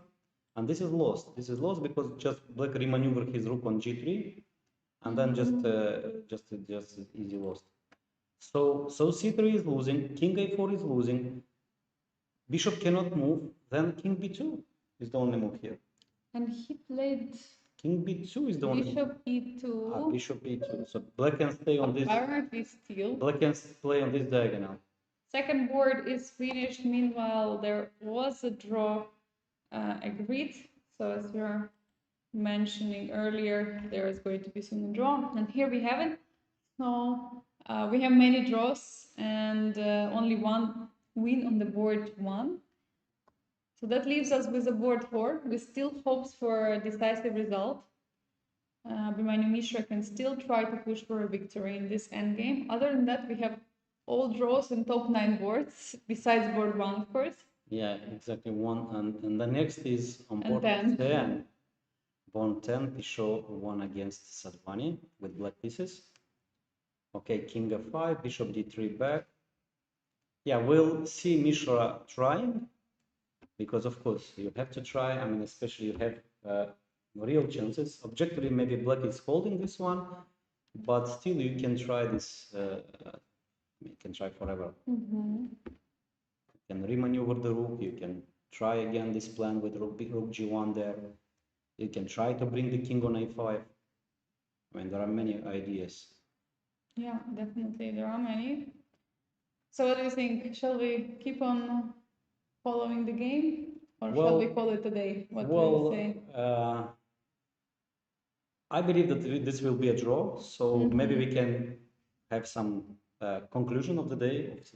Because I believe they're going to still be playing on for a long time. Exactly. Will still try to push. I think since this game doesn't have a difference in the leaders, because we have only one leader right now, who is Pranav, because he won against Tabatabai. They were both leading till today. So yeah, this was one of the highlights. And what were other maybe interesting games from today, VRL, for you? Yeah, of course, first board was we discussed so much about that game. Other games that I want to mention is board 2, where Jose Martinez played an excellent game. He won a pawn. He outplayed his opponent till the rook's game, where he missed this very important h4 plan, and he could just convert his extra pawn. And Zhu Jinir, of course, she's surprising us with a very strong play. I mean, another grandmaster escaped. I mean, this time Sanan Sugirov, making a draw with white pieces. So yeah, she's playing so strong. I mean, as you said, she's already world number 2. But basically, I would say she's world number 1 because Huifan is not active anymore. I mean, not that active anymore. So I don't know. Even a match between like Huifan and Zhu Jinir is now. I'm not sure about the result. What will be the result? Yeah, this is okay. This was the leaders group. So everything happened actually. The most interesting on board 1 and board 4. On board 4, it was a crazy game, and still the game is in progress. Yes. I mean, White's king was on the queen side and the king side and back on the king side. I mean, it's and Mishra, he missed a couple of times the win. Clear win. He was attacking. He was playing very strong, but probably at some point he was so low on time, he couldn't find the decisive blow, the decisive. Yeah, it was so unfortunate for Abhimanyu. And by the way, while he was playing, you could see his emotions. I mean, what? And black did blunder. Wait. We just said king a4 is not possible. Okay, we are staying. Don't play king a4. Just don't play king a4 because you might. But this is kind of Zup's wrong. Okay, but because you cannot move the bishop, pawn hangs.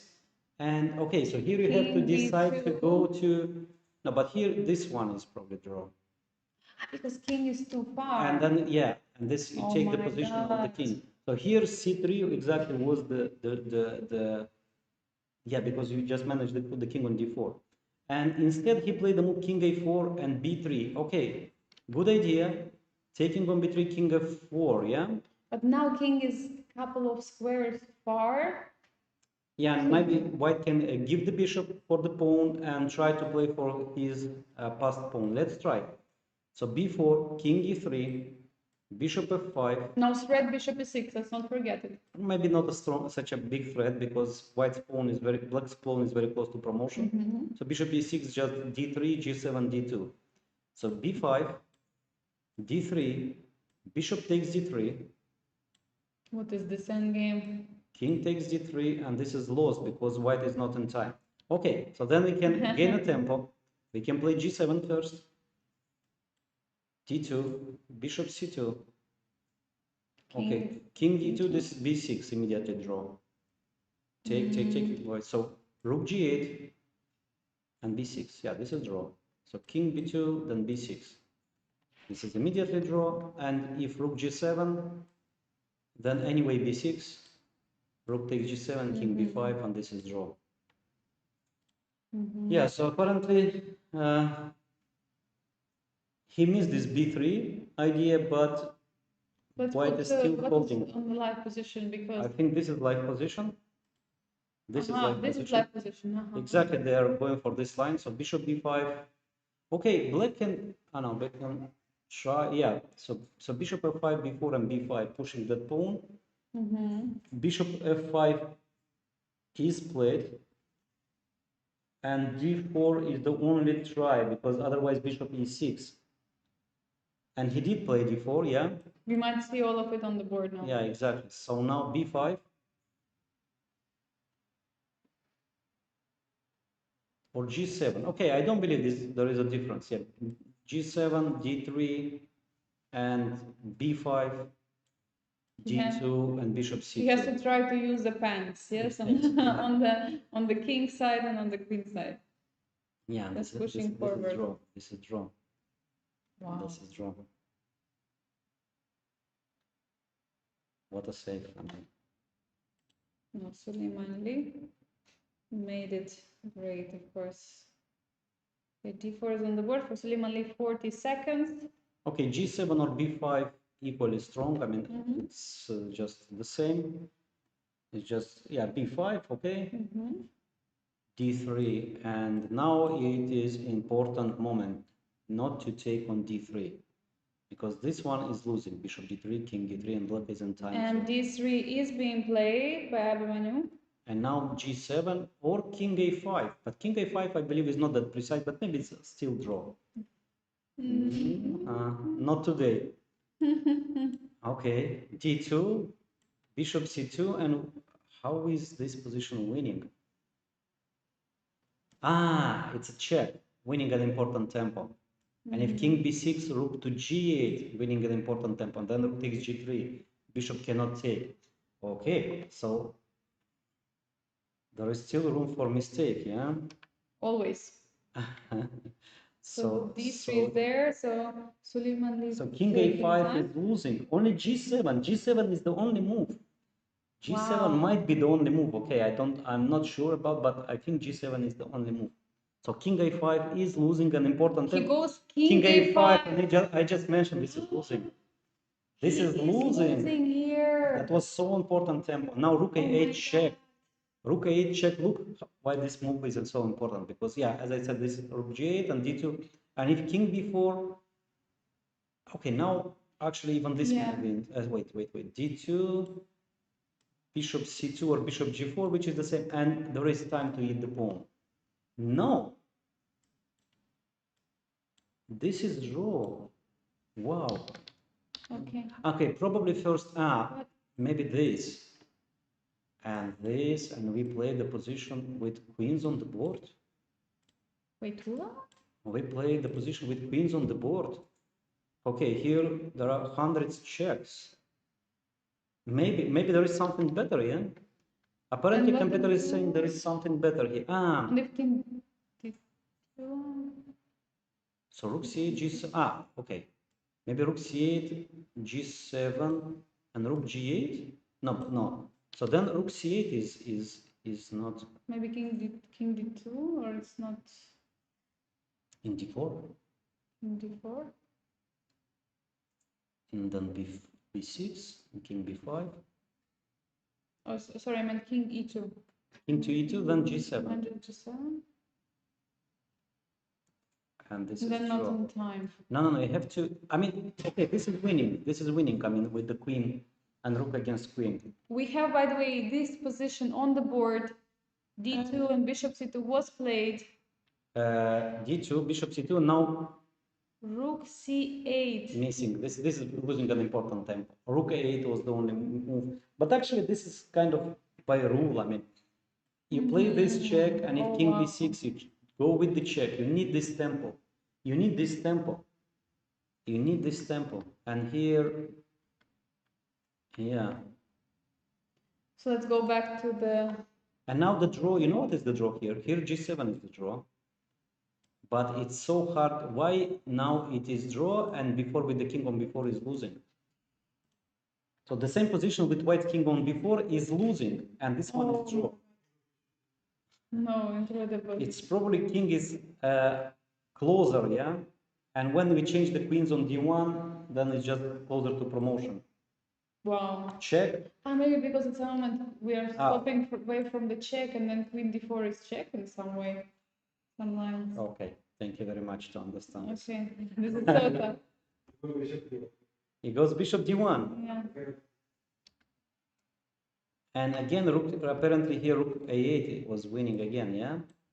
Still Yeah, rook a8 check. I mean, you have to include it. Yeah, or if king goes b6, then he's stepping in front of the pawn. And also the black can capture the pawn with check, which is also important. And if king b4, your tempo, okay, but with so, I mean, with so little time on the clock, yeah, it's just impossible difficult to find all the moves.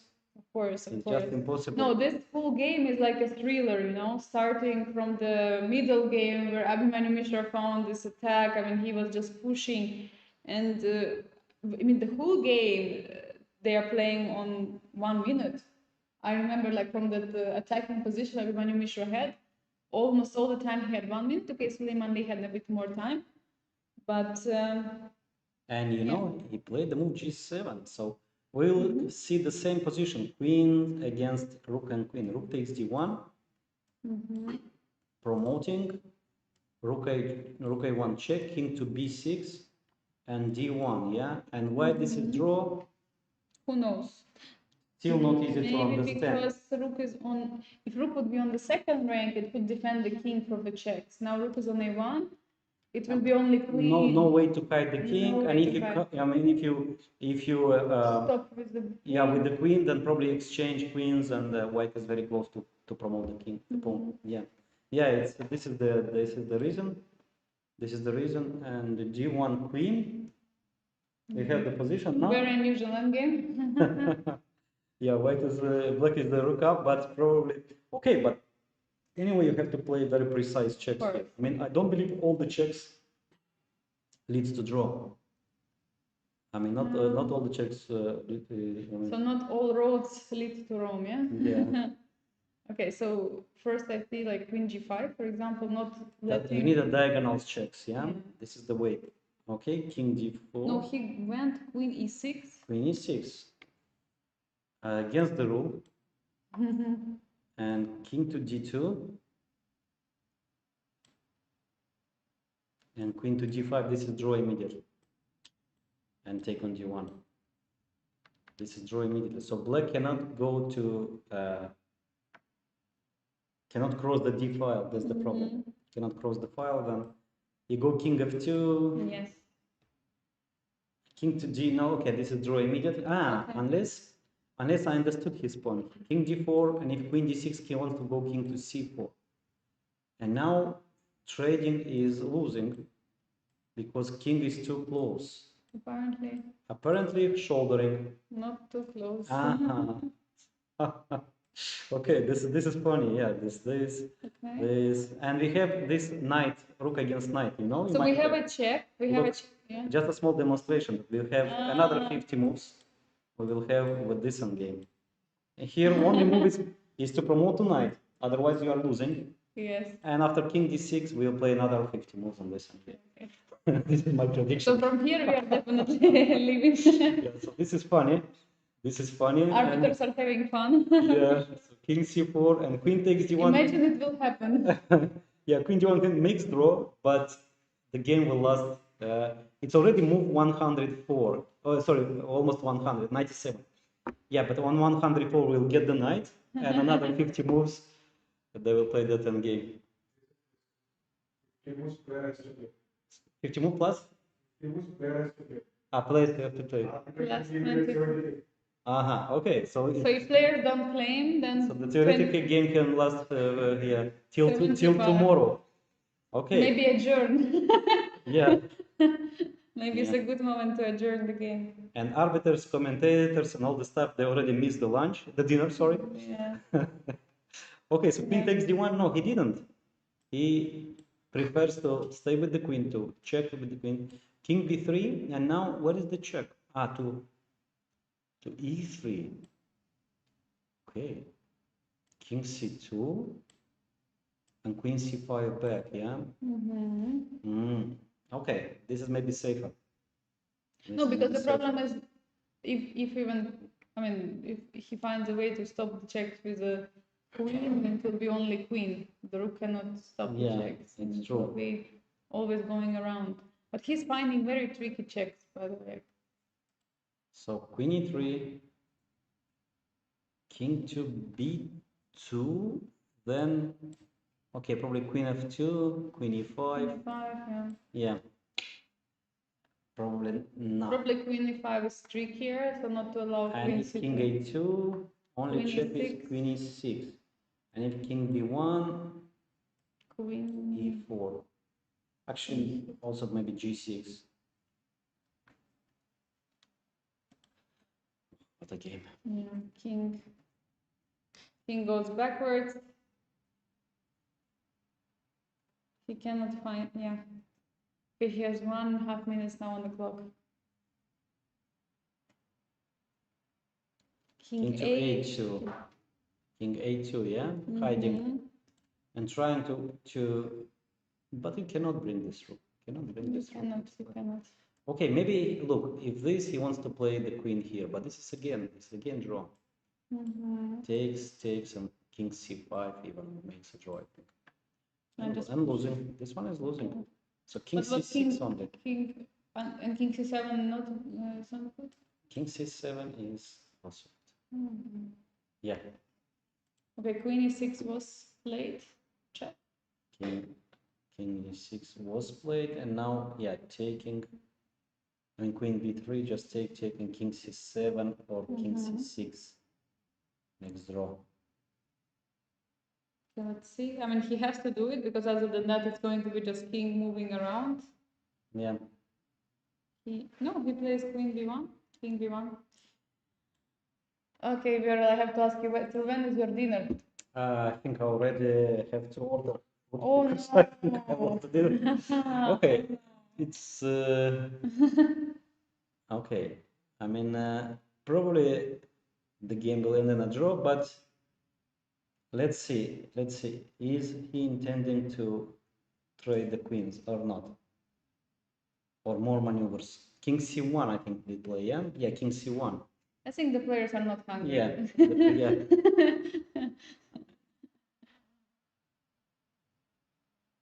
King c1, queen e3, or queen f4. Queen c4. Yeah, queen c4, I mean. But queen c4, by the way, yeah, there is no queen c2 again. And here is different story than when the king was on d4. Then if queen c4 check, king d2, queen d4, and then it's the same rook against pawn. But the king is much further away. Exactly. So yeah, we might see it in the next moves, but Suleiman Lee is calculating, of course, double checking, triple checking that everything is working out. 40 seconds on the clock.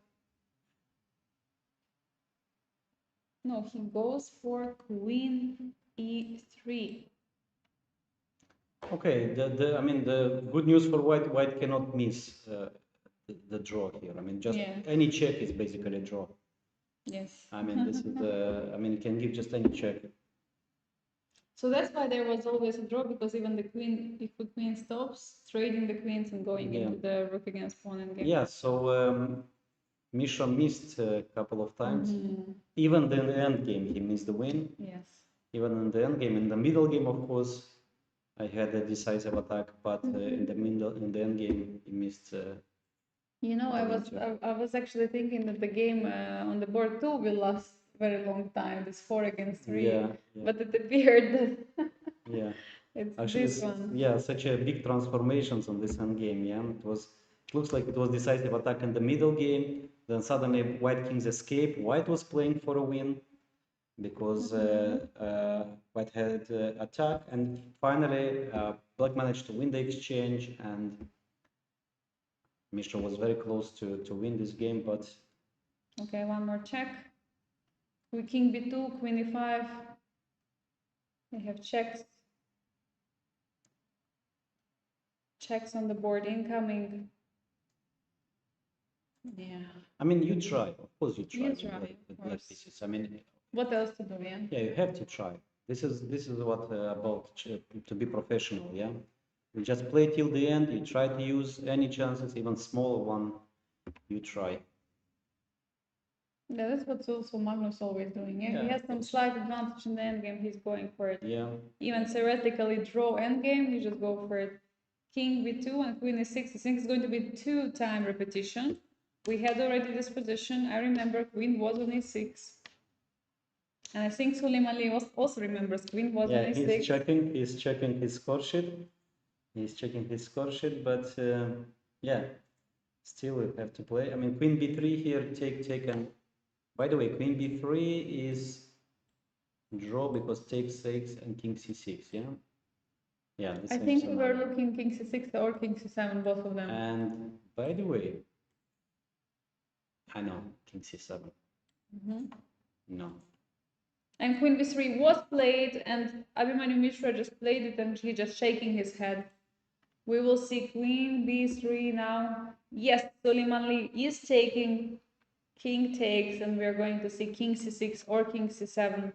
By the way, is king c5 losing? Yes, we were talking this position. Yeah. This is game over. So, but king c7 is draw as well. Still, yeah. Okay. But why, by the way, king c5, because rook Rook a5 was a5 not, and king not b4. correct. There was something. Because rook a5. King b6 back. King b6 back, king b4. Okay. No, rook a5, king c6 makes draw. King c6, yeah. Okay, but and here probably the win is king a4. King a4 is the win here. b5 and king a5. Oh, and then Yeah, just b7, rook b1, king c6, and black is in time. So it's a famous shouldering rule. King c7 is on the board. He played king c7. And now you should try this check. And now king b6 is probably losing. Maybe king b8. King b8. And just b6. No, I think king b8 is losing. No. Just b6. This. b7. This. King a8 maybe. And we play with the knight. I don't want to play. But with maybe the king king a8. Yeah. King a8 and yeah, it's a draw. Rook c1 check, king d7. Yeah, or king d6. By the way, both moves are making draw in this position. King d1, king c6. Yeah, you cannot miss the win. You cannot miss the draw. You cannot miss. Yeah, it's just.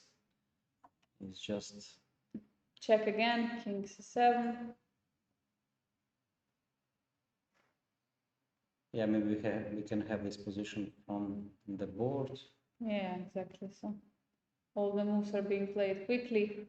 King d7 again, back one more time. Suleiman is checking the score sheet. How many moves were repeated? Okay, it was king c7, king d7, king c7 back. Now it will be threefold repetition. No, he's not going further. Okay, he's playing king a5. Of course, he has to try. You're mentioning this. Yeah. Okay, b6. Of course, they are the only moves. All moves are being played very quickly. King a5, b7, rook b1, king c7. We see, yeah, this is just draw. Just draw. Manu Mishra already realized it a long time ago, but of course it's still till the game is happening. I mean, he's still trying. He's still having hope. He's still having faith, and of course it's very difficult psychologically when you had such a winning position, and then just to get on the draw. But yeah, and one more time, another save from Suleiman Lee. Impressive. Yeah. Impressive for the Azerbaijani Grandmaster. Yeah, b7 is on the board. B7, yeah. Okay, we're going to have a draw now. All right, what a fun day. Yeah, it was a long day. Long day, yeah. Long day today. Probably today was the longest day of the tournament, longest game of the tournament. 113 moves. We have to check with the arbiters, yeah. Maybe in the Masters. Maybe or in the something Masters, longer. Who knows? But yeah, what a day, Viral. Maybe just summarizing a couple of I words. think enough for summarizing Oh, today. enough already. We made so many, Yes. just So yeah, dear. Pranav, it's Pranav is the leader. He's the That's the leader. most important. Yeah. Tomorrow we will have round number 8 at 5 p.m. local time. So we're looking forward for even more spicy games on the board. So dear viewers, thank you for watching. We hope you enjoyed the show, and we will see you tomorrow at the same place.